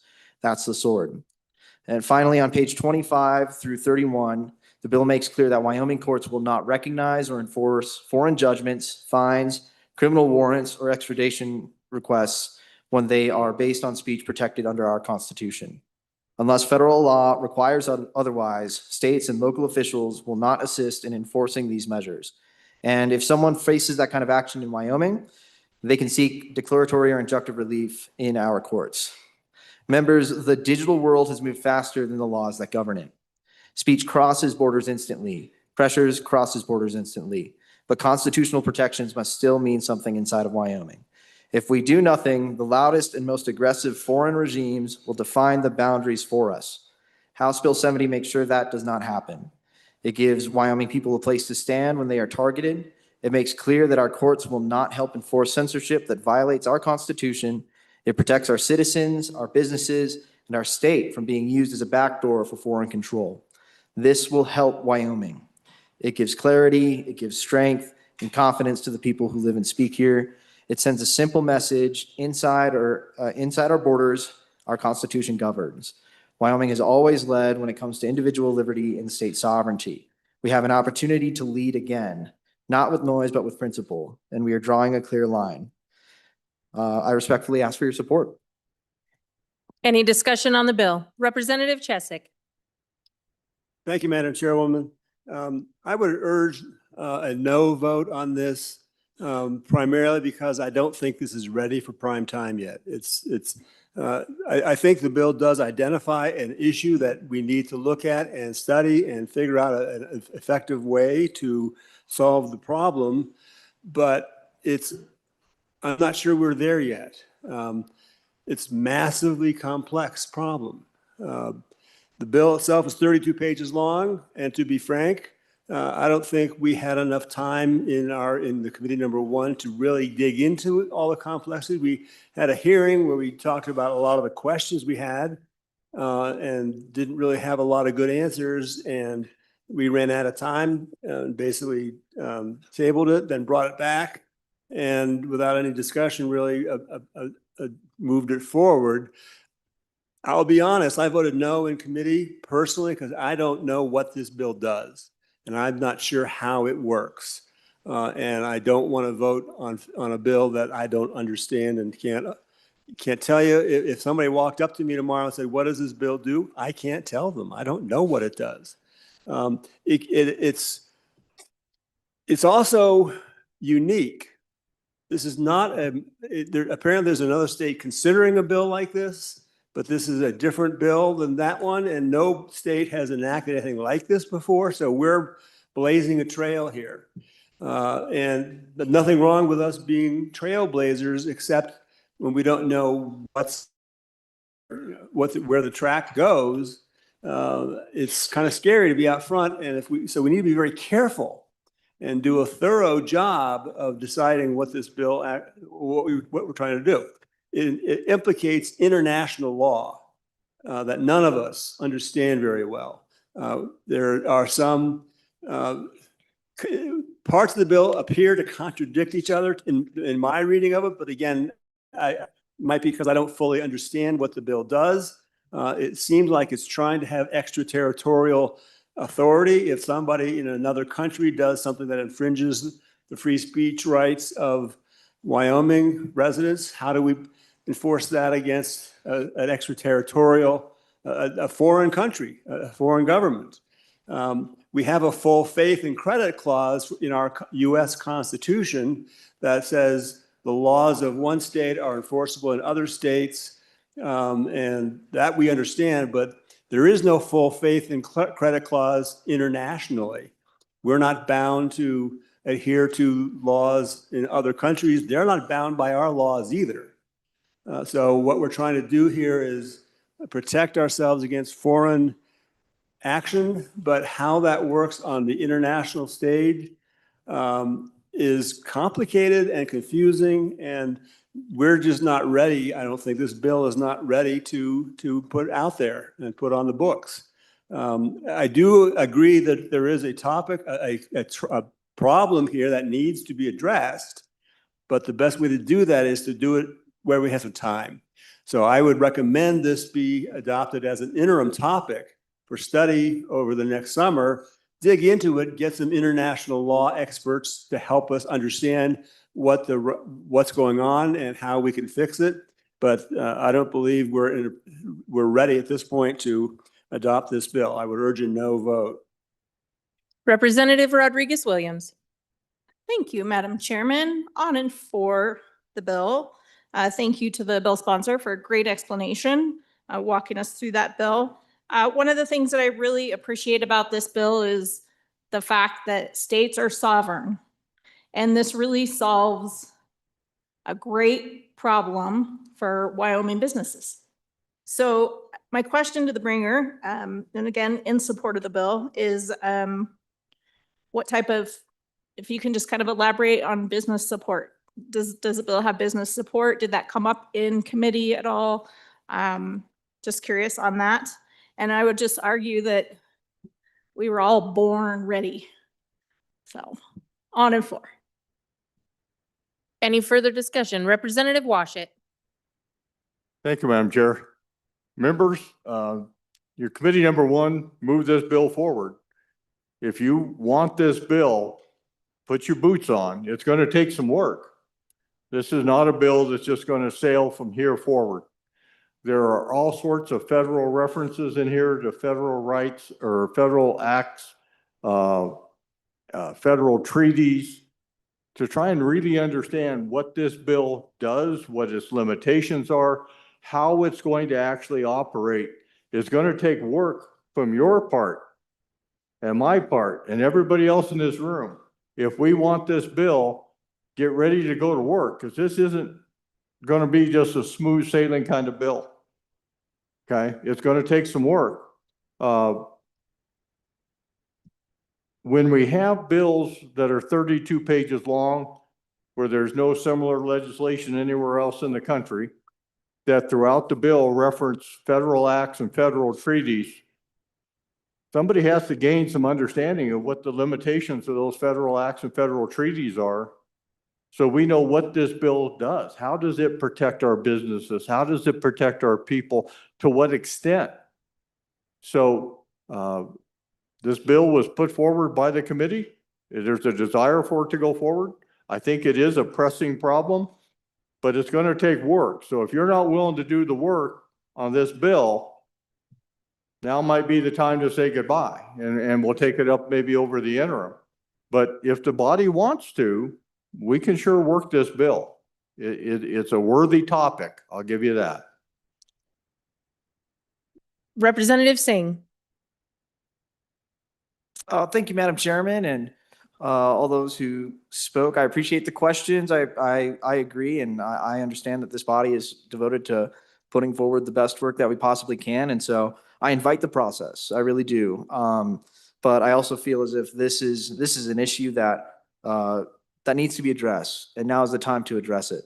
As far as federal codes and international laws and things like that. So if anything, this bill goes out of its way to specify that we will be operating within the confines of what has already been established by these treaties. And so the bill operates within the state's recognized authority to determine which foreign judgments its courts will recognize and enforce. Every state already exercises this authority through Uniform Foreign Country Money Judgment Recognition Act or its equivalent. The bill explicitly defers to the Foreign Sovereign Immunities Act, the International Organizations Immunities Act, and all applicable treaties. Section 144, 104B and C preserve every federal defense and removal right. Congress endorsed this approach in the Federal Speech Act, which similarly bars recognition of foreign defamation judgments inconsistent with the First Amendment. And so we went to a great effort to make sure that this, instead of creating confusing language that would conflict with federal law, this would complement it quite nicely. As far as business support, this creates a unique opportunity for those industries that would provide the service of hosting the forum itself, in which you're able to conduct free speech, as well as simply hosting the data that this speech is flowing through. So those businesses that come to this state specifically for that environment, without us spending a cent, we are able to offer them a unique legal protection that gives them really the ability to defend themselves from a situation which is actively ongoing. And we are seeing this happen day by day. It's getting worse that those countries from the continent that our founders came from, well, and they tried to escape from, those countries are now imposing fines on American corporations and American services. So this is the opportunity to give them the tools they need to stand up for our shared values of freedom of speech. Further discussion on this bill? Question being called. All those in favor of Chairman Washet's motion that when the committee of the whole rises to report, it do so with the recommendation that House Bill 70 do pass. All those in favor say aye. All those opposed, no. Division being called. All those in favor, please stand.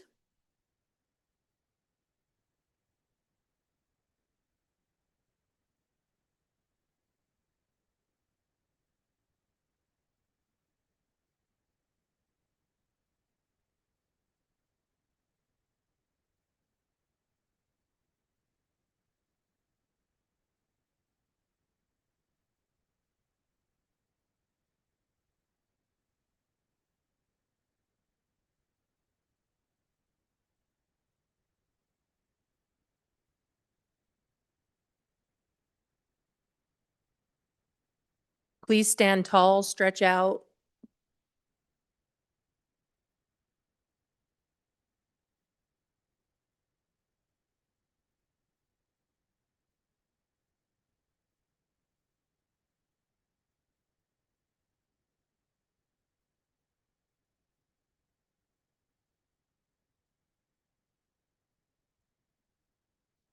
You may be seated. All those opposed, please rise.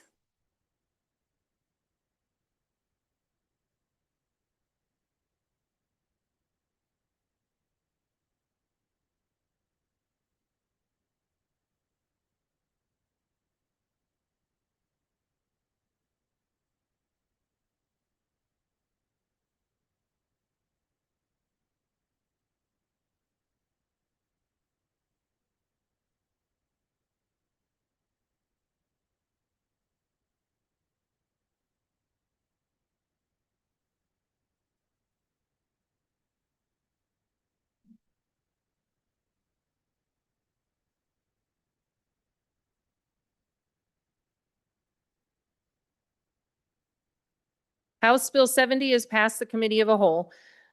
The next bill for our consideration is House Bill 117. Will the reading clerk please read the bill? House Bill 117, sponsored by Representative Lawley. Stop harm, empower women with informed notices, an act relating to public health and safety. Mr. Speaker, your committee number 10, Labor, Health, and Social Services, to whom was referred House Bill 117, Stop Harm, Empower Women with Informed Notices, respectfully report, same back to the House with the recommendation that it do pass. Ayes, Representatives Klauston, Guggenmoss, Heft, McCann, Ottman, Rodriguez-Williams, Thayer, Wasserberger. Noes, Representative Yen. Representative Rodriguez-Williams, Chairman. You have heard the reading of the bill. What is your pleasure, Chairman Rodriguez-Williams? Thank you, Madam Chairman. I move that when committee of the whole rises to report, it does so with the recommendation that House Bill 117 do pass. And I turn the explanation over to the good representative where there's a sugar company. Representative Lawley. Thank you, Madam Chairwoman. And thank you for the opportunity to present this bill to you. I want to begin with the two Committee of the Whole amendments, 1 and 2. They're my amendments, and so I'll move both. First committee, Madam Chairwoman, I move the Committee of the Whole Amendment number 1 to House Bill 17 and ask for your favorable consideration. This is basically a technical correction. We moved some things around, took some things out the last draft, and we ended up with some things out of order. And so what this this particular amendment does is it changes that order and the right things are under the right definition. So anyway, I just ask for your favorable consideration and thank LSO for catching that. So. Discussion on Committee of a Whole Amendment number 1. Question being called. All those in favor of Committee of a Whole Amendment number 1, say aye. Opposed, no. Committee of a Whole Amendment number 1 has been adopted. Committee of a Whole Amendment number 2. Thank you, Madam Chairwoman. I move adoption of the Committee of the Whole Amendment number 2 and ask for your favorable consideration. Ladies and gentlemen, during our committee time, a question was raised about why we had statutory damages in here and whether that might be punitive. And so I went back and decided to use a different type of damage called liquidated damages, just to make that clear that they were not trying to make any sort of thing that was punitive in nature, but liquidated damages are used in a couple different ways. So what we're gonna do here in this amendment is substitute the use of statutory damages. The amount will stay the same, and that is on page 15. But we're gonna go to liquidated damages, which sometimes are used in contracts to say if you breach this provision of the contract, we all agree this is how much you'll pay me if you breach it. So it's a kind of decided upon, agreed upon, and sometimes it's used in other sort of tort actions to be to cover a type of damage that's hard to put a monetary value on. And so you'll see here what we're getting at is a minimum floor really of damages for inherent psychological, physical, and dignitary harms resulting from a violation of informed consent under this article, which that'll all make more sense to you when we get into the bill. But I just wanted to let you know that and ask for your favorable consideration of us substituting that concept of liquidated damages in place of statutory, but the amount stays the same, but the intention may be more clear, I think, of what we're trying to do. So again, ask for your favorable consideration. Discussion on Committee of a Whole Amendment number 2. Question being called. All those in favor of Committee of a Whole Amendment number 2. Number 2, please say aye. Those opposed, no. Committee of a Whole Amendment number 2 has been adopted. On the bill, Representative Lawley. Thank you, Madam Chairwoman. House Bill 117 empowers a woman, not the state, to enforce her own right to be fully informed and free from coercion in making a decision about an abortion. I want to repeat that. The bill empowers a woman, not the state, to enforce her own right to be fully informed and free from coercion in making a decision about an abortion. The bill does not mandate the state to take any action. Rather, it provides a private right of action for a woman who is harmed by the performance of an elective abortion against any person who performs the abortion in situations where they can prove harm has occurred due to the negligent, reckless, or intentional conduct, voluntary informed consent was not given, or the abortion provider knew or should have known that the interested party was coerced into the abortion. This bill does not apply to emergency situations. You can tell that because of the word elective, but there's also provisions in the bill that make that clear as well. Ladies and gentlemen, it's well settled law that an adequate and legitimate informed consent is necessary for a woman considering abortion. Numbers of Supreme Court cases have made that finding, and it's well settled. She cannot agree to medical intervention unless she is competent, adequately informed, and not coerced into giving her consent. This bill defines adequate informed consent and coercion for purposes of this cause of action. And you'll see some findings here in the bill, and we had some testimony, in fact, a lot of good testimony in our committee about the fact that many women are indeed coerced into abortion. We're not saying every woman is, but it happens.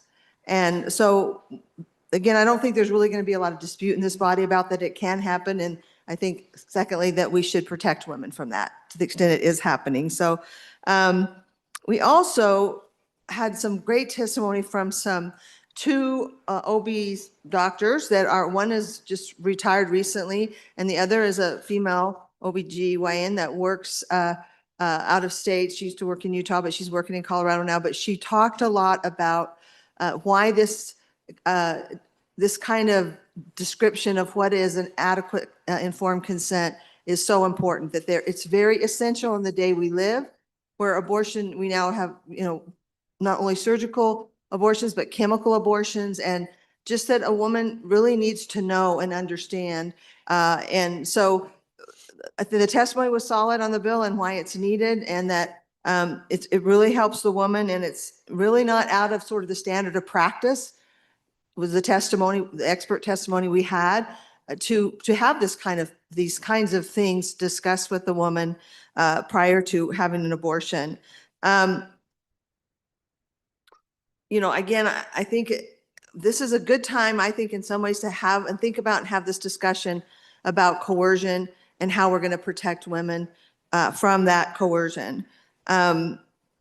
The other thing I think I would just say in closing here, before we just get into, let you talk about the bill, ask me about the bills, women deserve the right to seek and recover damages from the person who performed an abortion in these circumstances that resulted in harm.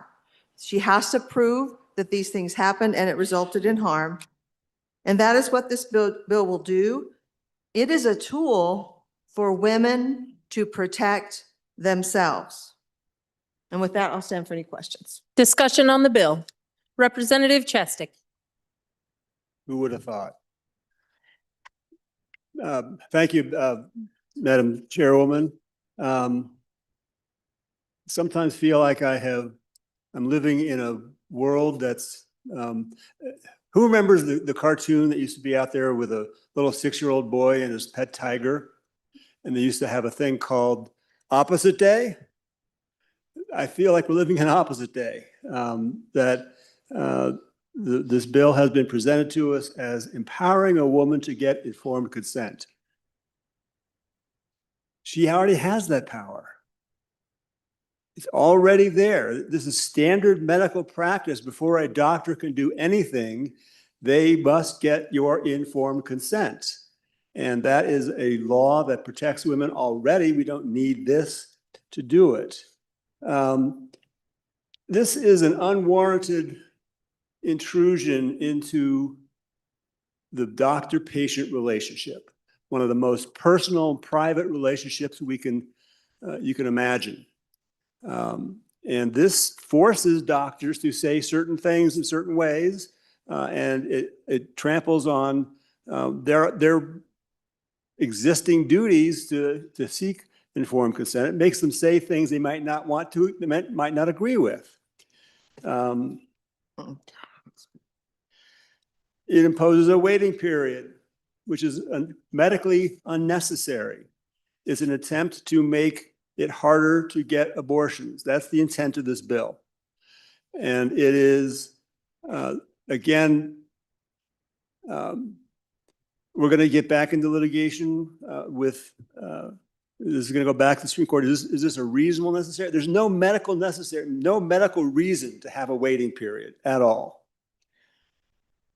It disrespects women. The waiting period is designed to say, woman who wants an abortion, we don't believe you've thought it through yet. So please take some time and think about it some more, because maybe you'll change your mind. These decisions are not made lightly. A woman who seeks an abortion, trust me, does not make that decision lightly. It's not on a lark that they do this, ever, ever.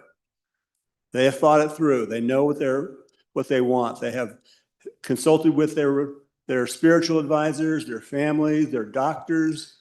Those are very personal decisions that they have taken very seriously, and we are trying to intrude on that. This is big government. I thought we were against big government. This is a very big government that can tell you tell a doctor how to treat his patient or her patient. The bill singles out this one medical procedure for unwarranted political scrutiny. Politics and medicine do not mix. This bill mixes them up terribly. And again, this one could also result in more women seeking self-managed abortion We're traveling on it just like the last bill did. I urge a no vote. Representative Gugamas. Thank you, Madam Chair. In committee, it became clear that not all doctors share all the information. From what it sounded to me, it was almost like they were acting like salesmen. And what a salesman will do, well, they will give you the highlights, the most positive story possible. And they'll leave out the stuff that might dissuade a person from going a certain direction. All this is doing is making sure that these doctors who, by the testimony given in committee, are withholding critical information that would have caused those particular women to make a different choice. And in those instances, there were complications that they were not notified were a possibility. So this bill is just to get all the information out there so they really can make a truly informed consent. Thank you. Representative Angelos. Thank you, Madam Chairman. So I wanted to touch on a few things. One that was spoken by a couple of speakers ago that said there's no medical reason for a waiting period. I don't know if any of you have decided to stop adding to your family, whether that you're seeking, if you're a male, a vasectomy, or a female, a tubal ligation. There's a waiting period. There is informed consent, and they make sure there's not coercion. There is, in my case, several months before when an appointment was made, discussed with a doctor, and then taken part in, because they want to make sure that both parties have informed consent, that they are sure about it, specifically if you are young, in your 30s. Men that I've talked to that have gotten vasectomies, it can take months to get one because doctors do not want to do something, perform a procedure that is permanent, that ends that couple's ability to have children. So if we are requiring men to wait to get a vasectomy, why would we not want a woman to wait 24 hours to consider, to make sure she is informed and that she's not coerced? I think that's fair. Another thing I heard was, this is big government. It is the government's job to ensure the protection of their citizens, and that is what this bill does. On and for. Representative Weber. Thank you. Body, I would like to say that as a woman, if any of my friends had come if any of my friends were in a situation that they weren't really sure of what to do, and they were thinking of this type of a situation, whether they were male or female, I would like them to have the most information that they could have so that they could make a healthy decision. I think this is a great bill, and it's the perfect time to bring it, especially when I think of our culture today is instant, fast, and gratification. I don't think we should be so quick in some of these decisions. I'm on and in support of this House bill. Thank you. Further discussion? Representative Campbell. Thank you, Madam Chair. Couple of questions. Hopefully we can kind of talk through as we work through this. I am curious, given the most recent court ruling that said, I mean, based on the Wyoming Constitution, that individuals have the right to make their own healthcare decisions without government interference.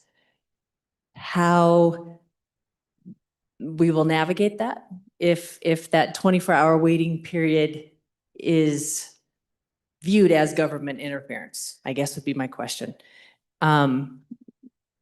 And additionally, perhaps, information in terms of the coercion, I'd be curious to know of those cases where there is coercion, how many of those are financial? And maybe not because of another person. Could it be the other half of that equation, or family, or just financial? I would be curious, maybe as to those numbers. And maybe some clarity in terms of coercion, why the punishment or punitive action is against the provider and not the coercer. Is coercer a word? So if a woman has, been coerced into taking this action, and maybe the doc doesn't pick up on it, and then can file, in terms of those punitive damages, why aren't we going after, the coercer, for lack of a better word? Thank you. Representative Lucas. Thank you, Madam Chairwoman. Just a couple of observations about our big government and the things that they make us read and sign. If you buy a car, you sign an odometer disclosure. If you get a mortgage loan, you're going to sign about 9 pages of fine print. And I will promise you, after 40 years in the banking industry, almost nobody reads that one. But the interest rate has to be in a big fat box and really large type so that you can tell what your interest rate is. Even if you don't read it, you see it. But that's one. When you open an account at a bank, they give you a book of paperwork and you have to sign that you read this and understand it and agree to it. And those are all for things as little as opening a savings account or buying a car. I think that making a decision to end a human life is probably a little bit more important than that. I am on and for this. Representative Lawley. Thank you, Madam Chairman. Let's go through a couple things. First, about being in a cartoon about Backwards Day. I think we're more like in a commercial, a Verizon commercial. Can you hear me now? There is no action by the state required in the bill. Point of order. I apologize for the interruption. We can't use proper names of corporations. Oh, sorry. A commercial about a mobile phone where someone didn't quite hear. Can you hear me now? No state action. No state action. This is a private cause of action created by this bill. And while I'm on the cause of action, to the issue of why not pursue coercers, I think we should. I think that's the next step, but it's really not the subject of this bill, and I think would be under the basically single subject limitation we have in the Constitution. But do I think that's a great idea? You bet I do. You bet I do. Because a lot of women are harmed by coercion. And they can be coerced, by the way, by many different circumstances. But what we're looking for here is where the doctor would see a kind of restraint put on a woman, maybe a boyfriend that comes, for example, into the doctor's office, speaks for her. These doctors are already looking for elder abuse, other kinds of abuse. And all we're saying is if you see something, if you know or should have known that there was a coercion occurring, that this person was not giving their consent willingly, then you should not perform the abortion. Now, they may have to, in my view, take the woman alone and maybe try to visit with her. But this happens too, when in situations where they suspect some kind of abuse and the woman is being abused. So this isn't outside of that realm. And but I hope that answered some of those questions. Let's see. I want to talk a little bit about the suggestion about compelled speech. We did have a legal expert in our committee who really addressed this issue so well, because there's something, this isn't compelled speech. First of all, it is called commercial speech, which is an exception to the compelled speech, in which within the performance of a job, if you have certain things that you need to give notice of, that's not a compelling of speech. And actually these informed consent type requirements, whether they're by the state or in a cause of action like this, are considered commercial speech. And so we're not asking this to be done verbally. I think that you might be sort of moving up to the line of that if you were asking all this information to be given verbally. But it is definitely not compelled speech. Actually, the bill has been carefully crafted to avoid strict scrutiny, and things that we might have wanted to put in there, we did not. So again, and two, the good lawyer who gave some pretty definitive statements about women and abortion, and they are always ready to do what they are certain, is very concerning to me, because I have many people in my life who I have worked with and worked through, whether the decision to or after what they felt. So it is not always that kind of a situation. That's what we like to think of here, and that it's a choice and we should be able to make it quickly. But again, that I would say that is just not what I experience as a woman with dealing with other women that wrestle with this issue. I've had friends that had an abortion and how they wrestled with the issue, and some that later said, I wished I had known this or that. So maybe we don't think of it in those stark terms. I think we think of it that we want women to have the information they need. And if a woman felt like she got too much, I wonder what the harm of that is, really. If this woman didn't need to know about that, or that wasn't important to them, they get to make a decision about what's important to them in terms of the notice they're given. So I would also say that, again, with the issue of the waiting period, we had, again, some experts on, and we know that 21 states have 24-hour notices. And then we know something that I think was very interesting, because it was went to something another representative brought up as she told her personal story. But the federal government requires 30-day waiting period between the time of of consent for a sterilization procedure, which would be a tubal ligation or a hysterectomy if done for birth control, and the day that the surgery of the patient takes place. That's what the federal government currently requires. And Medicaid requires a one-day waiting period. So these are not unfamiliar. They don't happen. And I don't think a 24-hour is overly burdensome. And I would also say this, that it is something that helps some women. They are at that appointment, initial appointment, given this information. And for some women, again, they're kind of struggling with this decision one way or another. I'm not commenting on what they ultimately decide, but it's a lot to take in, the information they might need to know. And some of the information relates to the gestation of the child, because there are certain risks that rise greatly the older the gestation of the child. And so it gives them a lot to think about. So that's the reason for it. It's not to punish anybody. It's to help women have what they need and adequate time to process it. Let's see, the standard of practice, he said, well, it's already happening. Why do we need this? Well, we had expert testimony on that from some OBGYNs that are currently practicing, a female doctor that was amazing in her ability to articulate what's happening out there, that there is somewhat of a rush to go through this process with women, and they don't always cover all these things.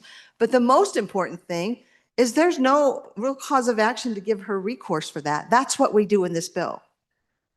Like, if I don't get it, if you don't provide it to me, then, you know, I have a way to remedy that if I'm harmed by it.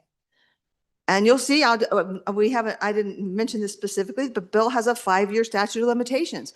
That's a little bit long for a tort case, but let me explain to you why.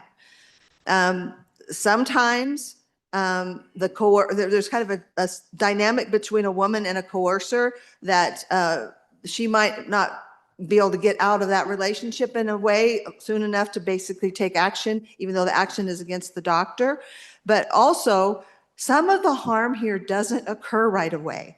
Again, I mentioned gestational time. And again, we had expert testimony on this.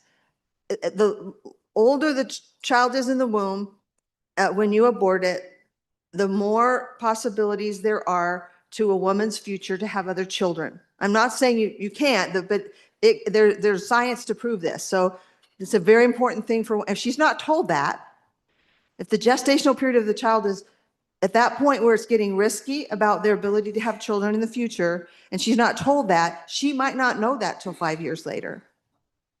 So that's why the long statute of limitation period. But again, no growth of government, no taking over lives. It is giving the opportunity for women to have the informed consent, to be free of coercion, and if she's harmed when it doesn't happen, she has a cause of action. And with that, I stand for questions. Representative Chestic. Thank you, Madam Chairwoman. Just a few things I'd like to respond to. The concept of commercial speech. My understanding of commercial speech is that you are trying to, the person giving the speech is trying to generate revenue from making the speech. They're doing advertising, they're doing promotions. That's commercial speech. That is not informed consent. Informed consent is a different thing. It's a medical ethics requirement. And in fact, what this bill does, it is in fact compelled speech. This bill, this statute would require the doctors to say things to their patients that they might not agree with. They're being compelled to say things that they might not agree with. And that is compelled speech, which we should not be encouraging.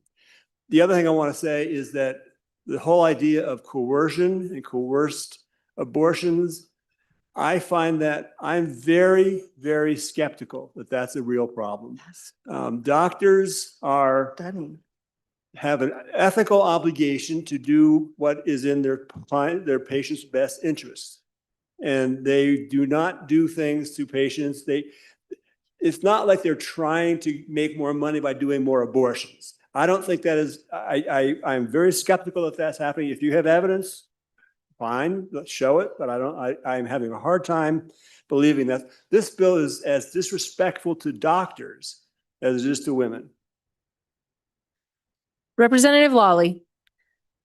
I will just say this in response. We had an expert to speak on the constitutional issues of commercial speech, and whether you agree with that, the last speaker agrees with that or not, it's not really my concern, but I do call for the question. Question is being called. All those in favor of Chairman Rodriguez-Williams' motion when the Committee of the Whole rises to report, it do so with the recommendation that House Bill 117 do pass. All those in favor say aye. All those opposed, no. House Bill 117 is passed the Committee of a Whole. The next bill for our consideration is House Bill 128. The reading clerk will read the bill. House Bill 128, sponsored by Representative Tarver. Enhanced Oil Recovery Severance Tax Exemption, an act relating to taxation and revenue. Mr. Speaker, your Committee Number 9, Minerals, Business, and Economic Development, to whom is referred House Bill 128, Enhanced Oil Recovery Severance Tax Exemption. Respectfully report, same back to the House with the recommendation that it do pass. Ayes, Representatives Campbell, Heiner, Knapp, Larson, Lawley, Riggins, Schmid, Tarver, Weber. Representative Heiner, Chairman. You've heard the reading of the bill. What is your pleasure, Chairman Heiner? Thank you, Madam Chairwoman. I move that when the Committee of the Whole rises to report, it do so with the recommendation that House Bill 128 do pass. There are no proposed amendments by the Standing Committee, and I turn that over to the bringer of the bill with the helicopter. Representative Tarver. Thank you, Ms. Chairwoman. So I'm bringing the same bills I did a couple days ago. It is Enhanced Oil Recovery Severance Tax Exemption. It basically gives operators 5 years from the tertiary, which means the extra oil that they would receive after they put all the money forward. So I did have an email. Some folks were concerned that this would cut off the severance tax from previous oil. That's not how this works. It is from the tertiary, which is the third stage of the oil recovery. So they'll still be paying their severance tax on all production up until it would be the extra oil that they recover from the tertiary production. So it gives them 5 years to recover some of their the monies expended to do this process. And like I said before, it is hundreds of millions of dollars to do tertiary recovery. So I would be happy you said yay to this one. Any discussion on the bill? Question being called. All those in favor of Chairman Heiner's motion that when the Committee of the Whole rises to report, it do so with the recommendation that House Bill 128 do pass. All those in favor say aye. Opposed, no. House Bill 128 has passed the committee of a whole. The next bill for our consideration is House Bill 69. The reading clerk will read the bill. House Bill 69, sponsored by Representative Larson Lloyd. Department of Health, Land Transfers, an act relating to state lands. Mr. Speaker, your committee number 8, Transportation, Highways, and Military Affairs, to whom is referred House Bill 69, Department of Health, Land Transfers, respectfully report same back to the House with the recommendation that it do pass. Ayes, Representatives Banks, Brown, Geringer, Larson, McCann, Posey, Tarver, Wiley. Excused, Representative Nicholas. Representative Brown, Chairman. You have heard the reading of the bill. What is your pleasure, Chairman Brown? Thank you, Madam Chairwoman. I move that when the Committee of the Whole rises to report, it do so with recommendation that House Bill 69 do pass. And I turn the explanation of the bill, very simple bill, over to the big bear from the mountains. Representative Larson. Thank you, Madam Chairman. Folks, the genesis behind this bill is that the Department of Transportation in my community has outgrown their facility, and I've provided you a couple of handouts that are just some aerial shots. One shows a little square where they're currently located. That's 3 acres. They've outgrown it. They have 269 pieces of equipment that they're trying to maintain there. They pull a truck in, they can't raise the bed because the size of the trucks when that was built in 1939 is about the size of a 1.5 tons today. And so we've been looking for some parcels for actually about 6-7 years, someplace that's close to the highway, that has some close to utilities. And we've located some property up by the Wyoming Life Resource Center that's tied to that facility, but is no longer needed for the mission of the Life Resource Center. And the director of the Department of Health said that it would not impact them adversely at all if we move that property to the Life Resource Center. We also had a conversation with the city of Lander as we was telling them about this possible move because they have interest in that 3 acres where they're currently located. They inquired and said, well, while you're at it, we've been working all of this housing need that we have in Lander, could we transfer those other parcels around? And so as you look at this map, you'll see some tan areas that say 31.1 acres. That's the property that we're going to try and that we'd like to address in this bill that goes to YDOT. There's 3 other pieces there that total 90.87 acres that in this bill would transfer to the city of Lander. I've heard this body express concern about making that transfer to the city of Lander. The YDOT property is really, really important. There's a process that the city of Lander can use. So I have a committee of the whole amendment that will remove that out after we have the first reading. So just know that that's coming. In the bill, if you look at the bill, it's just a bunch of the legal description of the property. And so there's actually 28.94 acres that we would transfer over to the Department of Transportation. With that, I think, Madam Chairman, we have a couple of amendments. We are on Committee of the Whole Amendment number 1. Representative Johnson. Thank you, Madam Chairman. I would like to respectfully withdraw my amendment for House Bill 69. Thank you. It is without objection. We are on Committee of the Whole Amendment number 2. Representative Larson. Thank you, Madam Chairman. I'd move Committee of the Whole Amendment number 2 to House Bill 69. And folks, what this does is goes in to on page 1 and page 3 and removes all the language that would transfer the land to the city of Lander. With that, I'd call for the question. Any discussion on the amendment? Representative Ottman. Thank you, Madam Chairman. And Representative, just a question for you.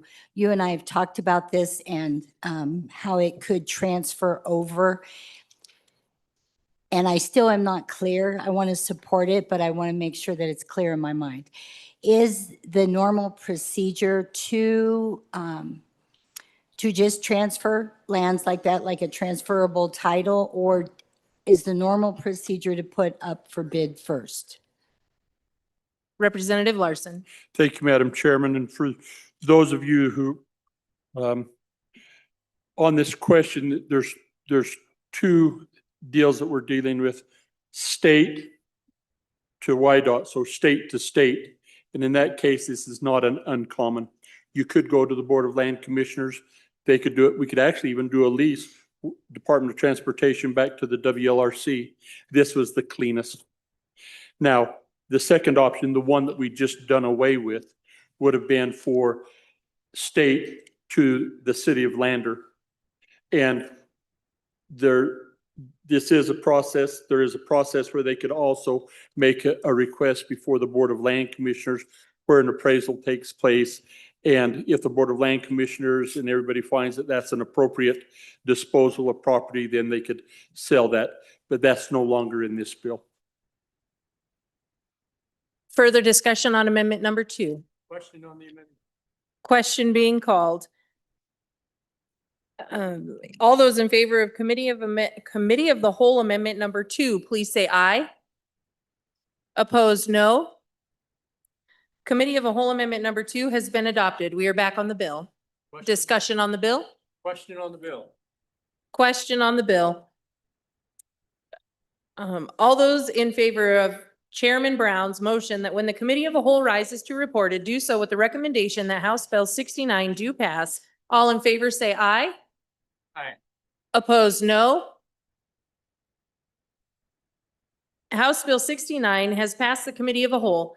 The next bill for our consideration is House Bill 43. The reading clerk will read the bill. House Bill 43, sponsored by Management Council, Anti-Money Laundering, an act relating to crimes and offenses. Mr. Speaker, your committee number 9, Minerals, Business and Economic Development, to whom is referred House Bill 43, Anti-Money Laundering, respectfully report same back to the House with the recommendation that do pass with the following amendments. Ayes, Representatives Campbell, Heiner, Knapp, Larson, Riggins, Schmid, Tarver, Weber. Excused, Representative Lawley. Representative Heiner, Chairman. You have heard the reading of the bill. What is your pleasure, Chairman Bear?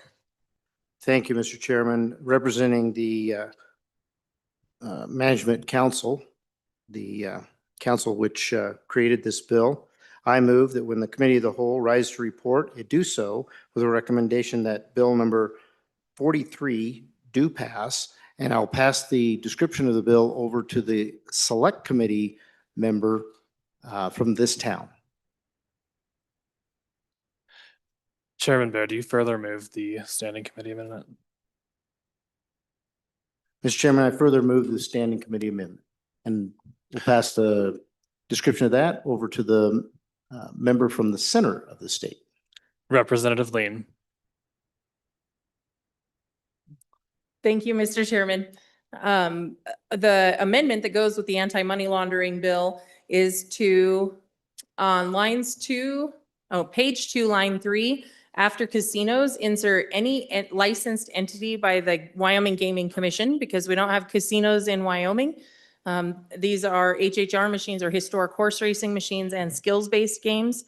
And then page 2, line 6, after transactions, insert including any entity defined as a financial institution under 31 USC 5312A2.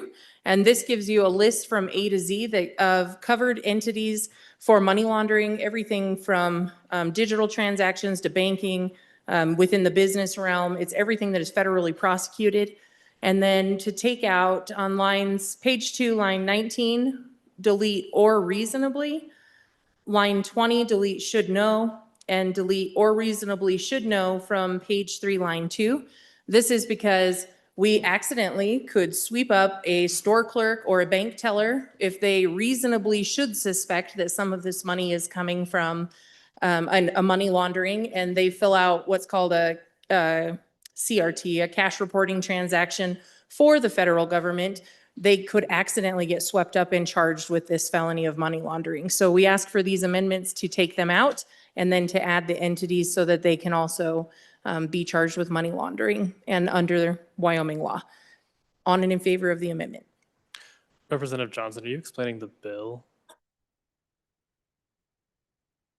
Question on the amendment. Okay. Is there any discussion on the amendment? I believe, I believe you answered it, didn't you? Seeing no discussion. Are you ready for the question on the amendment? Question having been called, all those in favor of the standing committee amendment, say aye.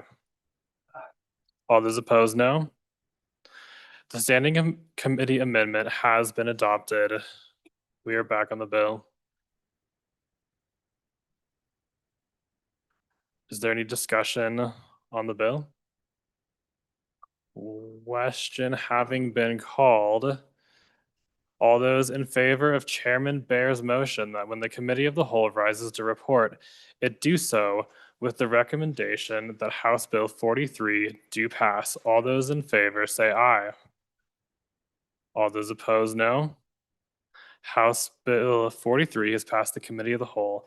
The next bill for our consideration is House Bill 157. The reading clerk will read the bill. House Bill 80. The reading clerk will read the bill. House Bill 80, sponsored by Representative Jarvis. Identification cards renewal for care facility residents and act relating to identification cards. Mr. Speaker, your committee number 10, Labor, Health, and Social Services, to whom is referred House Bill 80. Identification cards renewal for care facility residents. Respectfully report, send back to the House with the recommendation that do pass with the following amendment.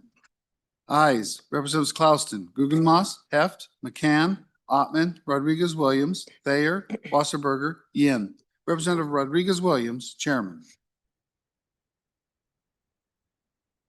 You have heard the reading of the bill. What is your pleasure, Chairman Rodriguez-Williams? Thank you, Madam Chairman. I move that when the committee of the whole rises to report, it does so with the recommendation that House Bill number 80 do pass. There is a standing committee amendment and a committee of the whole amendment. I will turn the explanation of the bill and the amendments over to the good representative that sponsored the bill. Representative Jarvis. Thank you, Chairwoman. I move Committee of the Whole Amendment number 1 to House Bill 80 and ask for your favorable consideration, and I'll explain the amendment. It was working with the organization that helps make sure that this ID is possible and able to be enacted in the way that the intent was. So it was just cleanup language around the IDs so that they matched the federal ID law. Just a clarification. Did I say it wrong? Yeah. If you're on the standing committee amendment. Oh, sorry, standing committee amendment. So I move the standing committee amendment to House Bill 80 and ask for your favorable consideration. Any discussion on the amendment? Seeing none, question being called. All those in favor of standing committee amendment number 1, say aye. Opposed, no. The standing committee amendment number 1 has been adopted. That we are now on committee of a whole amendment number 1, Representative Jarvis. I move committee of the whole amendment number 1 to House Bill 80 and ask for your favorable consideration. This amendment was after we had already created the language around the committee's amendment. Our good staff brought to my attention that we missed 2 words. So this is just further cleaning it up within it. So to make sure that it follows exactly the intent of the committee that enacts it and the intent of this bill. Any discussion on the amendment? Question being called. All those in favor of committee of a whole amendment number 1, say aye. Those opposed, no. Committee of a whole amendment number 1 has been adopted. Back on the bill. Representative Jarvis. This is a act related to identification cards specific to people who live in nursing homes and assisted living facilities. And it's just the ability to renew their real IDs in accordance with the Federal Real ID Act. And for that, I stand with questions. Discussion on the corrections. bill? Representative Heft. Thank you, Madam Chairwoman. I supported this in committee. I'd been scratching my head how to resolve this situation to the folks that are in extended care. And so I think this is a reasonable thing to do, and I support it. Further discussion?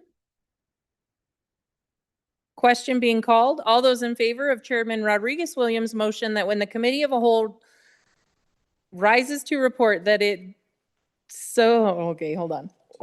Do so with the recommendation that House Bill 80 do pass. All those in favor say aye. Opposed, no. House Bill 80 has passed the committee of a whole. The next bill for our consideration is House Bill 157. The reading clerk will read the bill. House Bill 157, sponsored by Representative McCann. Protection of parental rights, cause of action, an act relating to parental rights. Mr. Speaker, your committee number 4, Education, to whom is referred House Bill 157, Protection of Parental Rights, Cause of Action. Respectfully report, same back to the House with the recommendation that do pass. Ayes, Representatives Andrew, Bratton, Erickson, Guggenmoss, Lawley, Singh, Strzok, Williams. Excused, Representative Kelly. Representative Andrew, Chairman. You have heard the reading of the bill. What is your pleasure, Chairman Andrew? Thank you, Madam Chairwoman. I move that when the Committee of the Whole rises to report it, do so with the recommendation that House Bill 157 do pass. And I turn over the explanation to the sponsor. Representative McCann. Thank you, Madam Chair. House Bill 157, Parental Rights Bill. I'll just go through it real quick. Hopefully that will alleviate a lot of questions. This is pretty detailed, but hopefully won't take me too long. The Wyoming Government Claims Act is the law that determines when government entities can be sued and under what conditions.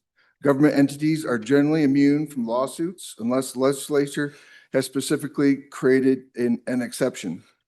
House Bill 157 creates a new section, Wyoming Statute 1-39-125, and adds violations of parental rights to the list of statutory exceptions to governmental immunity. This means a government entity may be held liable if it violates parental rights under Wyoming Statute 14-2-206.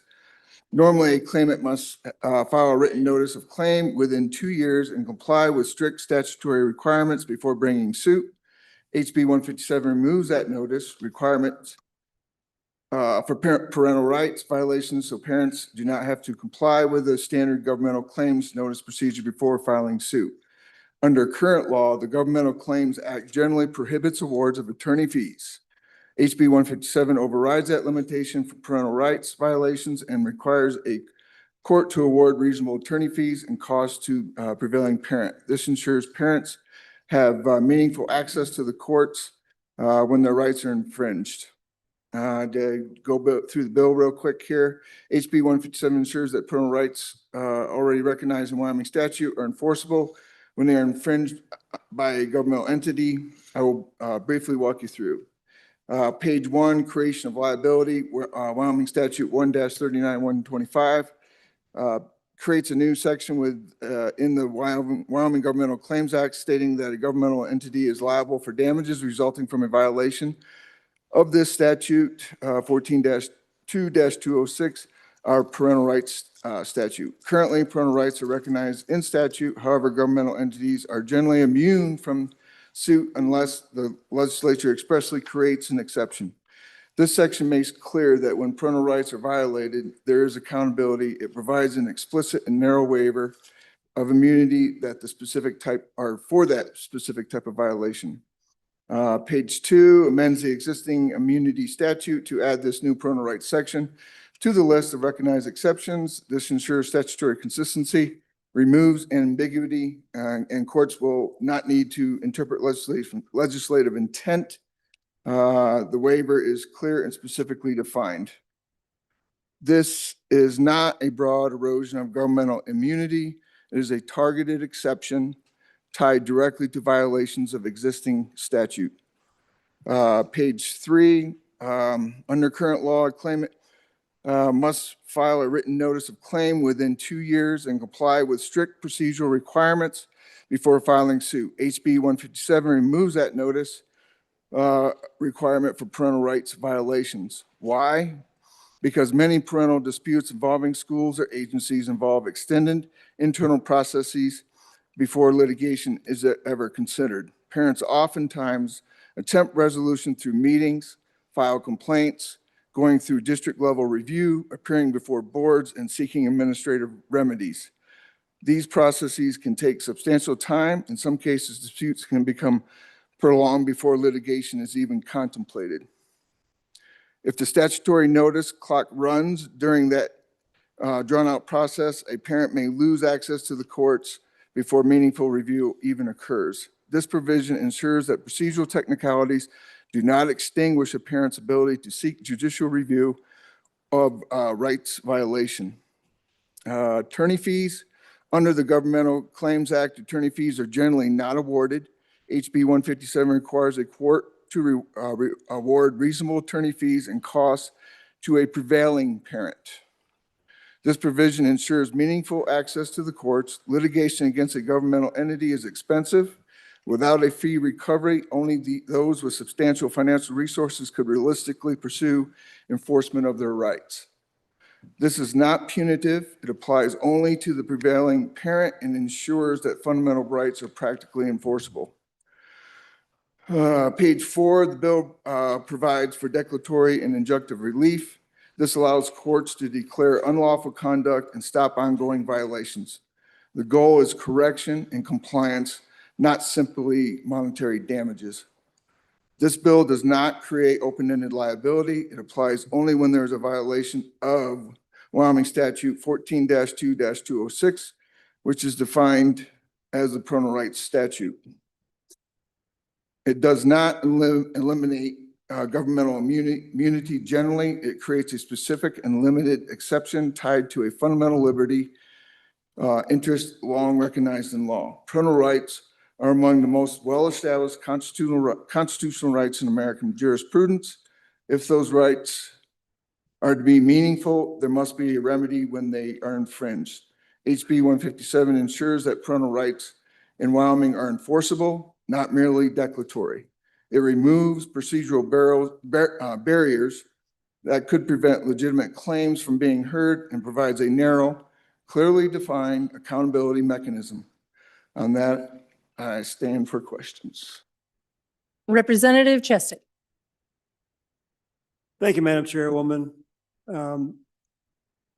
I guess this bill might be okay for good families where families are taking care of their kids, but I worry about the effect that this bill might have on the chilling effect that it might have on the department of our government that is in charge of providing services to families.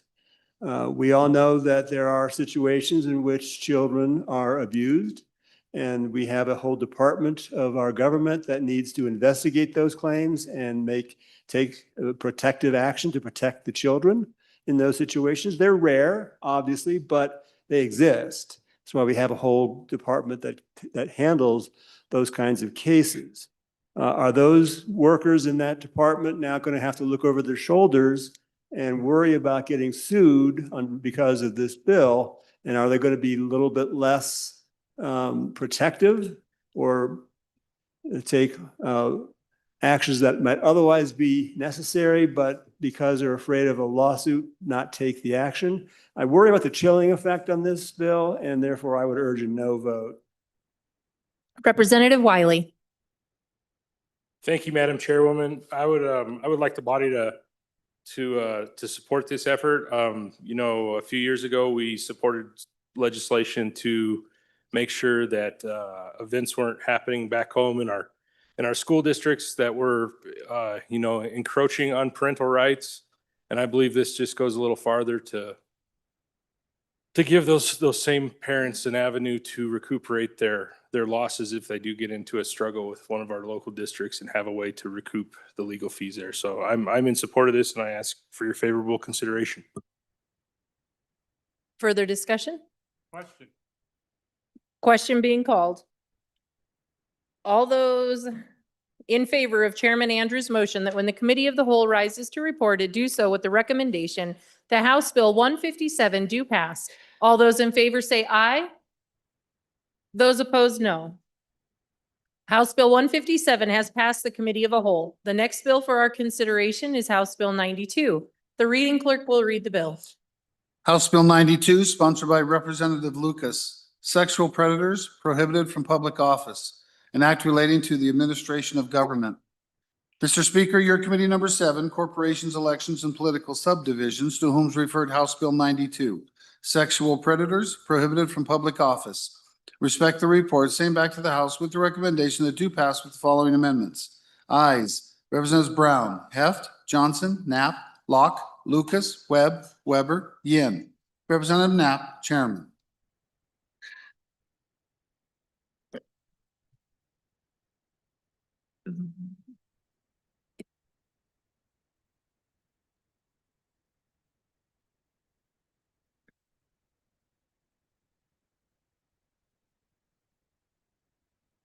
Do I just speak? Because Well, it's Tony. we're looking for Chairman Locke. He's busy.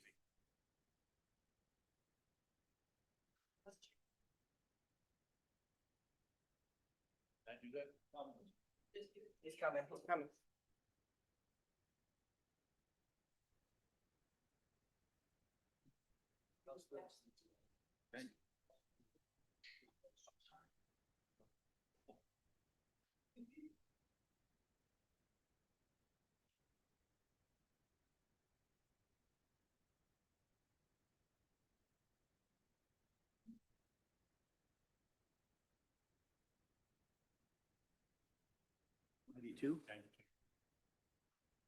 And who's the? Having heard the reading of the bill, what is your pleasure, Vice Chair Locke? I move that when the committee of the whole rises to report, it do so with a recommendation that House Bill 92 do pass, and I further move the adoption of the standing committee amendments. Representative Lucas. Thank you, Madam Chair. So we're talking about House Bill 92, which is the bill that prohibits folks who have been convicted of sexual crimes and are required to register on the offenders list to not hold public or elected office. The title is Sexual Predators Prohibited from Public Office. We talked about this a few days ago, so I'm going to kind of skip to the good stuff. Which are the public offices that a sexual predator is prohibited from occupying? Trustees of school districts, community college district board member, county attorney or district attorney, county commissioners, members of the governing body of a city or town, mayor or manager of a city or town, county sheriff. Notice that legislators and the top 5 elected positions in Wyoming are not on the prohibited list because that requires a constitutional change. And we're not going to do that this session. So there is an amendment and I'd like to push to talk about that.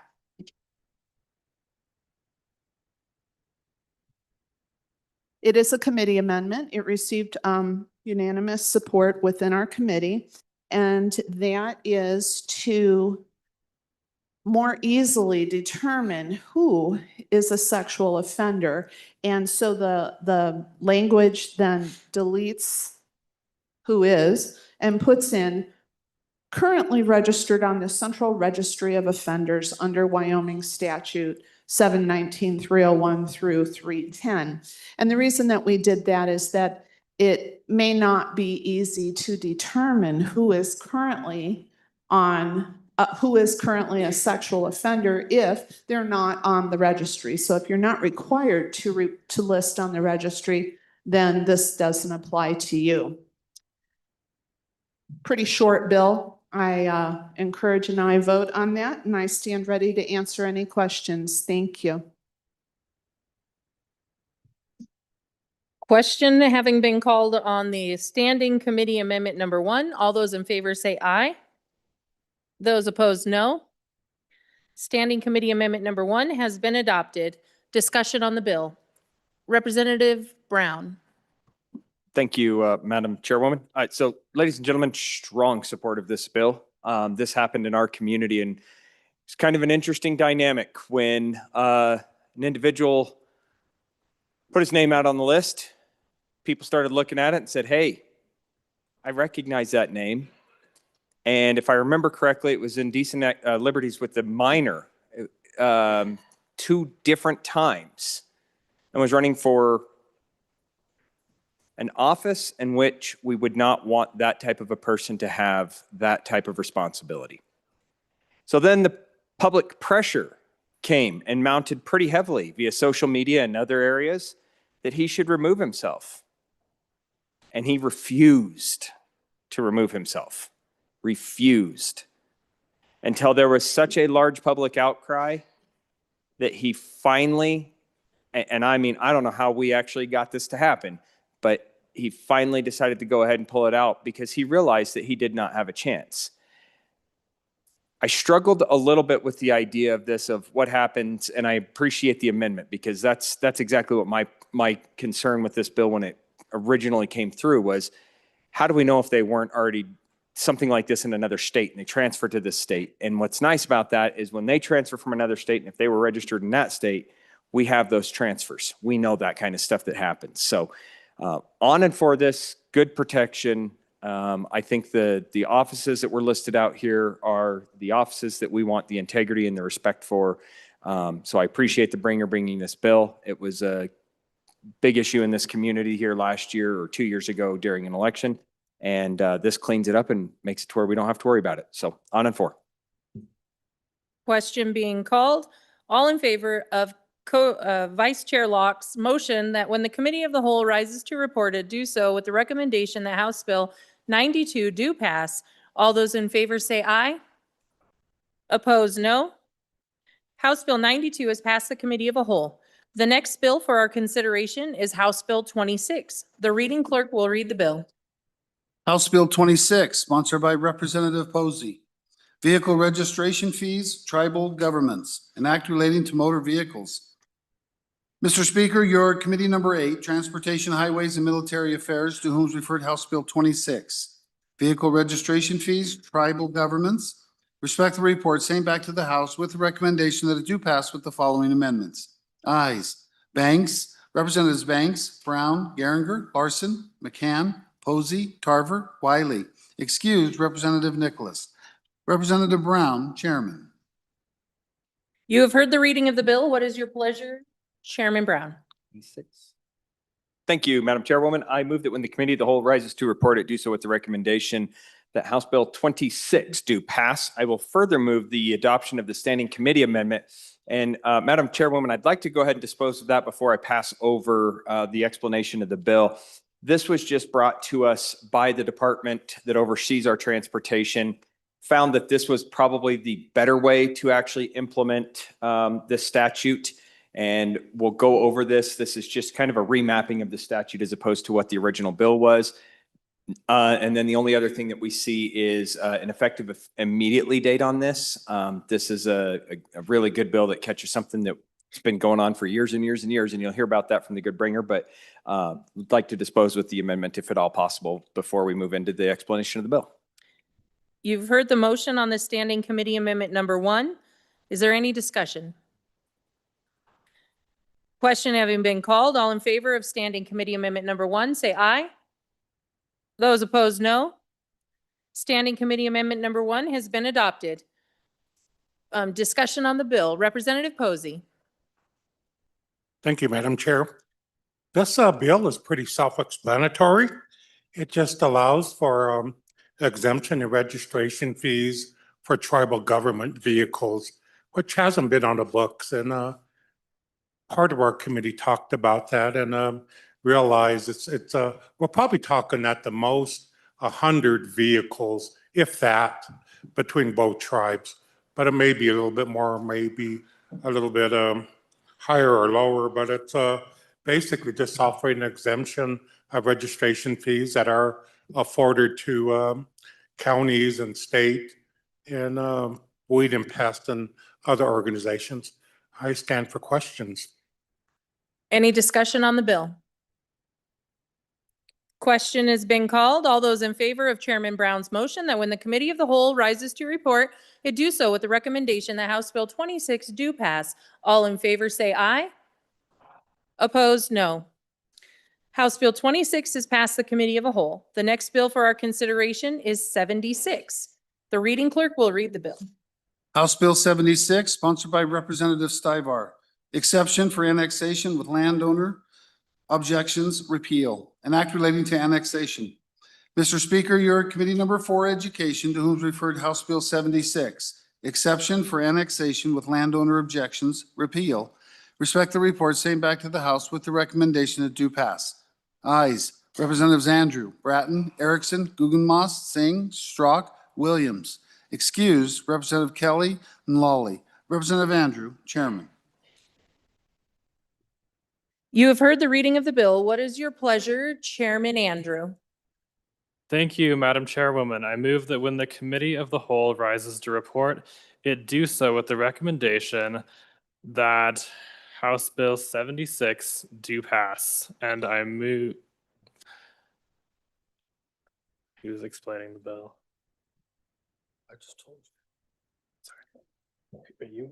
No amendments. It's my bill. Oh, sure. And I turned the explanation to the sponsor.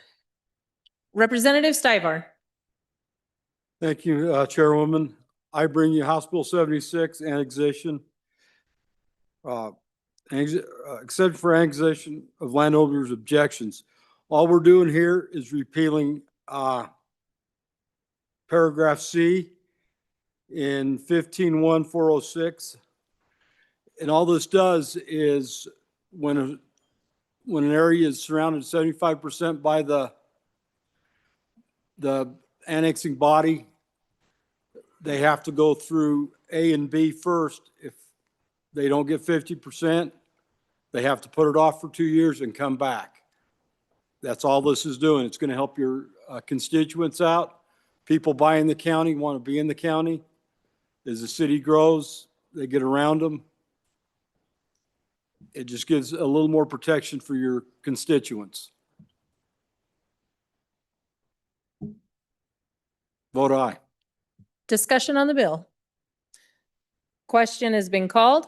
All those in favor of Chairman Andrews' motion that when committee of the whole rises to report, it does so with the recommendation that House Bill 76 do pass. All those in favor say aye. Those opposed, no. House Bill 76 is passed committee of a whole. The next bill for our consideration is House Bill 96. The reading clerk will read the bill. House Bill 96, sponsored by Representative Haroldson. Carrying of concealed weapons, age requirement, an act relating to weapons. Mr. Speaker, your Committee Number 2 Appropriations, to whom is referred House Bill 96. Carrying of concealed weapons, age requirement. Respect the report, same back to the House with the recommendation that do pass. Ayes. Representative Zalaman, Angelos, Bear, Haroldson, Pendergraft, Smith. Noes. Representative Sherwood. Representative Sherwood, Vice Chairman. You have heard the reading of the bill. What is your pleasure, Chairman Bear? Thank you, Madam Chairman. I move that when the Committee of the Whole rises to report, it do so with the recommendation that House Bill 96 do pass, and I'll pass the explanation over to the good Speaker Pro Tem.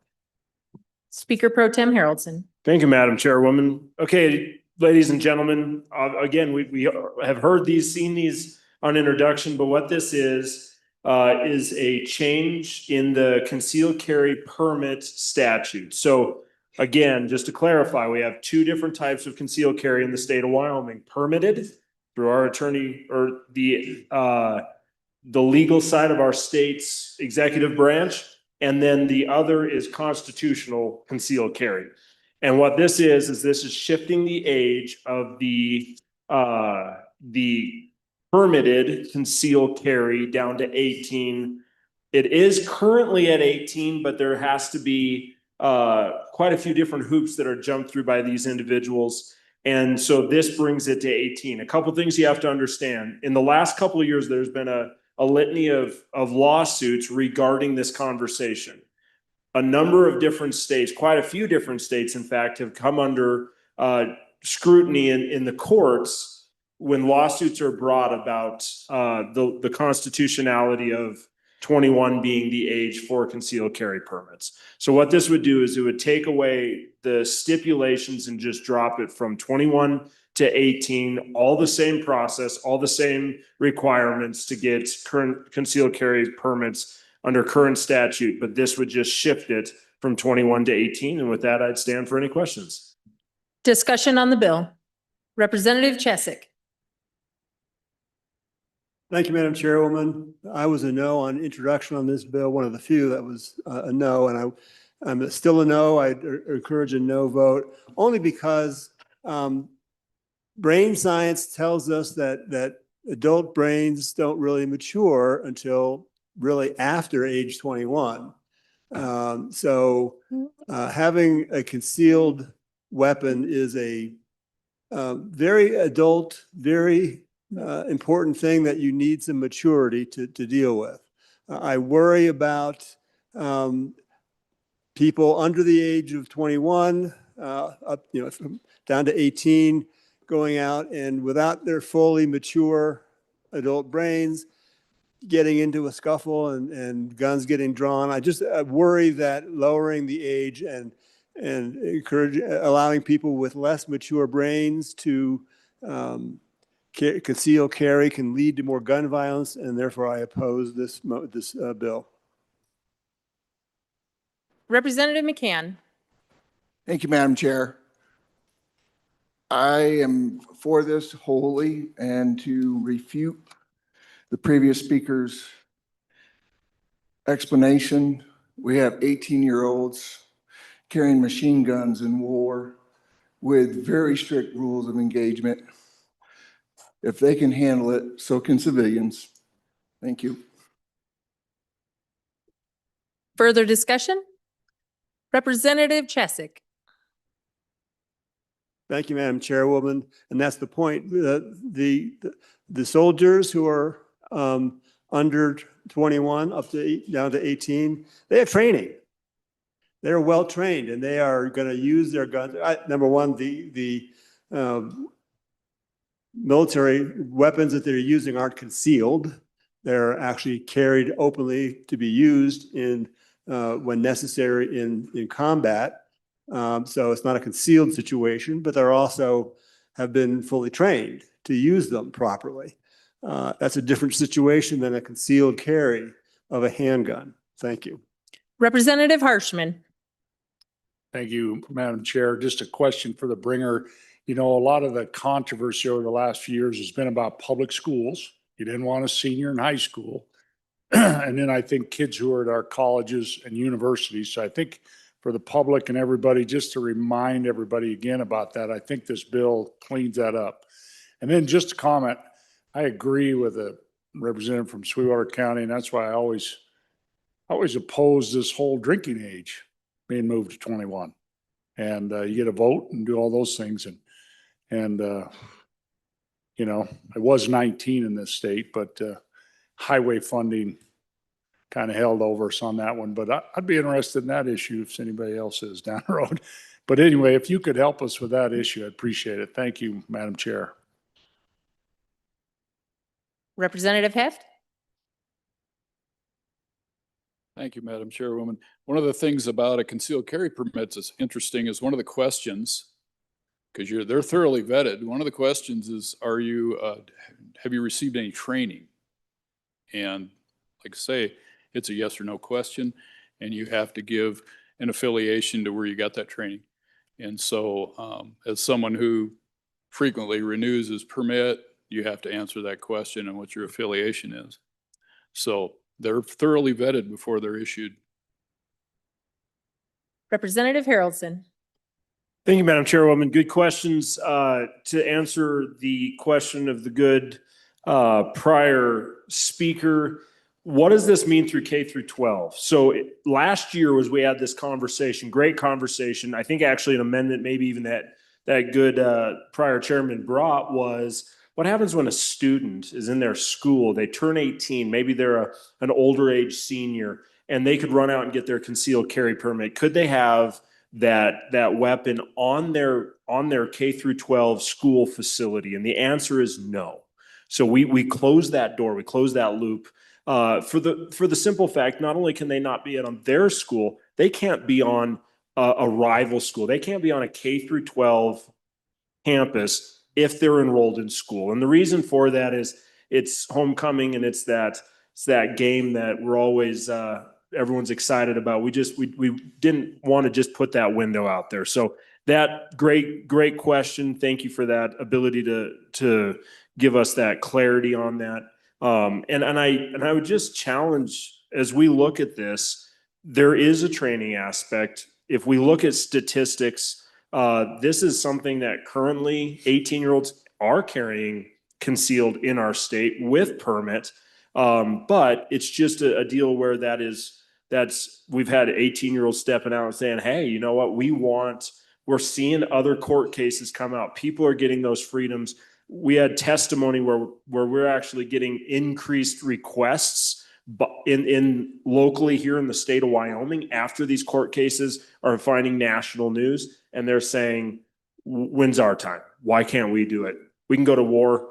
We can turn around and do these things. Why can't we do it? And also, as the good prior chairman did mention, I do struggle. They're adults or they're not, folks. And I struggle with that. Now, as a pastor, I won't be bringing the bill to lower the drinking age to 18, just saying. But I do sit there and I do ask the question, do we treat them as adults or do we not treat them as adults? Further discussion? Representative Riggins. Thank you, Madam Chairman. That phrase you just used about children and adults, it seems to me for the last 20 years, maybe 30 years, we've decided to treat young adults, teenagers, 18-year-olds, when it comes to matters of responsibility, we lay it on them. You have to be responsible. When it comes to matters of privilege, though, we treat them like children. And that's my objection. But I support this measure. Further discussion?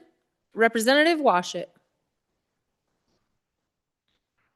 Thank you, Madam Chair. I'm thinking I'm going to vote for this, but I'm troubled by one aspect, and it's something that the country lawyer from over the hill brought up, is that every time we see one of these tragic cases where an 18-year-old or a 19-year-old commits a murder or something, what's the first thing we hear?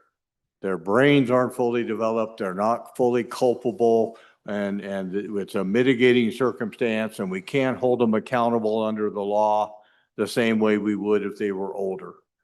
And so, yeah, they're either adults or they're not, but yet this brain science argument seems to play in to misconduct by this age group every time it happens. And so it does give me some pause, but I'll probably vote for the bill.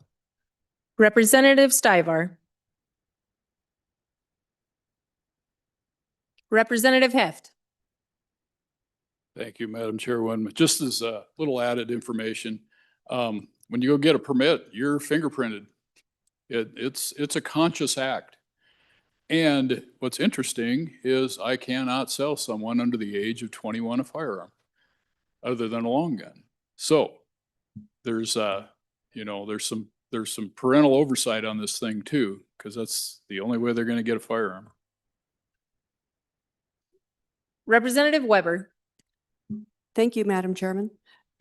I'm on in support of this. I know a lot of responsible young men and women, and this is a great opportunity to let's shore up our young adults and let them be responsible and accountable. Thank you. Representative Haroldson. Thank you, Madam Chairwoman. Real quick, we'd be the 29th state if we decided to pass this 29th state. And again, just a reiteration, students cannot carry on a K through 12, even if they had a permit. And with that, I call for the question. Question is being called. All those in favor of Chairman Bear's motion that when the committee of the whole rises to report, it do so with the recommendation that House Bill 96 do pass. All those in favor say aye. Those opposed, no. House Bill 96 has passed the committee of a whole. The next bill for our consideration is House Bill 28. The reading clerk will read the bill. House Bill 28, sponsored by Representative Strzok. Sexual exploitation of children amendments, an act relating to crimes and offenses. Mr. Speaker, your committee number 10, Labor, Health, and Social Services, to whom is referred House Bill 28, sexual exploitation of children amendments. Respect the report, same back to the House with the recommendation that it do pass. Ayes. Representatives Klauston, Guggenmoss, Heft, McCann, Ottman, Rodriguez Williams, Thayer, Wasserberger, Yin. Representative Rodriguez Williams, Chairman. You have heard the reading of the bill. What is your pleasure, Chairman Rodriguez Williams? Thank you, Madam Chairman. I move that when the committee of the whole rises to report, it does so with the recommendation that House Bill 28 do pass. And I will turn the explanation over to the good representative who lives where we have our amazing state fair. Representative Strzok. Thank you, Chairwoman. So I'm going to make this really simple and easy. You've heard it a few times. We just need to add some amendments to the statute to add in breast of a female person. And we have had issues with, because of that not being in there, when people have not been convicted of the crimes that they have done to young women, and mostly on pictures. And so I would just appreciate an aye vote on this, and thank you. Discussion on the bill? Are you ready for the question? Question being called. All those in favor of Chairman Rodriguez Williams' motion that when the committee of the whole rises to report, it do so with the recommendation that House Bill 28 do pass. All those in favor say aye. Opposed, no. House Bill 28 has passed the committee of a whole. The next bill for our consideration is House Bill 178. The reading clerk will read the bill. House Bill 178, sponsored by Representative Williams. Public unions, transparency and dues withdrawal limitations, an act relating to labor and employment. Mr. Speaker, your committee number 4, Education, to whom is referred House Bill 178. Public unions, transparency and dues withdrawal limitations. Respect the report, same back to the House with the recommendation that it do pass with the following amendments. Ayes. Representatives Andrew, Bratton, Guggenmoss, Strzok. Noes. Representatives Erickson, Lawley, Singh. Excused. Representative Kelly. Conflict. Representative Williams. Representative Andrew, Chairman. You have heard the reading of the bill. What is your pleasure, Chairman Andrew? Thank you, Madam Chairwoman. I move that when the committee of the whole rises to report, it do so with the recommendation that House Bill 178 do pass, and I further move the adoption of the standing committee amendment, and will turn over the explanation of the bill to the sponsor. Thank you. Thank you, Mr. Chairman. Representative Williams. Thank you, Madam Chairman. House Bill 178.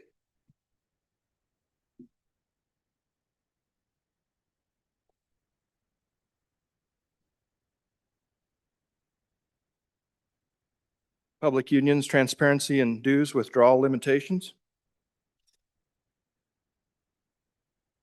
is a bill that protects individual choice and worker freedom in relation to public sector unions. It prevents the state from automatically collecting dues or political contributions on behalf of unions.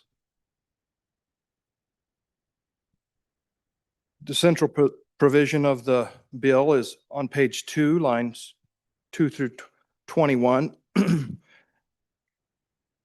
Prohibits public employers from using public funds to deduct union dues.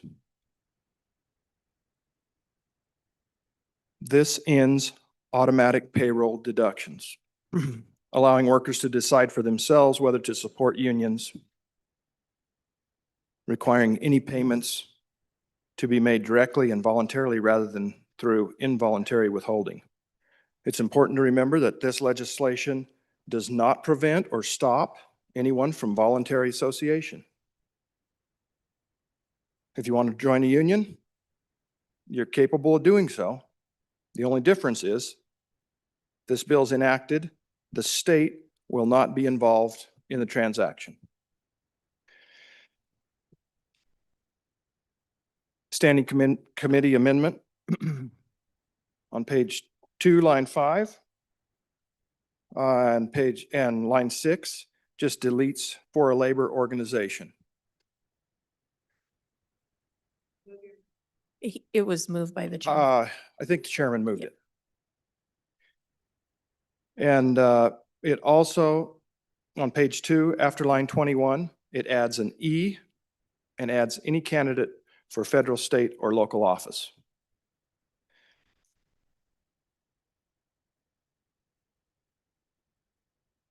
One thing you might have noticed in committee, my vote was conflict. And that didn't mean I was conflicted on this bill, but if you remember, the bill was moved from one committee to another, and there was a little friction there, and someone asked me, they thought that didn't look good. And so to remove that perception, I just recused myself from the vote. And obviously in committee, you have to vote one way or the other. And so it came out as conflict, not conflicted. I just didn't, I didn't weigh in on that vote. So to avoid a bad look. I'd be happy to go through the bill more, but at this time, call for the question on the amendment unless there's just some discussion on that. Discussion on the amendment. Question on the amendment. Representative Provenza. Thank you, Madam Chairwoman. Question on the amendment. I'm a little unclear. You said this maybe there's something about fairness. Can you walk me through what the amendment does and what the discussion was from committee? Thank you. Representative Bratton. Thank you, Chairwoman. So the way that it reads on page 2, starting on line 2 now, originally it said no public employer nor its agents or representatives or any persons acting on behalf of a public employer shall use or authorize the use of public funds or facilities to support or fundraise for a labor organization. So there is now a period after support or fundraise. We deleted a labor organization. Seems like we might have been just singling somebody out. And that is included under IA, where it already talks about a labor organization or affiliate. So just a period after fundraise. And then also at the bottom, if you go on page 2, basically IA through D, I also added E to include us, add any candidate or any candidate for federal, state, or local office that we are publicly employed and it can't be deducted, and same as for all of the elected officials. Further discussion on the amendment? Representative Provenza. Thank you, Madam Chairwoman. Sorry, still sleep deprived. So does this still then allow for people to have their checks deducted automatically for 501c, like different organizations? Representative Bratton. I'll defer to Representative Williams. Thank you, Madam Chairman. Yes, it does. The state, your employer, the state as employer can, you can have automatic deductions out of your check for anything else. The only difference is no other deductions are being used for political causes. And so It just takes the state out of the state is no longer the accountant for a deduction that might go to a political cause. Further discussion on the amendment? Representative Connolly? Thank you. This may not pertain to the amendment, but maybe it does. What about our fire folks? Are they in this or not? Representative Williams? Thank you for the question. They are not. And if you go to page 6, line 17, Romanet 4, nothing impairs the right of firefighters to collectively bargain as provided by 2 statutes there that are the statutes that carve out the firefighters from this conversation. Representative Baer? Thank you, Madam Chairman. On and for the bill, I co-sponsored this bill because I found it very valuable. One of the things that our federal government did many years ago that has really hurt the way we have employer-employee relationships is that they instituted what I call a hidden tax. It's Point of the order. FICA. What's your point? We're on the amendment. Representative Baer, on the amendment? On and for the amendment. Further discussion on the amendment?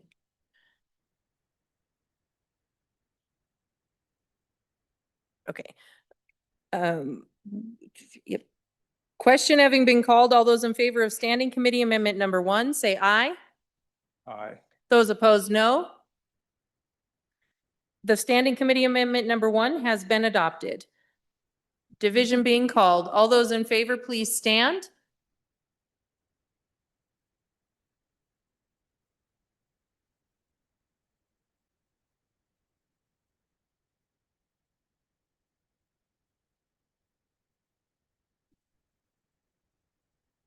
Please come past the bar to make sure that you can be counted.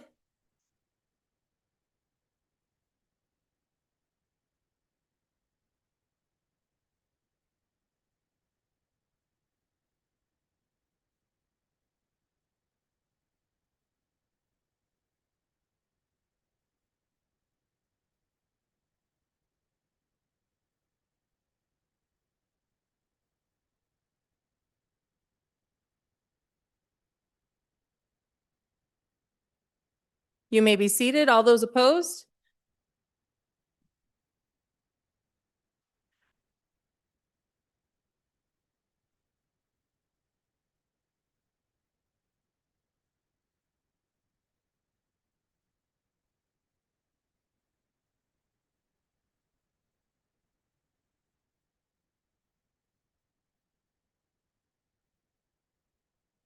Standing Committee Amendment number 1 has been adopted.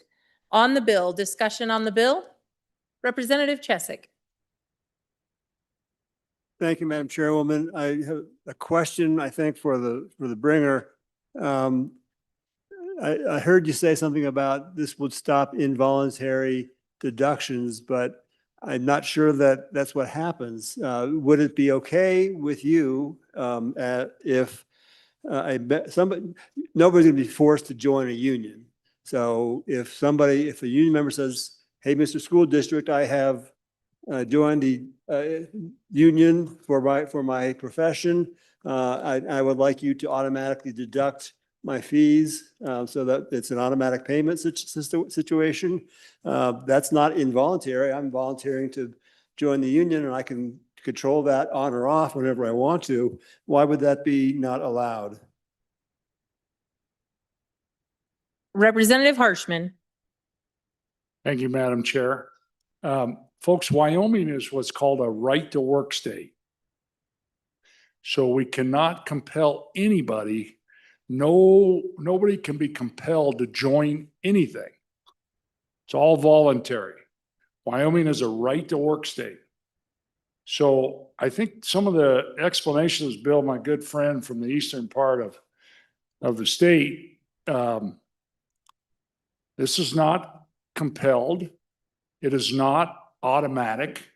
And it's, the state is not the accountant.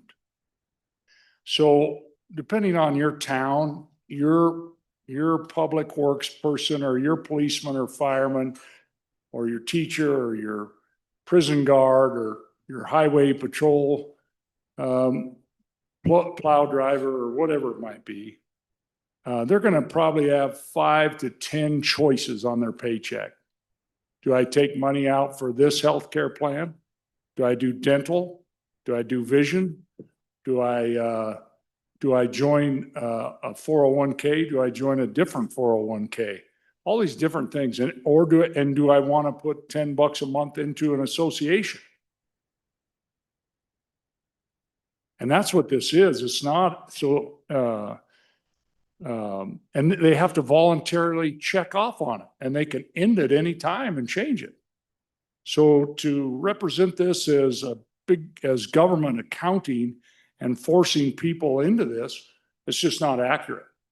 We have associations all through the state. We have, we introduced some up here, one of our kind of legacy industries that grow stock or wool or farmers or teachers or policemen. We've had a lot of firemen here. Those are all associations.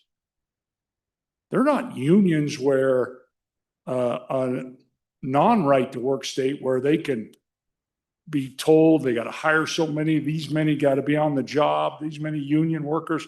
Wyoming's not like that. It's right to work. And so I'll just say this bill, I don't know where it came from. This is not a Wyoming bill. This is not a freedom bill. This is big government taking away the employees' choices on what they want to do with the employees' money. It was also represented in the explanation of the bill that this was government money. What? This is your paycheck, and you're deciding whether I want to buy vision insurance, health insurance, or give $10 a month to this association. That's it. And you decide that. This bill, we all know where it came from. This is one of these kind of deals to come in and everybody gets a little tick on their little counter, and it's to solve a problem that doesn't exist. And so please vote no on this bill. Thank you. Representative Riggins. Thank you, Madam Chair. As I read through that bill earlier, I didn't see it tonight. I read it a day or two ago. And I thought the objection, if it wasn't voluntary, and I thought the language, I mean, you have to voluntarily sign a form to have it deducted automatically. And my concern was, I was just browsing through some NLRB statements and comments on some of the legal stuff. And I don't know how, if you sign the form to voluntarily have the dues deducted, I think that's the law. I don't know if you can get out of it. And maybe you guys have looked into it. I'm only speaking, I was probably one of the most unpopular members of a particular union organization. I wasn't quite fitting the mold, but nevertheless, I did what I had to do, right? So, but I do know it's voluntary, and you have to get a dues authorization. So thank you, Madam Chairman. Representative Andrew. Thank you, Madam Chairwoman. Just because the deductions are technically voluntary does not mean that they are truly voluntary. In my time serving the legislature, I've received many calls, emails from people who have a viewpoint that doesn't get represented by the people who are paid to give it to us for them. And for that, they feel that, they ask that I don't disclose their identity because they feel that they'll be retaliated against or fired. And the reason this isn't voluntary is because if HR knows whether or not you are voluntarily paying for these dues or not, it may not be so voluntary. You may feel that you have to do it. And I think that is the concern that we're trying to solve here, is that it's a little more than just voluntary when it comes to these organizations, because people feel uncomfortable and people can and do lose their jobs for speaking out. Thank you. Representative Washit. Thank you, Madam Chair. Just a couple of questions. One on the firefighters. So I read the bill, it says they can continue to collective bargain, and this doesn't interfere with their collective bargaining.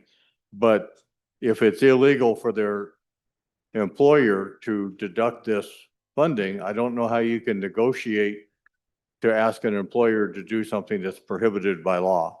So I think that the end effect would be that our unionized firefighters would not be able to have their dues deducted from their checks, even if that was part of their contract. The current contract might stay in place, but after that, I don't know that they would be able to maintain it under this language. And then the other side is, you know, in a lot of our small communities, some of these organizations are kind of a hybrid. They're part organization for labor, you know, just a little, they do a little of that. They maybe get to go in and talk to the boss about work conditions and stuff, but they're primarily fraternal or social organizations. And they put on the company picnic for the government because the government can't spend money to throw a picnic for their employees like a private sector can.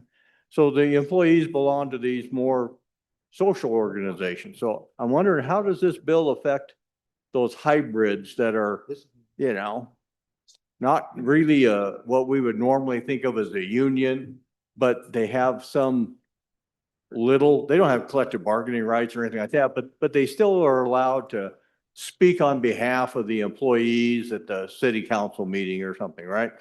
So they're quasi labor, but they're mostly social. How do they fit under this bill? Representative Brown. Thank you, Madam Chairwoman.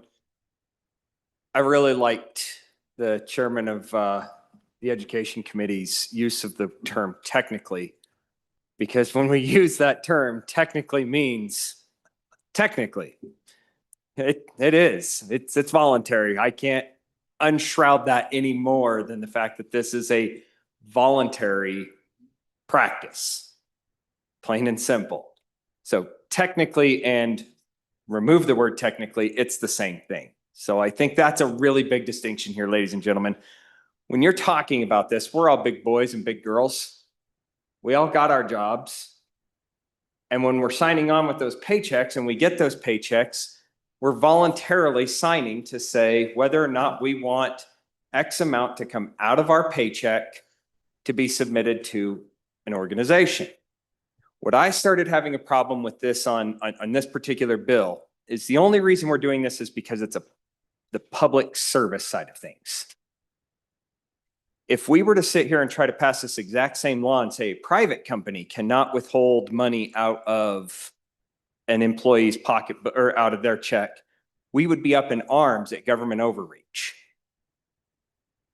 We'd be up in arms at government overreach telling an employer that you cannot go in and stop doing something on behalf of an employee if the employee is voluntarily trying to do something.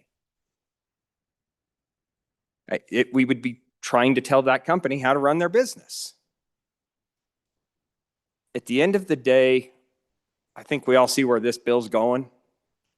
I think we've all been talking to the people that have all been working this bill, both sides. But I really want to make sure it's important for this body and anybody else watching to remember, at least in my 10 years of doing this, I can only imagine one union that we're talking about in this entire state that I've had any real major issues with. The vast, and I mean ultra vast majority of the unions that are here are our neighbors that are working, right? They're the people that are taking these jobs and doing these things on a day-to-day basis, and their union representation that's here talking to us and working and giving us these ideas and these pointers and saying, hey, look, this is what you ought to think about in the long run and how this could ultimately be, complicate things. to me, I think that's the most important thing to think about is we're all adults and we're doing this voluntarily, but we're saying as a legislative body and now in state law, you don't get the right to voluntarily have your money taken out of your paycheck and go to somebody that can represent you in front of this body any longer. If you want to do that, you're going to have to write a check every single month. And this idea that there's an accounting and it's costing the taxpayers to do this,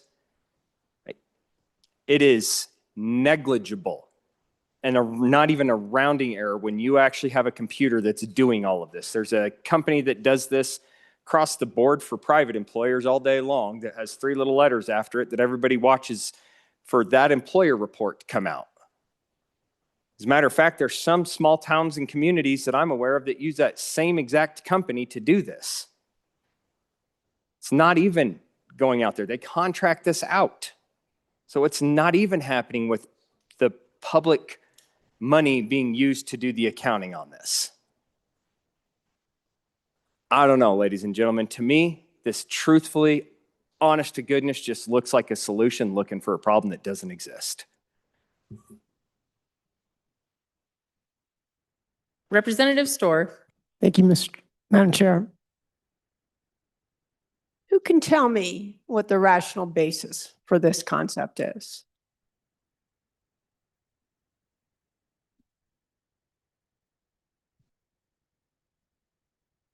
This isn't equal protection.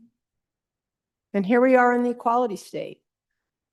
We've been having enough trouble living up to that nickname, I think, of late. And this is just one more example of the inequality that this body sometimes embraces. This is not equal protection. This is not freedom of association. This is not allowing people to do and make their own choices. If I can't just decide I want to deduct my insurance premiums or my retirement or my charitable deductions from my paycheck, how is it that I could do those things and not do this? There's no rationale. The only rationale is because we think there's a problem with unions. Sometimes we think there's a problem with representation and collective bargaining, even when we're a right-to-work state.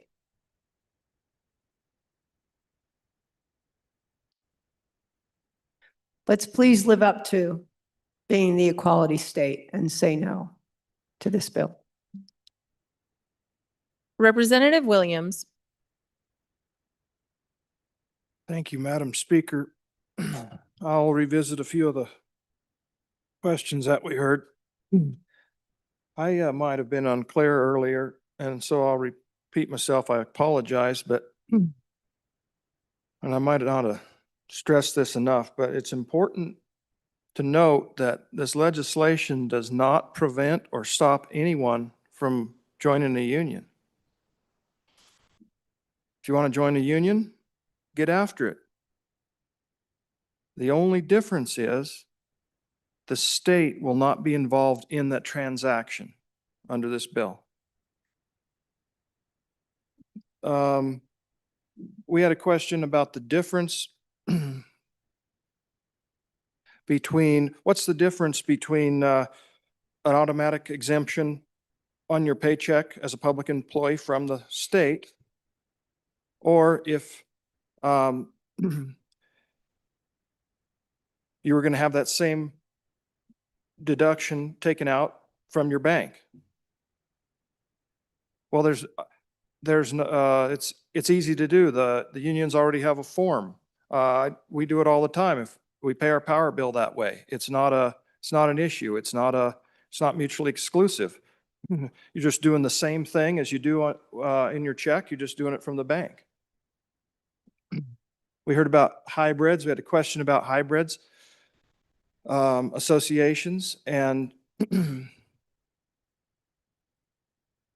it's the same answer. It's just that the public employer is not doing the deduction.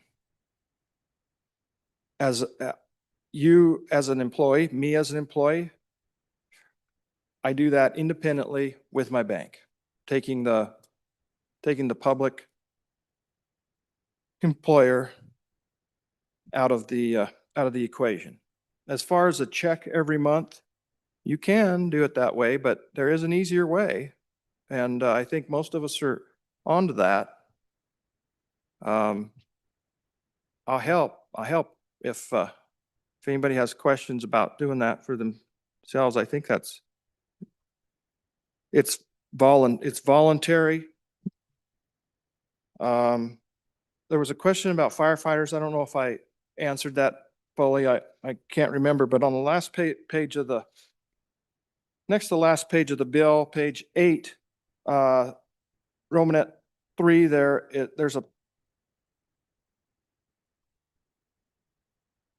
public employer means the state of Wyoming, any city, town, county, or political subdivision in Wyoming, and any agency or instrumentality thereof.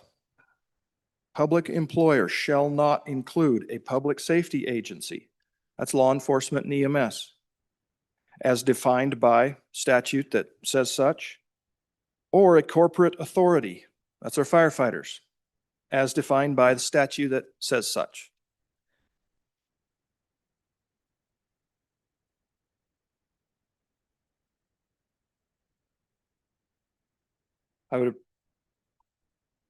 I would appreciate an aye vote, and thank you for the discussion.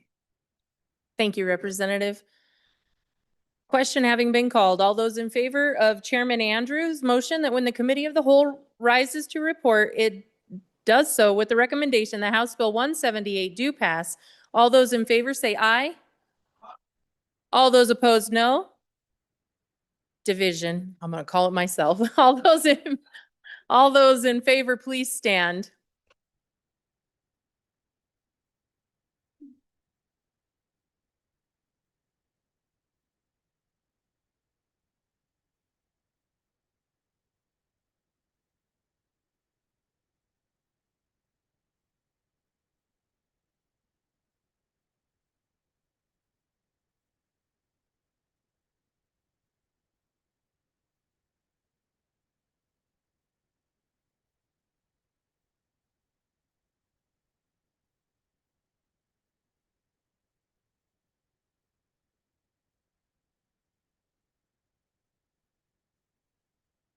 You may be seated. All those opposed, please stand.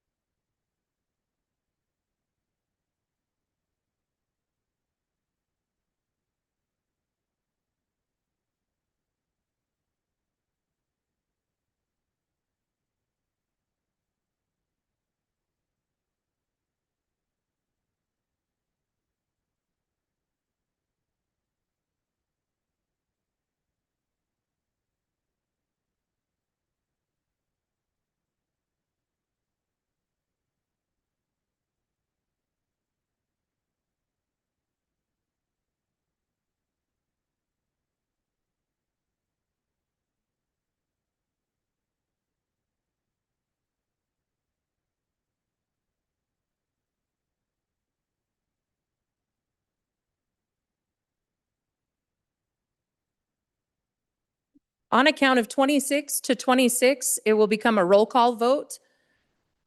Chief Clerk, please call the roll.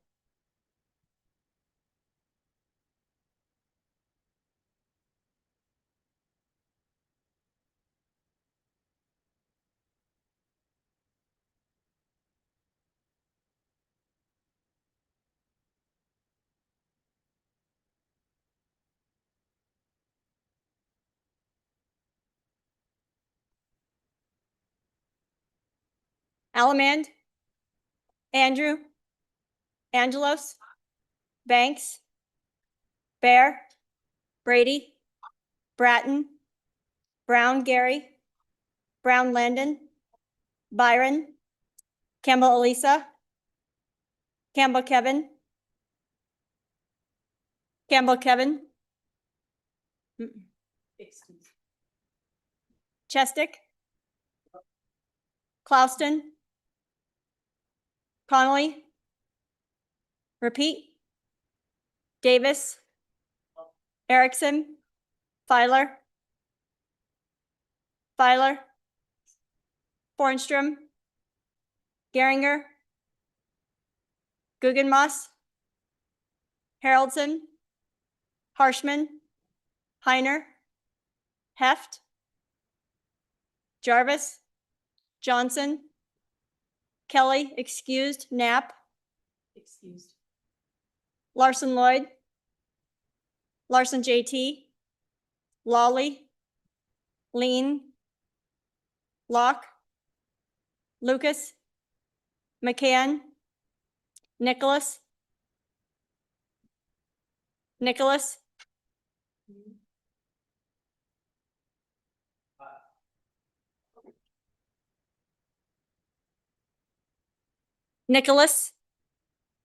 Ottman, Pendergraft, Posey, Provenza, Riggins, Rodriguez Williams, Schmid, Sherwood, Singh, Smith, Storer, Strock, Stivar,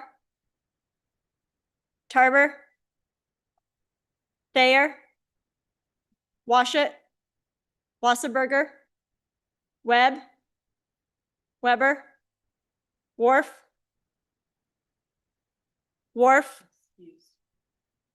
Williams, Winter, Wiley,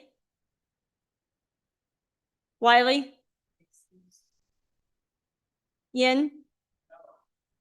Mr. Speaker, are there any changes? Are there any changes?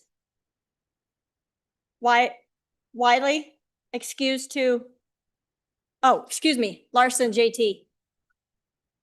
Larson JT. No to aye. Further changes? Further changes. Harshman?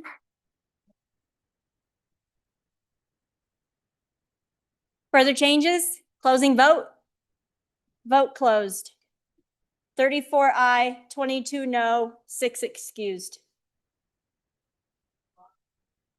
House Bill 178 has passed the Committee of the Whole. The next bill for our consideration is House Bill 41. Will the reading clerk please read the bill? House Bill 41, sponsored by Representative Webb. WHP, DCI, and Warden Retirement Benefits Amendments, an act relating to compensation and benefits. Mr. Speaker, your Committee Number 3 Revenue, to whom's referred House Bill 41, WHP, DCI, and Warden Retirement Benefits Amendments, respectfully report same back to the House with the recommendation that do pass with the following amendments. Ayes, Representatives Brown, Campbell, Lean, Locke, Lucas, Riggins, Stivar, Worf. Excused, Representative Storer. Representative Locke, Chairman. You have heard the reading of the bill. You have heard the reading of the bill. What is your pleasure, Chairman Locke? Thank you, Madam Chair. I move that when the Committee of the Whole rises to report, it do so with the recommendation that House Bill 41 do pass, and I further move the adoption of the Standing Committee Amendment. And I will start off with the Standing Committee Amendment, and all this amendment does is change the start date from July to immediate. And I will yield the floor to the bringer of the bill. Representative Webb.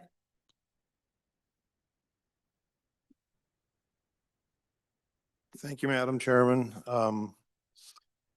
Once again, this is just to correct what I think was an innocent mistake 2 years ago when a bill was passed that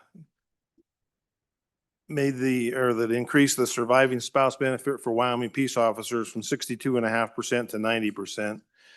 And the officers of those three agencies that we've just named were not included because they participate in a different umbrella or portion of the Wyoming retirement system. There is no general fund money that comes out of this. A couple of questions that have been asked to me. And there will be no effect on the officers' paychecks. And with that, I would stand for questions if you have some. Discussion on the amendment.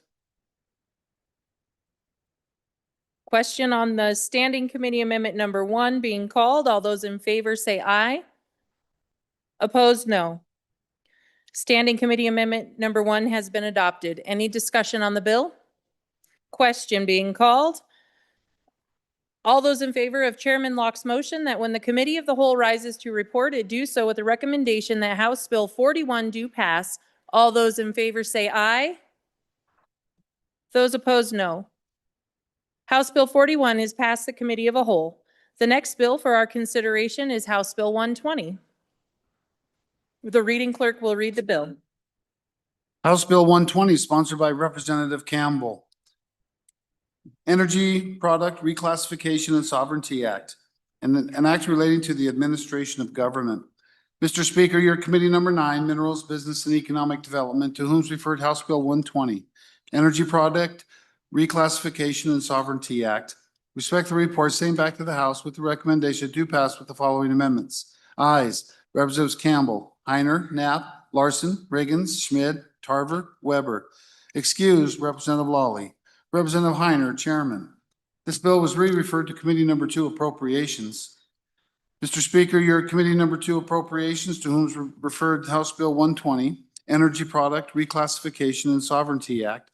Respect the report, same back to the House with the recommendation do pass with the following amendments. Ayes, Representatives Alaman, Angelos, Bear, Haroldson, Pendergraft, Sherwood, Smith. Representative Smith, Vice Chairman. You have heard the reading of the bill. What is your pleasure, Chairman Heiner? Thank you, Madam Chair. I move that when the Committee of the Whole rises to report, it do so with the recommendation that House Bill number 120 do pass, and I further move the adoption of the Standing Committee Amendment number 1. Members, I'll dispense with the Standing Committee Amendment right now.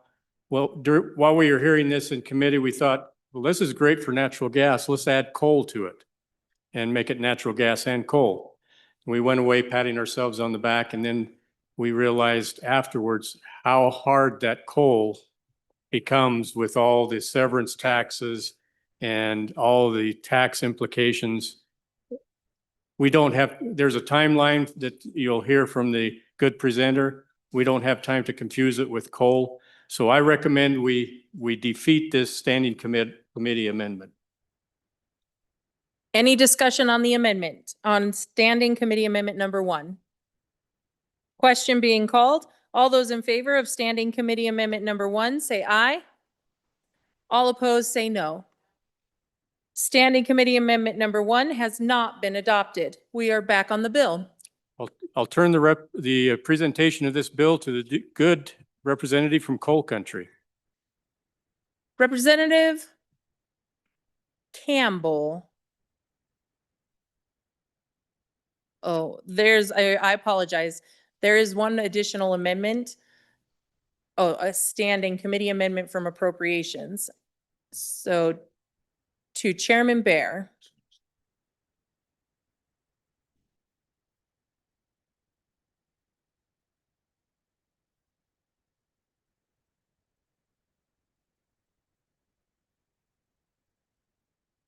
While we gather our thoughts, what do you call a bee that can't make up its mind? A maybe. I'm glad you're all still awake.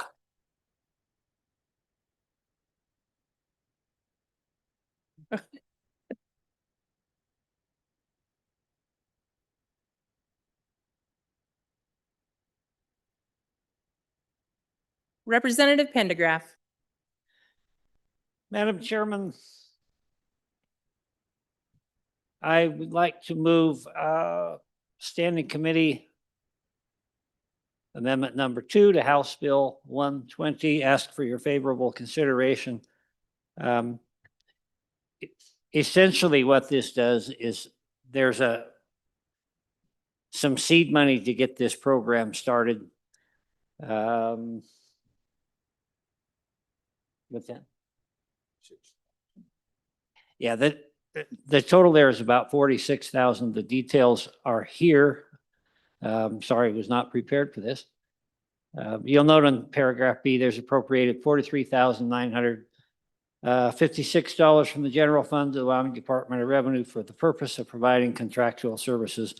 This just gives them the money to make this program work. So if the bill is a good bill, it's worth supporting, and if it's not, this goes away. I urge an aye. Discussion on Standing Committee Amendment number 2. Question being called. All those in favor of Standing Committee Amendment number 2, say aye. Opposed, no. Standing Committee Amendment number 2 has been adopted. Representative Campbell. Madam Chairwoman, I rise before you to ask your consideration for Committee of the Whole Amendment number 1 for House Bill number 120. Basically, what this does is just exactly as the good chairman said. We went ahead with this initial product and thought we would add in coal, but it created some burden for us. So we're going to go ahead and we're still looking to do that. We're just going to add it to the interim to do it correctly. So what this amendment does is it basically allows the county commissioners to nominate an area for this sovereign production. So it includes the counties. We want to make sure our local governments are involved. The next, pardon me, the next thing that it does is it gets rid of the 45-day fast track because that daily number was not, and it changes out to be prioritized ahead of all other permit applications. It's explained there on page 8, lines 10 through 18. But basically, this amendment puts it back to the original format and makes it shipshape for the DEQ and the counties. I ask for your aye vote. Question being called on Committee of the Whole Amendment number 1. All in favor, please say aye. Opposed, no. Committee of the Whole Amendment number 1 has been adopted. On the bill, Representative Campbell. Thank you, Madam Chairman. I'd like your favorable consideration on this bill, folks. This is a moneymaker for the state of Wyoming, plain and simple. This is going to change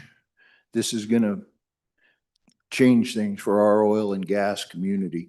This bill puts us in charge of our own destiny.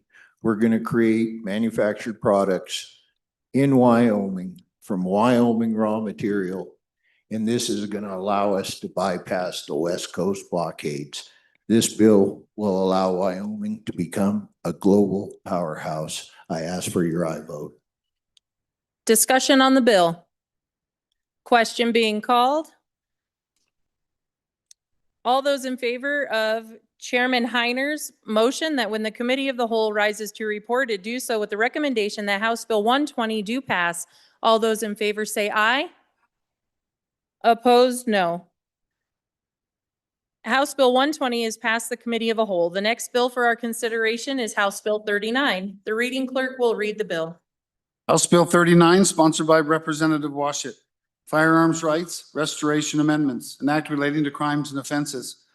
Mr. Speaker, your Committee number 1 Judiciary, to whom's referred House Bill 39, Firearm Rights Restoration Amendments, respectfully report same back to the House with the recommendation that do pass. Ayes, Representatives Brady, Bratton, Chestick, Filer, Lean, Singh, Washit, Webb. Representative Kelly excused. Representative Singh, Vice Chairman. You've heard the reading of the bill. What is your pleasure, Vice Chair Singh? Thank you, Madam Chairman. I move that when the Committee of the Whole rises to report, it does so with the recommendation that Bill number 39 do pass. And for further explanation, I will turn it over to the former Chief of Police. Representative Washit. Thank you, Madam Chair. Members, I bring this bill on behalf of a constituent. And you might remember when we talked about introductions, this was a man who had been convicted of a nonviolent felony in another state. That state had restored his right to possess a firearm under their laws. And then he moved to Wyoming. And in June of 2025, he successfully passed a background check and was able to buy a firearm suppressor. And then in July of this year, he went to buy a firearm and was denied.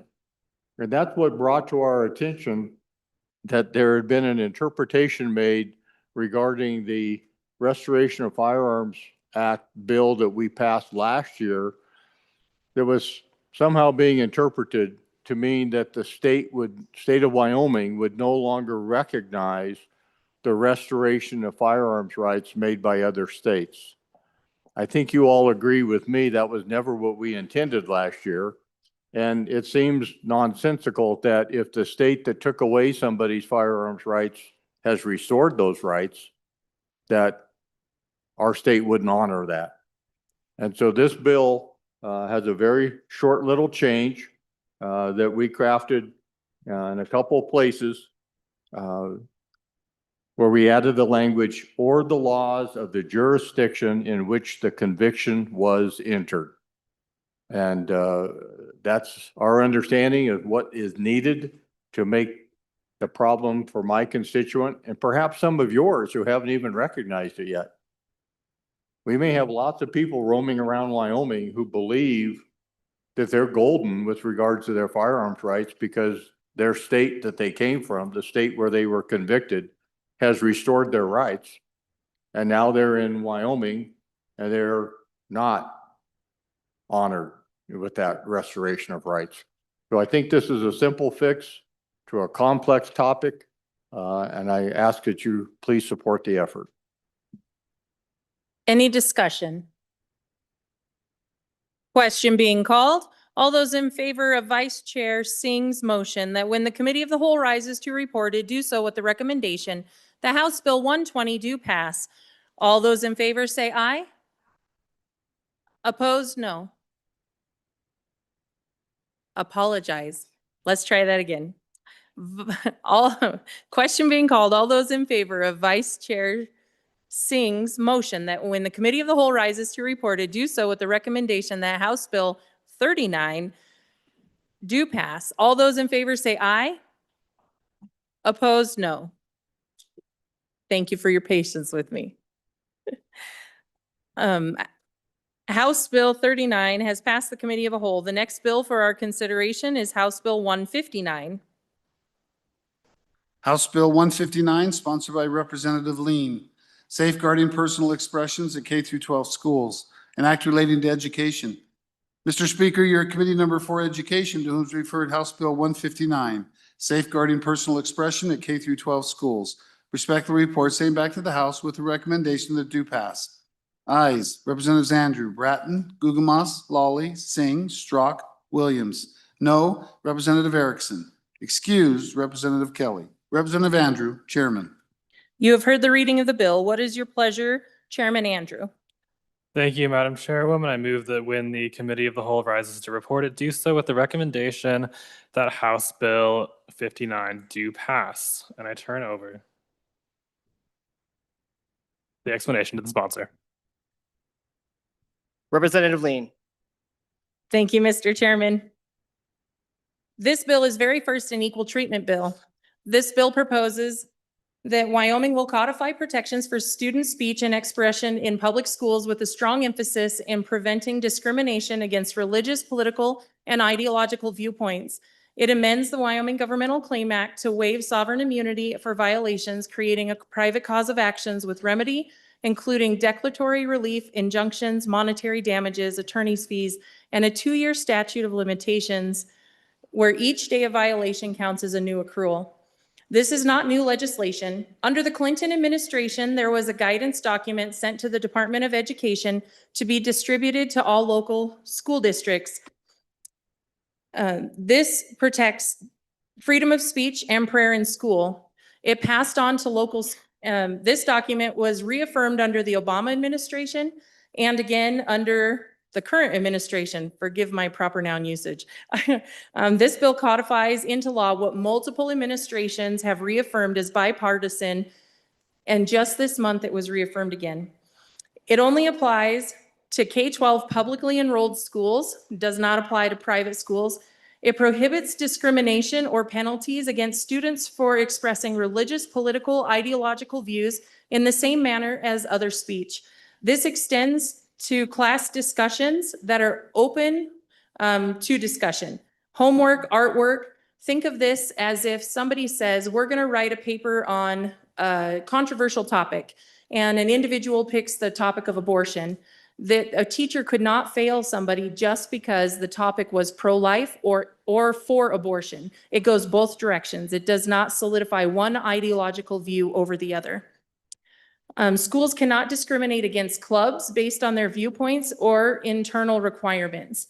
There are at least 10 states that have similar religious liberties and viewpoint anti-discrimination. This is modeled on the federal guidelines.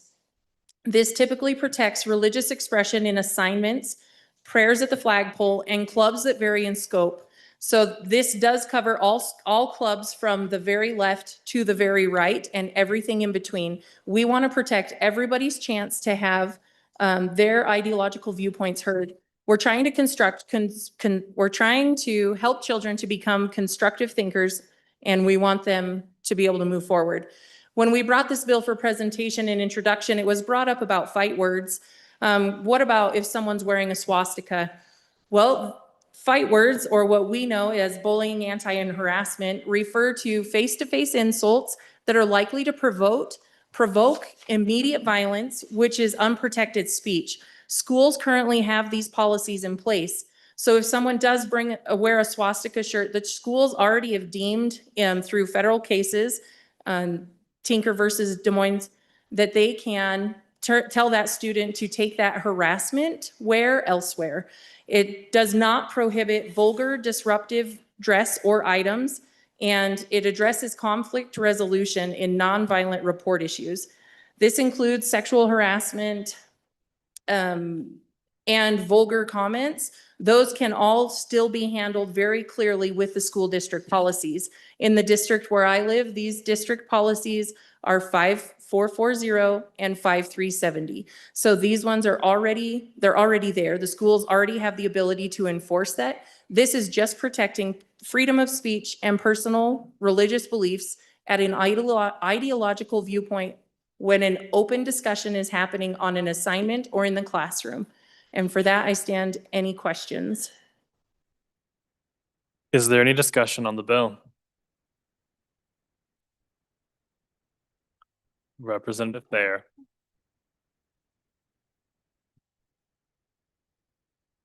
Thank you, Mr. Speaker Pro Tem.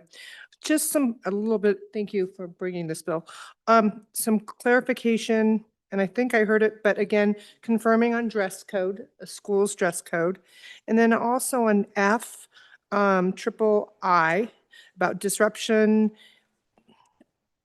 Let's say some freedom of speech, they wanted to bring a litter box. And 3 other students felt like that was not something they liked. And then they're not hearing their freedom of speech of not having it. I just need some clarification. Thank you. Representative Jarvis. And thank you, Mr. Chairman. Just a clarifying question on if they're wanting to also talk about things that we've prohibited, like DEI. Further discussion? Back to the sponsor. Representative Lean. Thank you for those questions. When we get to things such as a litter box, that's a disturbing act. That's not protected under freedom of speech. Just simply walking into the school and putting a litter box anywhere is an act, and the school already has the means to enforce taking that away or putting it to the side, whatever they're going to do with it. And the other one, I apologize, I don't remember what it was, Representative. So. Oh. Clothing is taken care of, and to address the legislation that if it's not in the law where we ban DEI treatments, but if a student comes forward and says, I want to write a paper about this, they cannot be harmed because it's their ideological views. And a teacher cannot punish them for writing a paper based on their ideological viewpoint.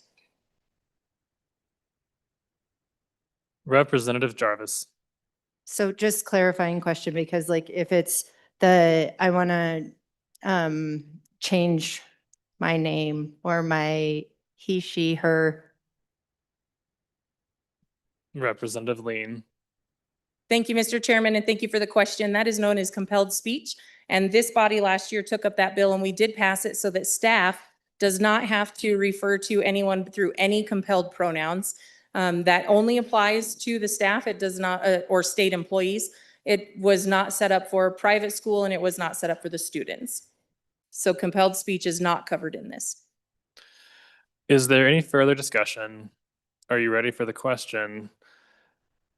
Question having been called, all those in favor of Chairman Andrews' motion that when the Committee of the Whole rises to report, it do so with the recommendation that House Bill 159 do pass. All those in favor say aye. All those opposed, no. House Bill 159 has passed the Committee of the Whole. The next bill for our consideration is House Bill 127. The reading clerk will read the bill. House Bill 127, sponsored by Representative Nyman. Voter approval for a recreation mill levy, an act relating to taxation. Mr. Speaker, your Committee Number 3 Revenue, to whom is referred House Bill 127, voter approval for a recreation mill levy, respectfully report same back to the House with the recommendation that do pass with the following amendments. Ayes, Representatives Brown, Campbell, Lean, Locke, Lucas, Stivar, Wharf. Noes, Representatives Riggins and Storer. Representative Locke, Chairman. You have heard the reading of the bill. What is your pleasure, Chairman Locke? Thank you, Ms. Chair. I move that when the Committee of the Whole rises to report, I do so with a recommendation that House Bill 127 do pass. And I further move the adoption of the Standing Committee Amendment. And I would like to move Committee of the Whole Amendment 1 for House Bill 127 as well. And I'll go ahead and discuss both the Committee of the Whole Amendment and the Standing Committee Amendments kind of together. So, Body, if you look at these two amendments, they go together a little bit, and really all they do is it was requested of us by that group of folks across our state that run our elections. There were some references in there to some of the school and community college election procedures. And for them, they needed the bond procedures. So these two amendments together basically replace those school and community college election procedures with the bond election procedures to give them the procedures they need to properly administer this. Now, if you look closely at the bill or at the amendments, you will notice that those procedures give them some latitude on which day. And we discussed the fact that we modified the language a little bit just to make sure that this election would still occur on the general election. And that group of folks was there for in the committee to confirm that was an acceptable approach, and this was coordinated with them. So I ask for your favorable consideration for both amendment, the Standing Committee Amendment, as well as, well, maybe I should do them separately. Should I do them separately? Okay, so let's start with Standing Committee Amendment. Ask for your favorable consideration. Standing Committee Amendment number 1, is there any discussion? Question being called. All those in favor of Standing Committee Amendment number 1 say aye. Aye. Opposed, no. The amendment has been adopted. And then as mentioned, Committee of the Whole Amendment 1 for House Bill 127 basically adds in, deletes the old references and adds in the references that our election people across the state need the bond election references that they need. And I ask for your favorable consideration, and I will do. Just move the amendment. And I move, excuse me, just to make sure I do this correctly, which I might get it wrong. And I move Committee of the Whole Amendment number 1 to House Bill 127 and ask for your favorable consideration. Is there any discussion on Committee of a Whole Amendment number 1? Question being called. All those in favor say aye. Opposed, no. Standing Committee Amendment or Committee of a Whole Amendment number 1 has been adopted. On to the bill. Speaker Nyman. Thank you, everybody. You got an opportunity here to help me explain why so many of your phones are blowing up because everybody's concerned about losing their rec mill. Let me give you some insight into as to why that I think this is important, and I think this discussion needs to happen, because the core message of this particular piece of legislation is if the government wants more tax dollars, the government should ask the people first. We've heard no taxation without representation for about 250 years, and HB 27 politely reminds the government we still mean it. It's really quite simple. What it does, it ends the practice of approving new levies without direct voter consent. Reinforces a foundational American principle that tax increases must be decided at the ballot box.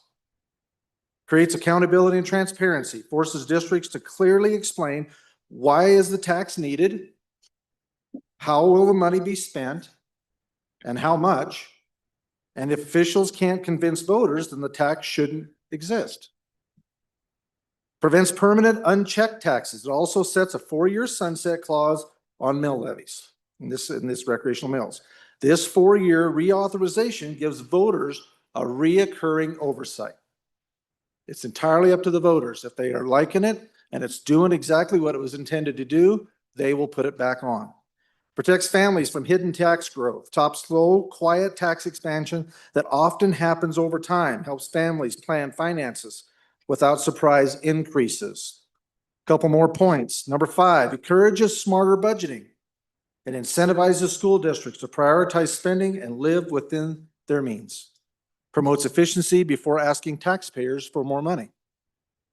Number 6, it phases out old levies unless the voters reapprove them. Makes sense to me. Existing recreational mill levies would expire December 31st of 2028 unless voters approve a new one. If it's working, the dollars are going where they need to, they can make the argument, they can see actively where those dollars are being spent, and however the communities are deciding to do that, then it will be reapproved. Ensures every levy in place has a modern, explicit voter consent. Every 4 years, the voters are going to reestablish this. If they're seeing the real benefits to the communities, then they're going to go and they're going to say, yeah, this is working. It should not be a hard sell if it's doing what it's supposed to be doing. Okay, now here's the debate points, ladies and gentlemen. These are things you've probably heard, and these are the things I'm going to relay to you. This makes funding harder for schools. Well, if a program is valuable, voters will support it. Good ideas survive voter scrutiny. To me, that makes sense. It increases uncertainty as another criticism of this particular bill. Well, regular elections provide predictable, scheduled opportunities for renewal. You can renew this. It's entirely up to the voters, ladies and gentlemen. Okay, another criticism I've heard is local boards know best. Okay, I get that. Taxpayers know best at how much they can afford. That's why it needs to be renewed every 4 years. HB 27 is about trusting citizens, limiting government growth, and defending property taxpayers. It restores democratic values and bringing decisions back to the people. With that, I would love to hear your questions. Thank you, Madam Chairman. Representative Jarvis. Thank you, Mr. Chairwoman. Wow, it's that time of the night. So I think there's a little bit of confusion here because school districts don't have anything to do with rec special districts. They, like, in the district for which I work, they're actually completely separate entities. The rec district, the school helps manage parts of it and will donate to it, but they are completely separate. Rec districts are special districts. They're not associated with schools. So just point of clarity there. And just so you know, the rec districts have existed because what it does is the government has recognized that recreation isn't something that makes money. So like when kids go to swim at your rec facilities or the rec facility is open, they usually turn negative budgets when it comes to keeping the facility going. And it's also been put in place because in order to keep the facility going, the rates would be so incredibly high that it wouldn't be equitable for certain populations to be able to access the recreational facilities equally. So my question is, if this is the case, and we want to do this, why not 2 years? Because when communities realize that, like all the homeschool parents that go to the rec facilities and use these facilities all the time, a lot, have to pay exorbitant rates to be able to access these facilities, or that the after-school programs are no longer available for the after-school care for parents and things like that. And they realize the resources for which they are losing. Why would we wait 4 years for them to be able to have access to this, for them to come back and say, hey, I want to do that mill rate? Why not 2 years? Representative Schmid. Thank you, Madam Speaker, or Chairwoman. Question for the chamber, for the members. In my district, we've got a lot of elected officials that represent these activities over there. And I'm getting a lot of communication both ways, for and against this bill. I guess my question is, does this work against our form of representative government? I mean, those people are elected by the people to manage these boards, manage these facilities. If they don't like what they're doing, they have an option to vote them out of office. So I'm not exactly sure if we're kind of taking something away from the voter by doing this. So I'd like the body to think about that a little bit. That's one of the things that I see that might be an issue here. So thank you. Representative Brown. Thank you, Madam Chairwoman, Speaker. I don't know what other nouns you've been called tonight, but I'll just call you Chairwoman. So, ladies and gentlemen, I'm going to draw your attention to the actual language of the bill and where the statute is that we're changing. And don't read the red part of the statute. Read the black part, the existing language. And the existing language says, a board of county commissioners may.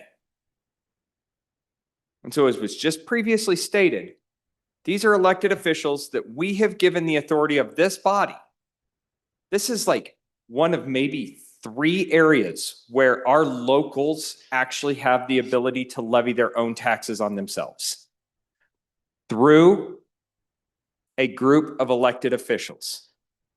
This is not an unelected board of bureaucrats that just comes up with something randomly and figures, hey, we're just going to tax ourselves for this.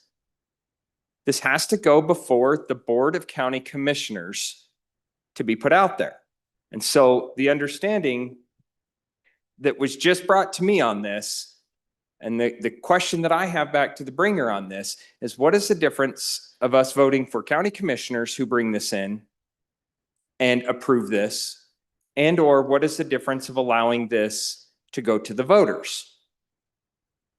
Are we then pulling back just one more potential area of our locals getting that ability to fund themselves when they see these things that go up? And I'm going to be completely transparent on this.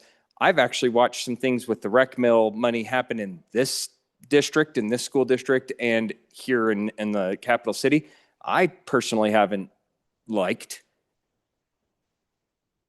but I also voted on the people that put that into it, and sometimes I like the things that they do too. And so I feel like this gets to be a little bit of a scary thing that, and it reminds me similarly of our 5th and 6th penny taxes that we see too, ladies and gentlemen. When we start having these talks about 5th and 6th penny taxes, we have some communities that are willing to charge themselves and others that are not. And so what happens if they choose not to? Some of the times the state comes in and picks that up. So we have counties like one in the middle of the state that doesn't levy any 5th or 6th penny taxes on themselves. What ends up happening? The state ends up writing a little bit bigger check on certain things when we end up doing different entitlements from the state. Are we going to end up doing the exact same thing for these school districts that don't have the rec mill and they couldn't get it through here, but their legislators argue hard enough to get it into a CapCon budget or something along those lines? I just feel like this muddies the water a lot. I feel like we've got a good process in place. And again, I'm going to go back to the previous bill that we talked a few minutes ago. I feel like this is a solution looking for a problem that doesn't quite exist yet. Representative Harshman. Thank you, Madam Chair. So I think there's some confusion on the floor. As I look on page 1 of this bill, line 11, this is 189201. That's the mill we're talking about. There is only one rec mill out there. And a school district forms that board, and most of the time, like in my county, they form them with the county commissioners. And but they're all a little different. But your county will be different. But that's the only one that has a rec mill. Now, the city and the counties, 8 mills and 12 mills, they can be used for recreational purposes, just like they can be used for public health or cooperation with UW Extension or the library or the hospital or the fair or the museum, etc. So this is about that one rec mill. And so I think a couple things. 2003 or 4, school facilities, pools and tracks, pools and tracks, pools and tracks. What are we going to do? And the chief executive at that time, and became law, that state is not going to do swimming pools. It's too expensive. We will do tracks though. Okay, so then how do we fund the swimming pools in our towns across Wyoming? It's the rec mill. It's most of it. It's the rec mill. Now, the rec mill, the average Wyoming house, and I'm not talking, you know, the richest county in the world, but the average house in Wyoming is $350,000 market value. So average mill, 68 to 70. This rec mill would cost about $30 a year to the average Wyomingite. And so I think, but I want to go back to a little historical perspective. And the good speaker said, no taxation without representation. And that all started like 1760s. And what that was about was the Stamp Act, the tax on tea, all these other taxes on Americans who did not have members of the British Parliament. We had no representation. So that is not a rallying cry for this. You have representation on this, 100%, your school board. So I think the thing is, are we going to start voting for all taxes in? Now, some we do, special project mills, extra cents, those kind of things. We require voter, but this one we don't. And many of the other local deals we don't. Hospital mills, board can do 3 mills on its own. Cemetery can do 3 mills on its own, on and on. So I think the good member from Laramie County said it right. I don't think this is a problem. And it'll cost more to run an election on something. I see we're trying to make it general and save money, but yeah, we're represented really well, and we don't want to try to fix something that's not broken. And let's keep working for Wyoming and supporting our communities and our local officials who actually run in way bigger elections than any of us. Those school district elections got more votes than any of us get. So appreciate the bill, but I think we ought to let this go and let our communities flourish. Thank you, Madam Chair. Representative Clouston.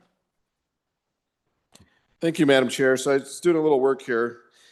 We have 21 different categories of special districts in Wyoming. Why we're just doing the rec mill district, I'm not sure. We could look at museums, rural health, sanitary, senior citizens, solid waste, water conservation, weed and pests, irrigation, hospitals, flood control, fire protection, cemetery districts, conservation. So I'm not sure why we're only looking at one. Now, I served on this committee in my town for 8 years, and we serviced 20 to 30,000 people every year. You know, we're talking 4-H, young leaders, children's festivals, Girl Scouts, senior send-off, alcohol-free in Gillette and in Wright, art programs, baseball, Powder River Symphony. I can go on and on. I've got 5 pages of things that we did here. Summer camps from golf to soccer to cheerleading, basketball, football.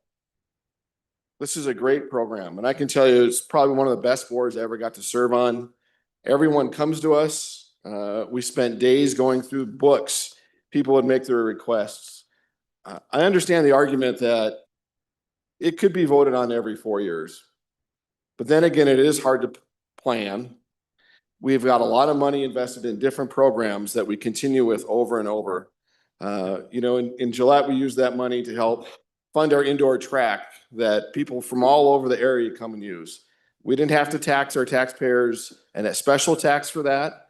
Part of that was paid through this rec district, and we combined it with our county recreation center. So it was a partnership between the county and the rec mill district. So I'm just going to encourage all of you to learn a little bit more about this tax and the uses and all the benefits before you just vote no because it's a tax. It's one of the things I was very proud of to be part of, and it does a lot of good for our communities. Thank you. Further discussion? Representative Nyman. Representative Fair.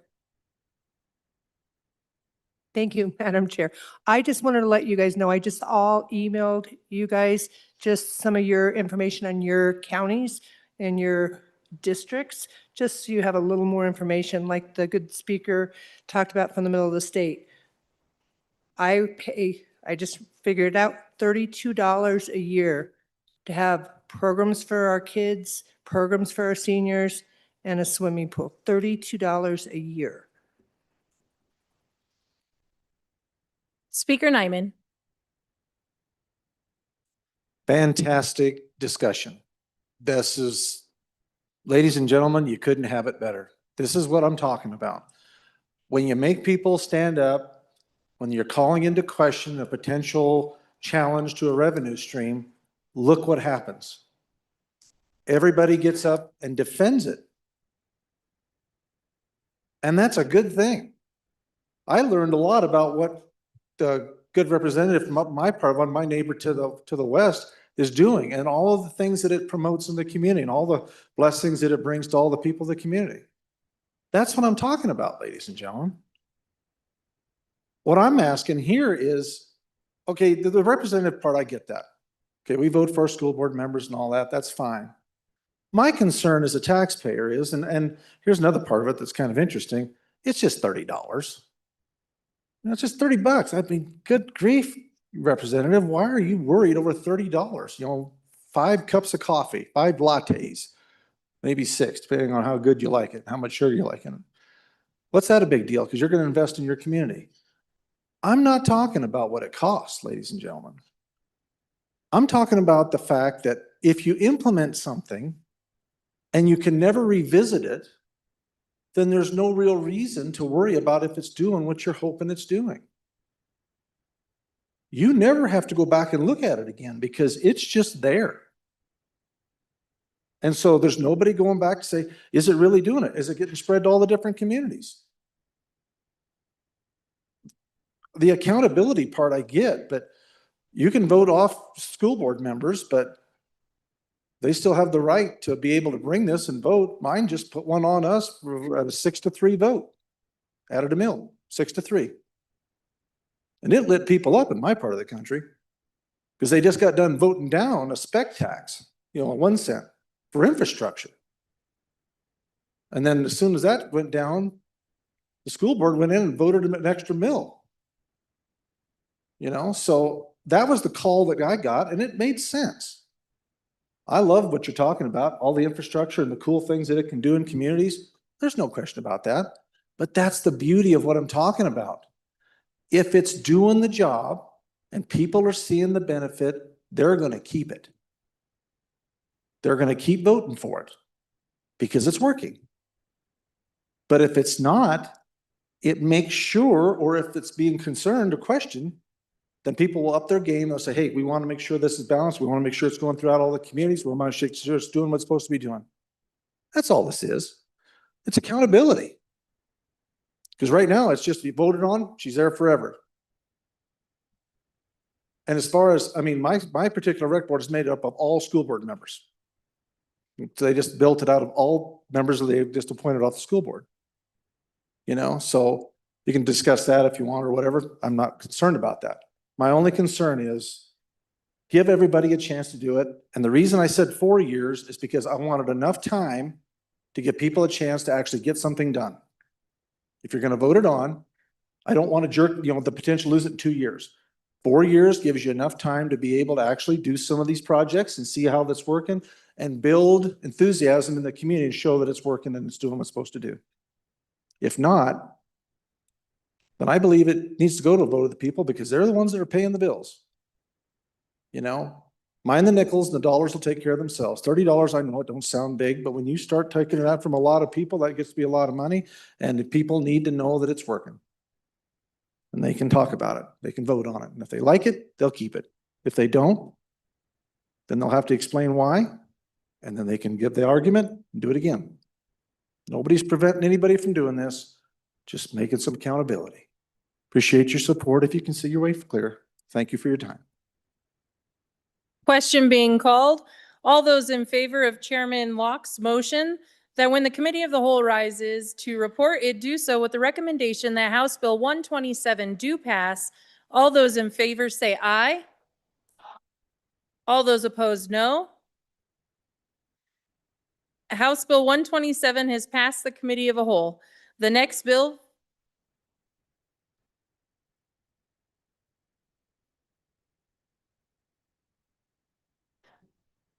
All those in favor of House Bill 127, please rise.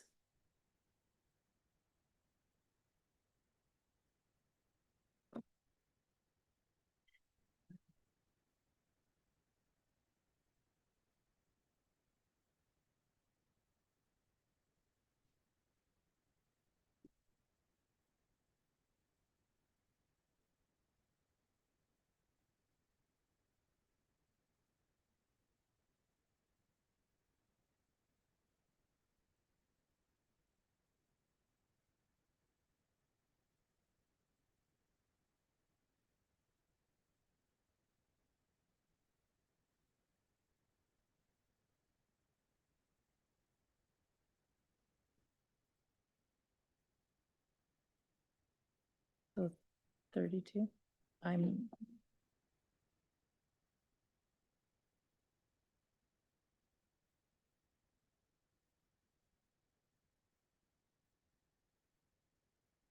You may be seated. All those no for 127, please rise.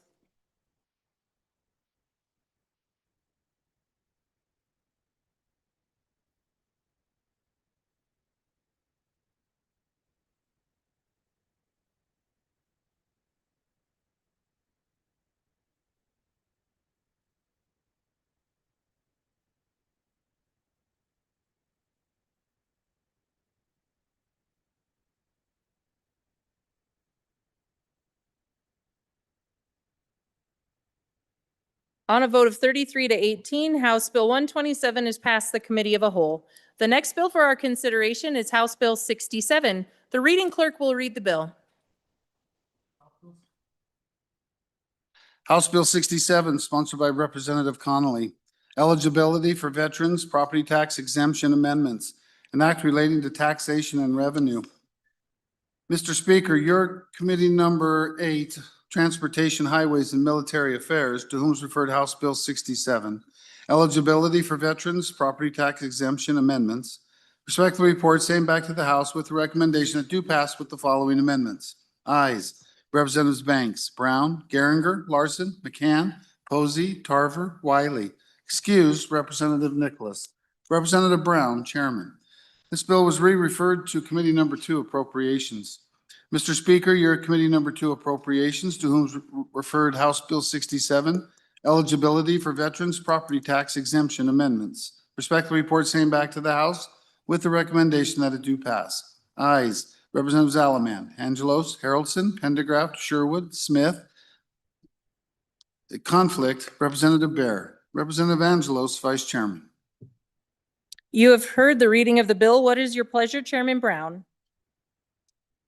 Thank you, Madam Chairwoman. I move that when the Committee of the Whole rises to report it, do so at the recommendation that House Bill 67 do pass. Further move the Standing Committee Amendment, and I will turn the explanation of the bill and the Standing Committee Amendment over to the representative who shares the last name of a delicious Italian treat. Representative Connolly. Thank you for that. Okay, so the committee amendments for this, it's already been moved. So what we did on this bill is you look on page 2, line 9, it turns the existing bill back to 3 years because we did have it at less than 1. So we reinstated the current numbers to the bill to 3 years, deleted 1 year. Then on page 2, line 16, we deleted 18 and inserted 24 months. Reason being is because that's easier to track for all that were concerned on that. And that carried through in 2 different spots. And there was a thing added that for the way the treasurer handles the money, to have an annual appropriation in there to cover if this particular funding mechanism wasn't enough to cover it. What I'm hearing from folks though, and after testimony from the Attorney General or Adjutant General, that that may not cost what they were estimating. So, I'd ask for your approval on that. Any discussion on Standing Committee Amendment number 1?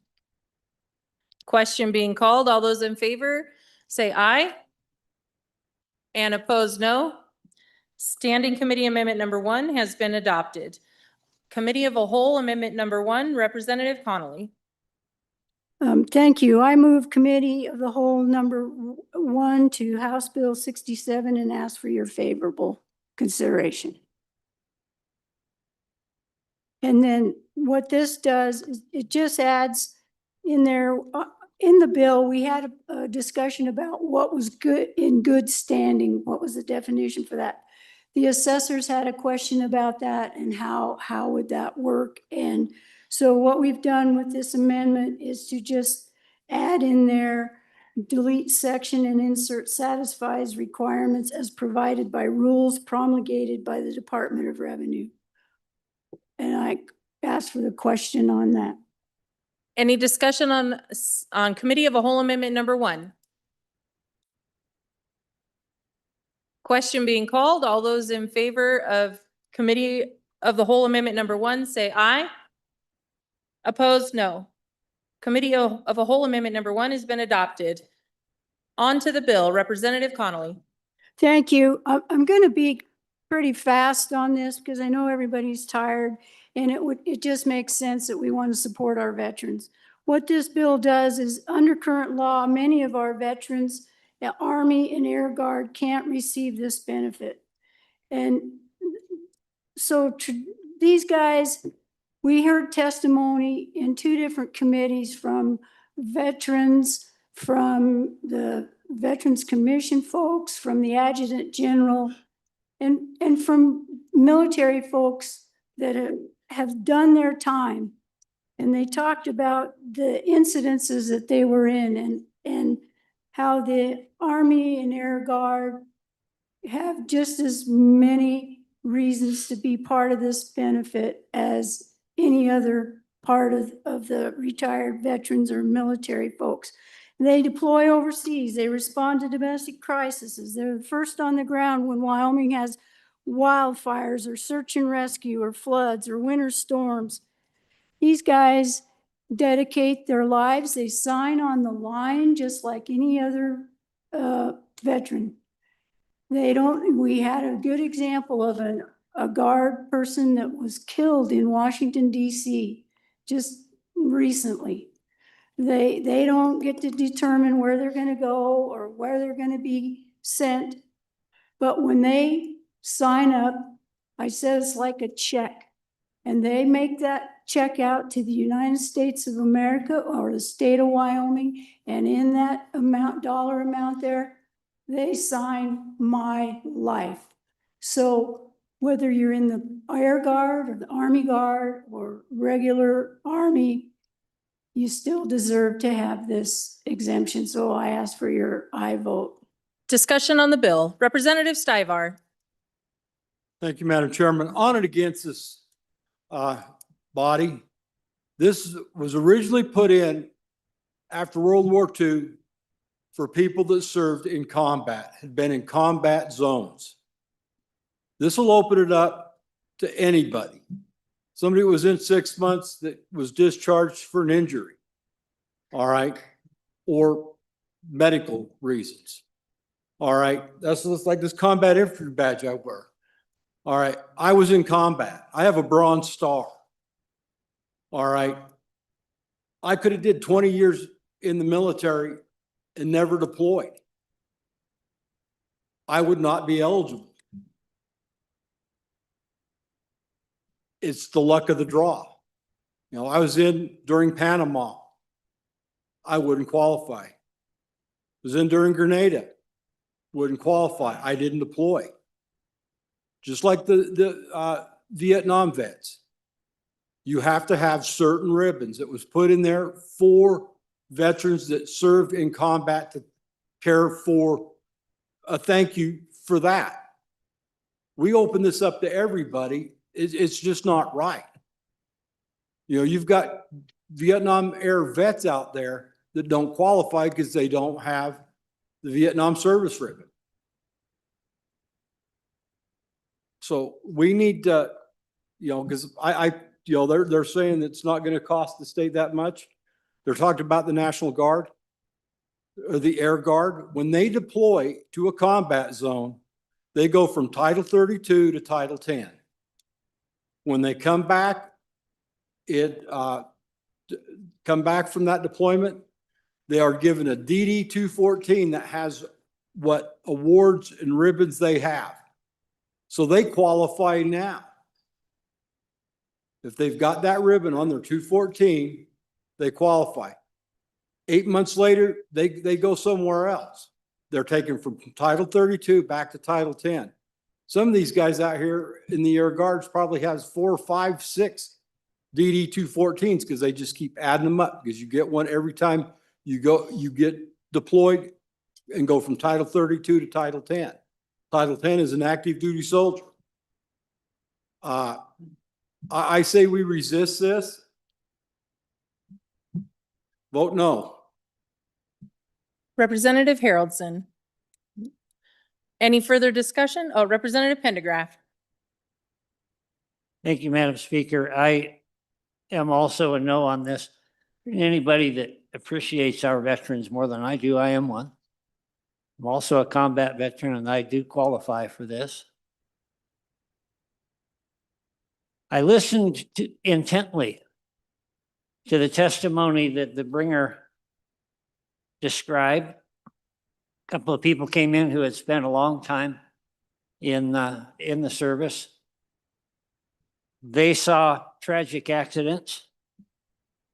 They wrote that blank check that said, if it's required of me, I will give my life. I did that too. The first 8 years of my career, I had that blank check signed. I was ready to go. It's the luck of the draw whether I win or not.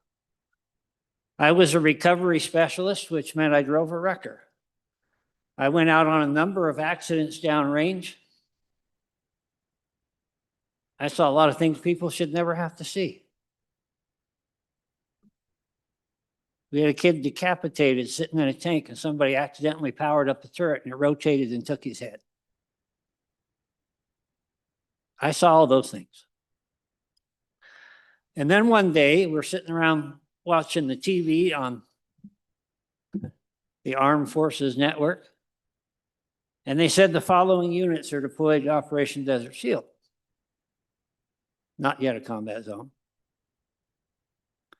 And they listed off our name, and it happened to be sitting there with the first sergeant. I said, hey, Top, do you know anything about this? He said, no, this is the first I've heard of it. A very few days later, about 2 days after Thanksgiving, well before daylight, I'm standing out on the tarmac with my duffel bag and my wife and 3 little kids. And we said, where are we going? They said, we can't tell you. We said, when will we be able to come back? Is this a year, 2 years? What is it? They said, you'll be there till it's over. Folks, that changes you. And then when you get into combat, it's not pretty, but it changes you. And if you've never been there, you don't know. You don't know.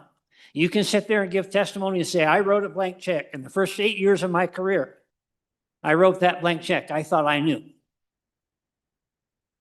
When you come home and leave some of your friends behind, when you come home and you reach your arms out to your little daughter and she doesn't even know who you are. Some years ago, the Army gave a beret to those special forces. It was a way of identifying them, that they were something above and beyond.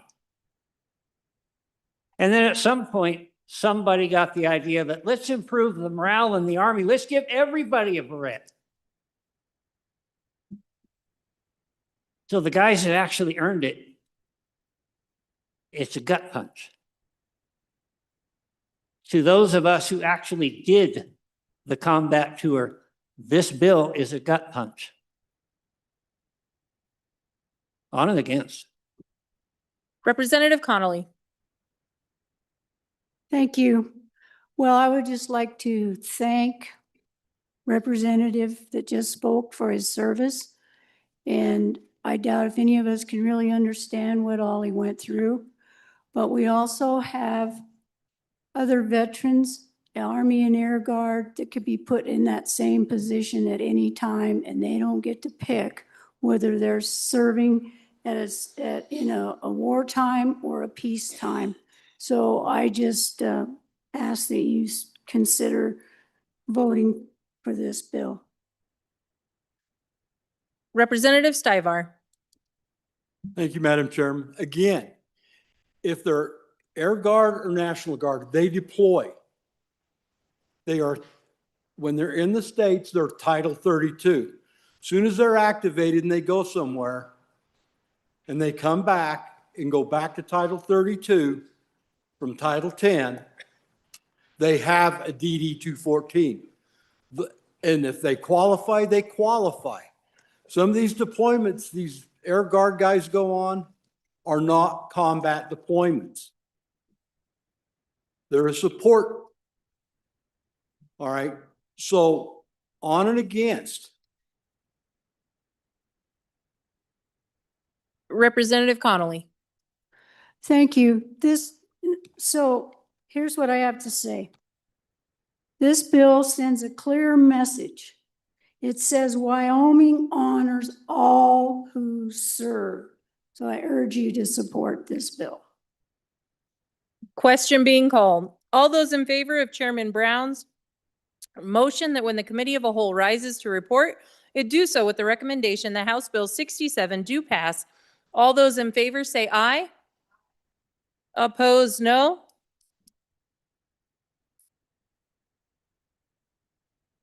Chair is in doubt. Will all those in favor please stand?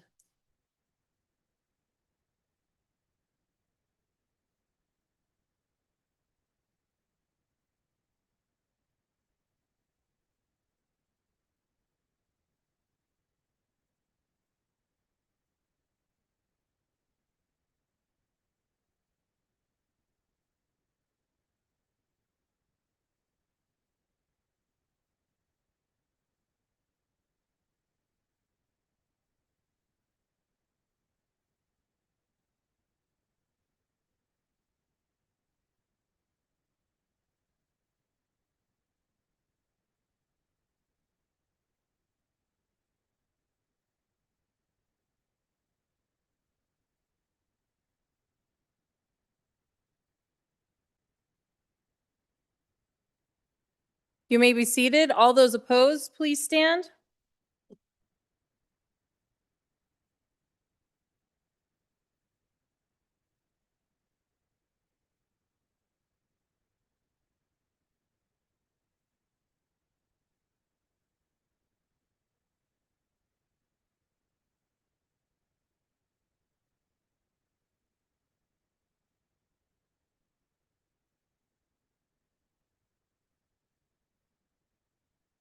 On a vote of 23 to 25, we will move to a roll call vote. Chief Clerk, please call the roll.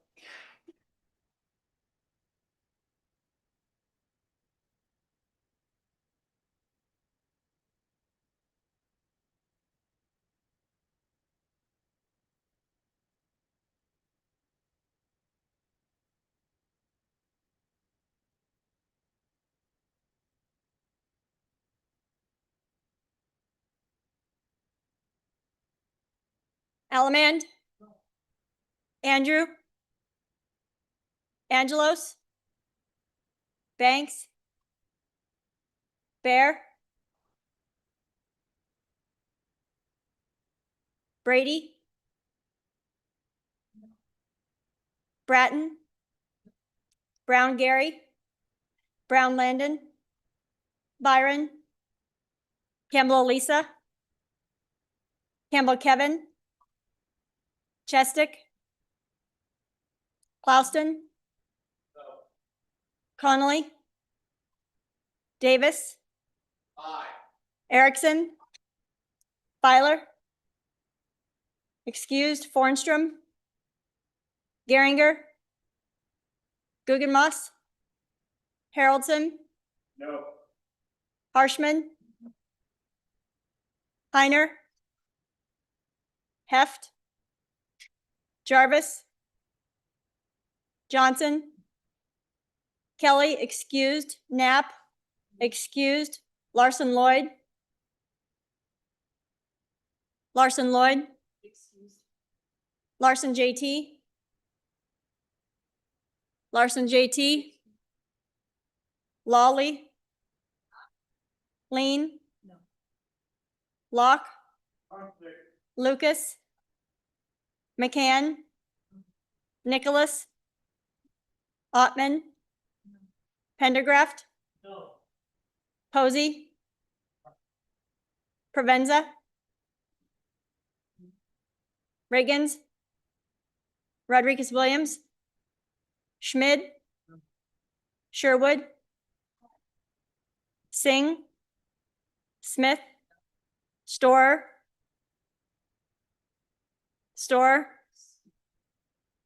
Strock? Stivar? Tarver? Thayer? Washut? Wasserberger? Webb? Weber? Wharf? Williams? Winter? Wiley? Yin? Mr. Speaker, are there any changes? Haroldson, no to aye.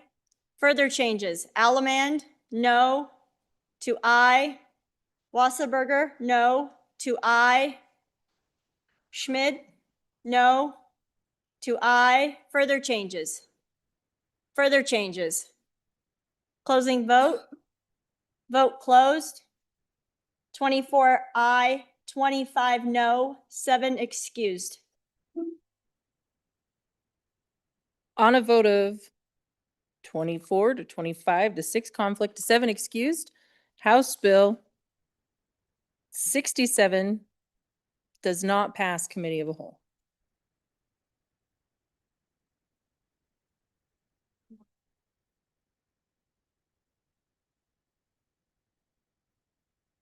Having failed, a roll call vote is indefinitely postponed.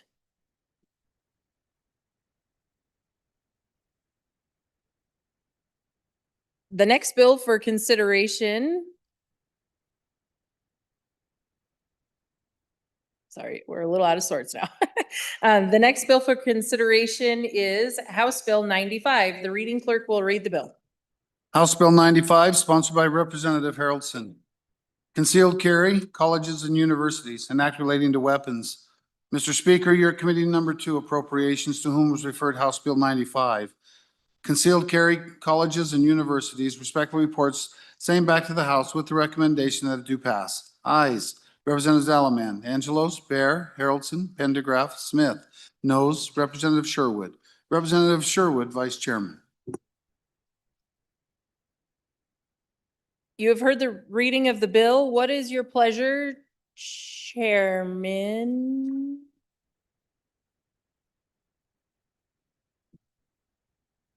John.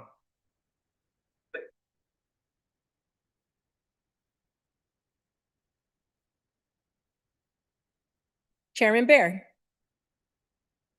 Thank you, Madam Chairman.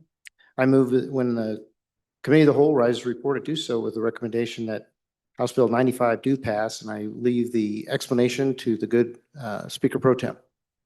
Representative Haroldson. Thank you, Madam Chairwoman. I know it's late, guys, so I'll keep this short and sweet.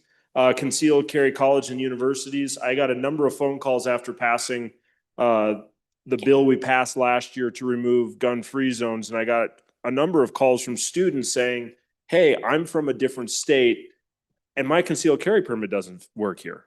Because how our statutes are laid out is that it's a Wyoming issue concealed carry permit. And so what this does is it gives us true campus carry and gives the opportunity for constitutional carry on campuses, and ask for your favorable consideration. Discussion on the bill. Question being called. All those in favor of Chairman Bear's motion that when the Committee of the Whole rises to report, it do so with the recommendation that House Bill 95 do pass. All those in favor say aye. Opposed, no. House Bill 95 has passed the Committee of the Whole. The next bill for your consideration is House Bill 145. The reading clerk will read the bill. House Bill 145, sponsored by Representative Yin, removing triple taxation for resident EV drivers, an act relating to taxation and revenue. Mr. Speaker, your committee number 8, Transportation, Highways, and Military Affairs, to whom is referred House Bill 145, removing triple taxation for resident EV drivers, respectfully report same back to the House with the recommendation that do pass with the following amendments. Ayes, Representatives Brown, Geringer, Larson, McCann, Posey, Tarver, Wiley. Excused, Representative Banks. Absent, Representative Nicholas. Representative Brown, Chairman.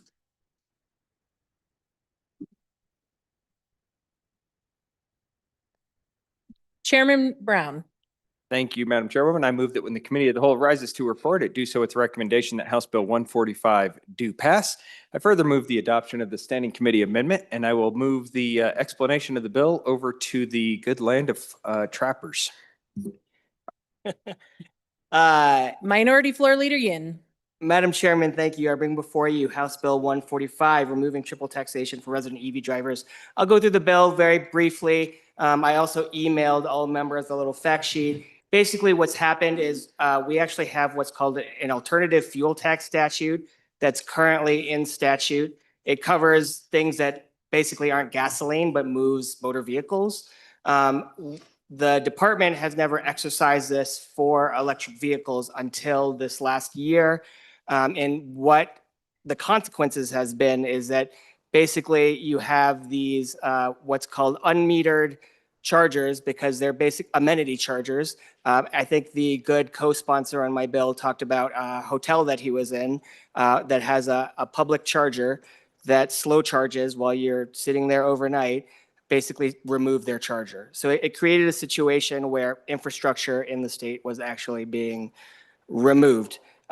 This is happening because essentially if they decided to put in $8,000 to pay to start metering those chargers, the amount of tax that they would be paying is about 7 cents a month. And so they're paying for 7 cents in taxes based on the current alternative fuel tax, and they have to do it monthly. The triple taxation part of the bill is there's a registration fee for EVs, the $200 registration fee. There is the alternative fuel tax that we just talked about, and there's sales tax. So for most EV owners in the state, they just charge at home for most of the time, unless they're driving through the state. But what we aren't really doing is properly charging the people that drive through the state that aren't resident EV drivers. So you have this mismatch where resident EV drivers are paying too much and non-resident EV drivers are not paying enough. And so this equalizes it. It does three things. It raises the alternative fuel tax specifically for EVs and specifically for DC fast charging. And so that's to capture the people that move through the state. It puts a sales tax exemption. So if you drive a gasoline vehicle, you don't pay sales tax, you pay fuel tax.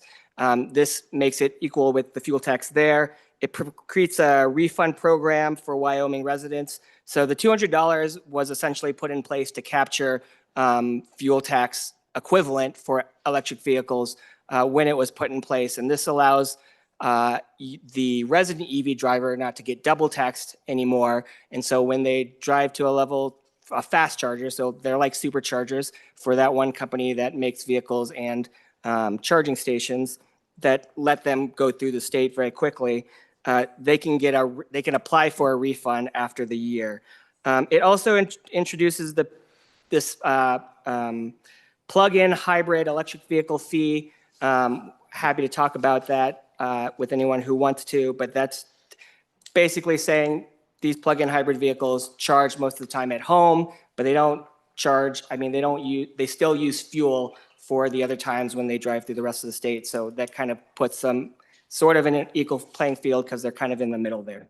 And then, yes, again, what we've seen is that these level twos don't create much tax. They actually create too much of an administrative burden. So we exempt the level twos and we charge people where they're actually charging when they drive through the state, which is those level three chargers.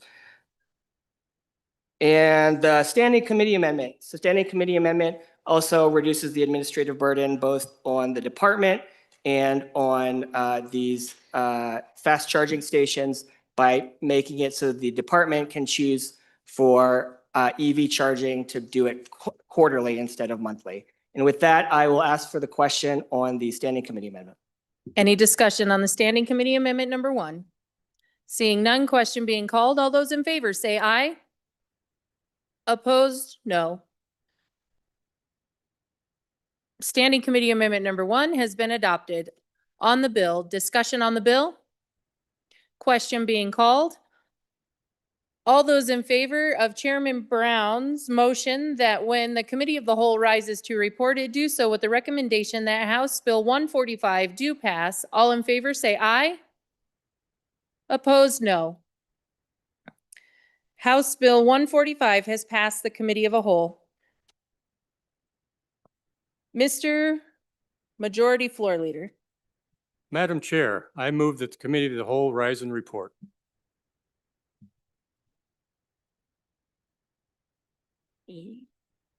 Do I say that part? You have heard the motion. All those in favor say aye. And those opposed, no. The motion carries. Thank you. This was fun. You're gonna go right down here to that microphone and then you're gonna read the rest of your thing there. It's on the other podium.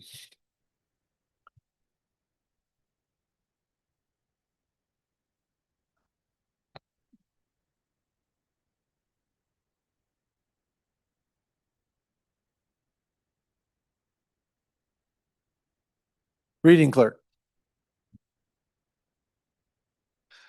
Mr. Speaker, your committee of the whole, having had under consideration bills on general file, begs leaves to report as follows. House Bill 84 do pass. House Bill 116 do pass. House Bill 44 do pass amended. House Bill 112 do pass. House Bill 78 do pass. House Bill 16 do pass amended. House Bill 130 do pass amended. House Bill 25 do pass. House Bill 103 do pass. House Bill 56 do pass amended. House Bill 52 do pass amended. House Bill 83 do pass. House Bill 126 do pass. House Bill 147 do pass. House Bill 102 do pass amended. House Bill 141 do pass amended. House Bill 75 do pass amended. House Bill 98 do pass. House Bill 70 do pass. House Bill 117 do pass amended. House Bill 128 do pass. House Bill 69 do pass amended. House Bill 43 do pass amended. House Bill 80 do pass amended. House Bill 157 do pass. House Bill 92 do pass amended. House Bill 26 do pass amended. House Bill 76 do pass. House Bill 96 do pass. House Bill 28 do pass amended. House Bill 178 do pass amended. House Bill 41 do pass amended. House Bill 120 do pass amended. House Bill 39 do pass. House Bill 159 do pass. House Bill 127 do pass amended. House Bill 67 failed to pass committee of the whole and was indefinitely postponed. House Bill 95 do pass. House Bill 145 do pass amended. Representative Lean, Chairman. Representative Lean, I move the adoption of the committee of the whole report. you have heard the motion. All those in favor signify by saying aye. All those opposed, no. Congratulations and well done, Representative Lane.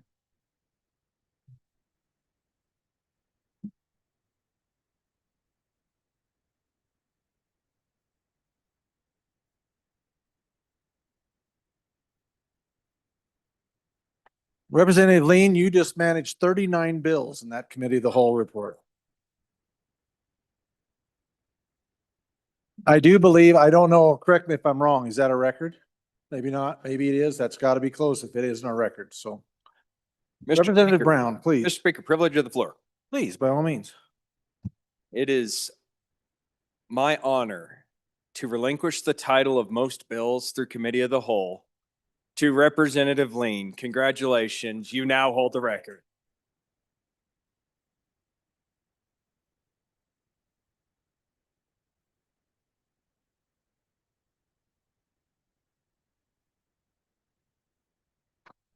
Yeah, that's awesome. Thank you for that, Representative Brown. Yeah, Representative Pendergraft. Thank you, Mr. Speaker. I think it's only appropriate. Representative Lean, no speech, but please come pick it up.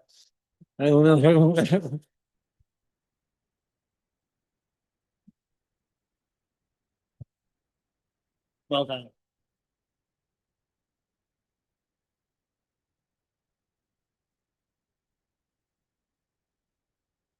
All right, ladies and gentlemen, we have a few things to finish up here. Oh, messages from the Senate. None, okay. Reports from standing committees. House Bill 109, sponsored by Representative Bratton. Property tax exemptions, application date. An act relating to ad valorem taxation. Mr. Speaker, your committee number 3, Revenue, to whom's referred House Bill 109, property tax exemptions, application date. Respect the report, same back to the House with the recommendation to pass with the following amendments. Ayes, Representatives Brown, Campbell, Lean, Locke, Lucas, Riggins, Storer, Stivar, Wharf. Representative Locke, Chairman. All right. Committee announcements. Representative Chairman Rodriguez Williams. Thank you, Mr. Speaker. Your committee number 10 will meet tomorrow morning at 8 a.m.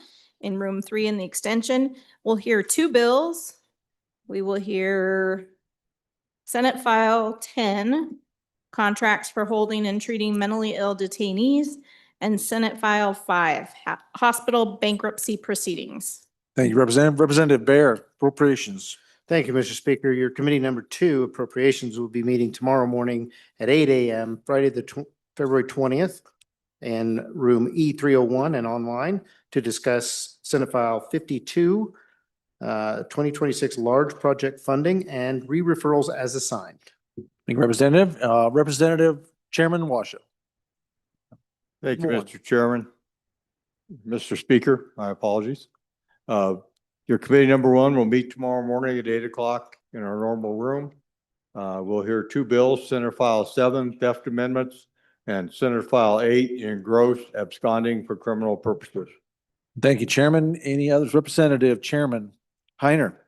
Thank you, Mr. Speaker. Your committee number 9, minerals, will meet tomorrow morning at 8 a.m. to hear 2 Senate bills, Senate File 45 and Senate Joint Resolution 1.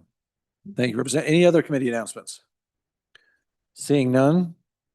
Chief Clerk, that clears the deck. Mr. Majority Floor Leader, I would certainly entertain a motion.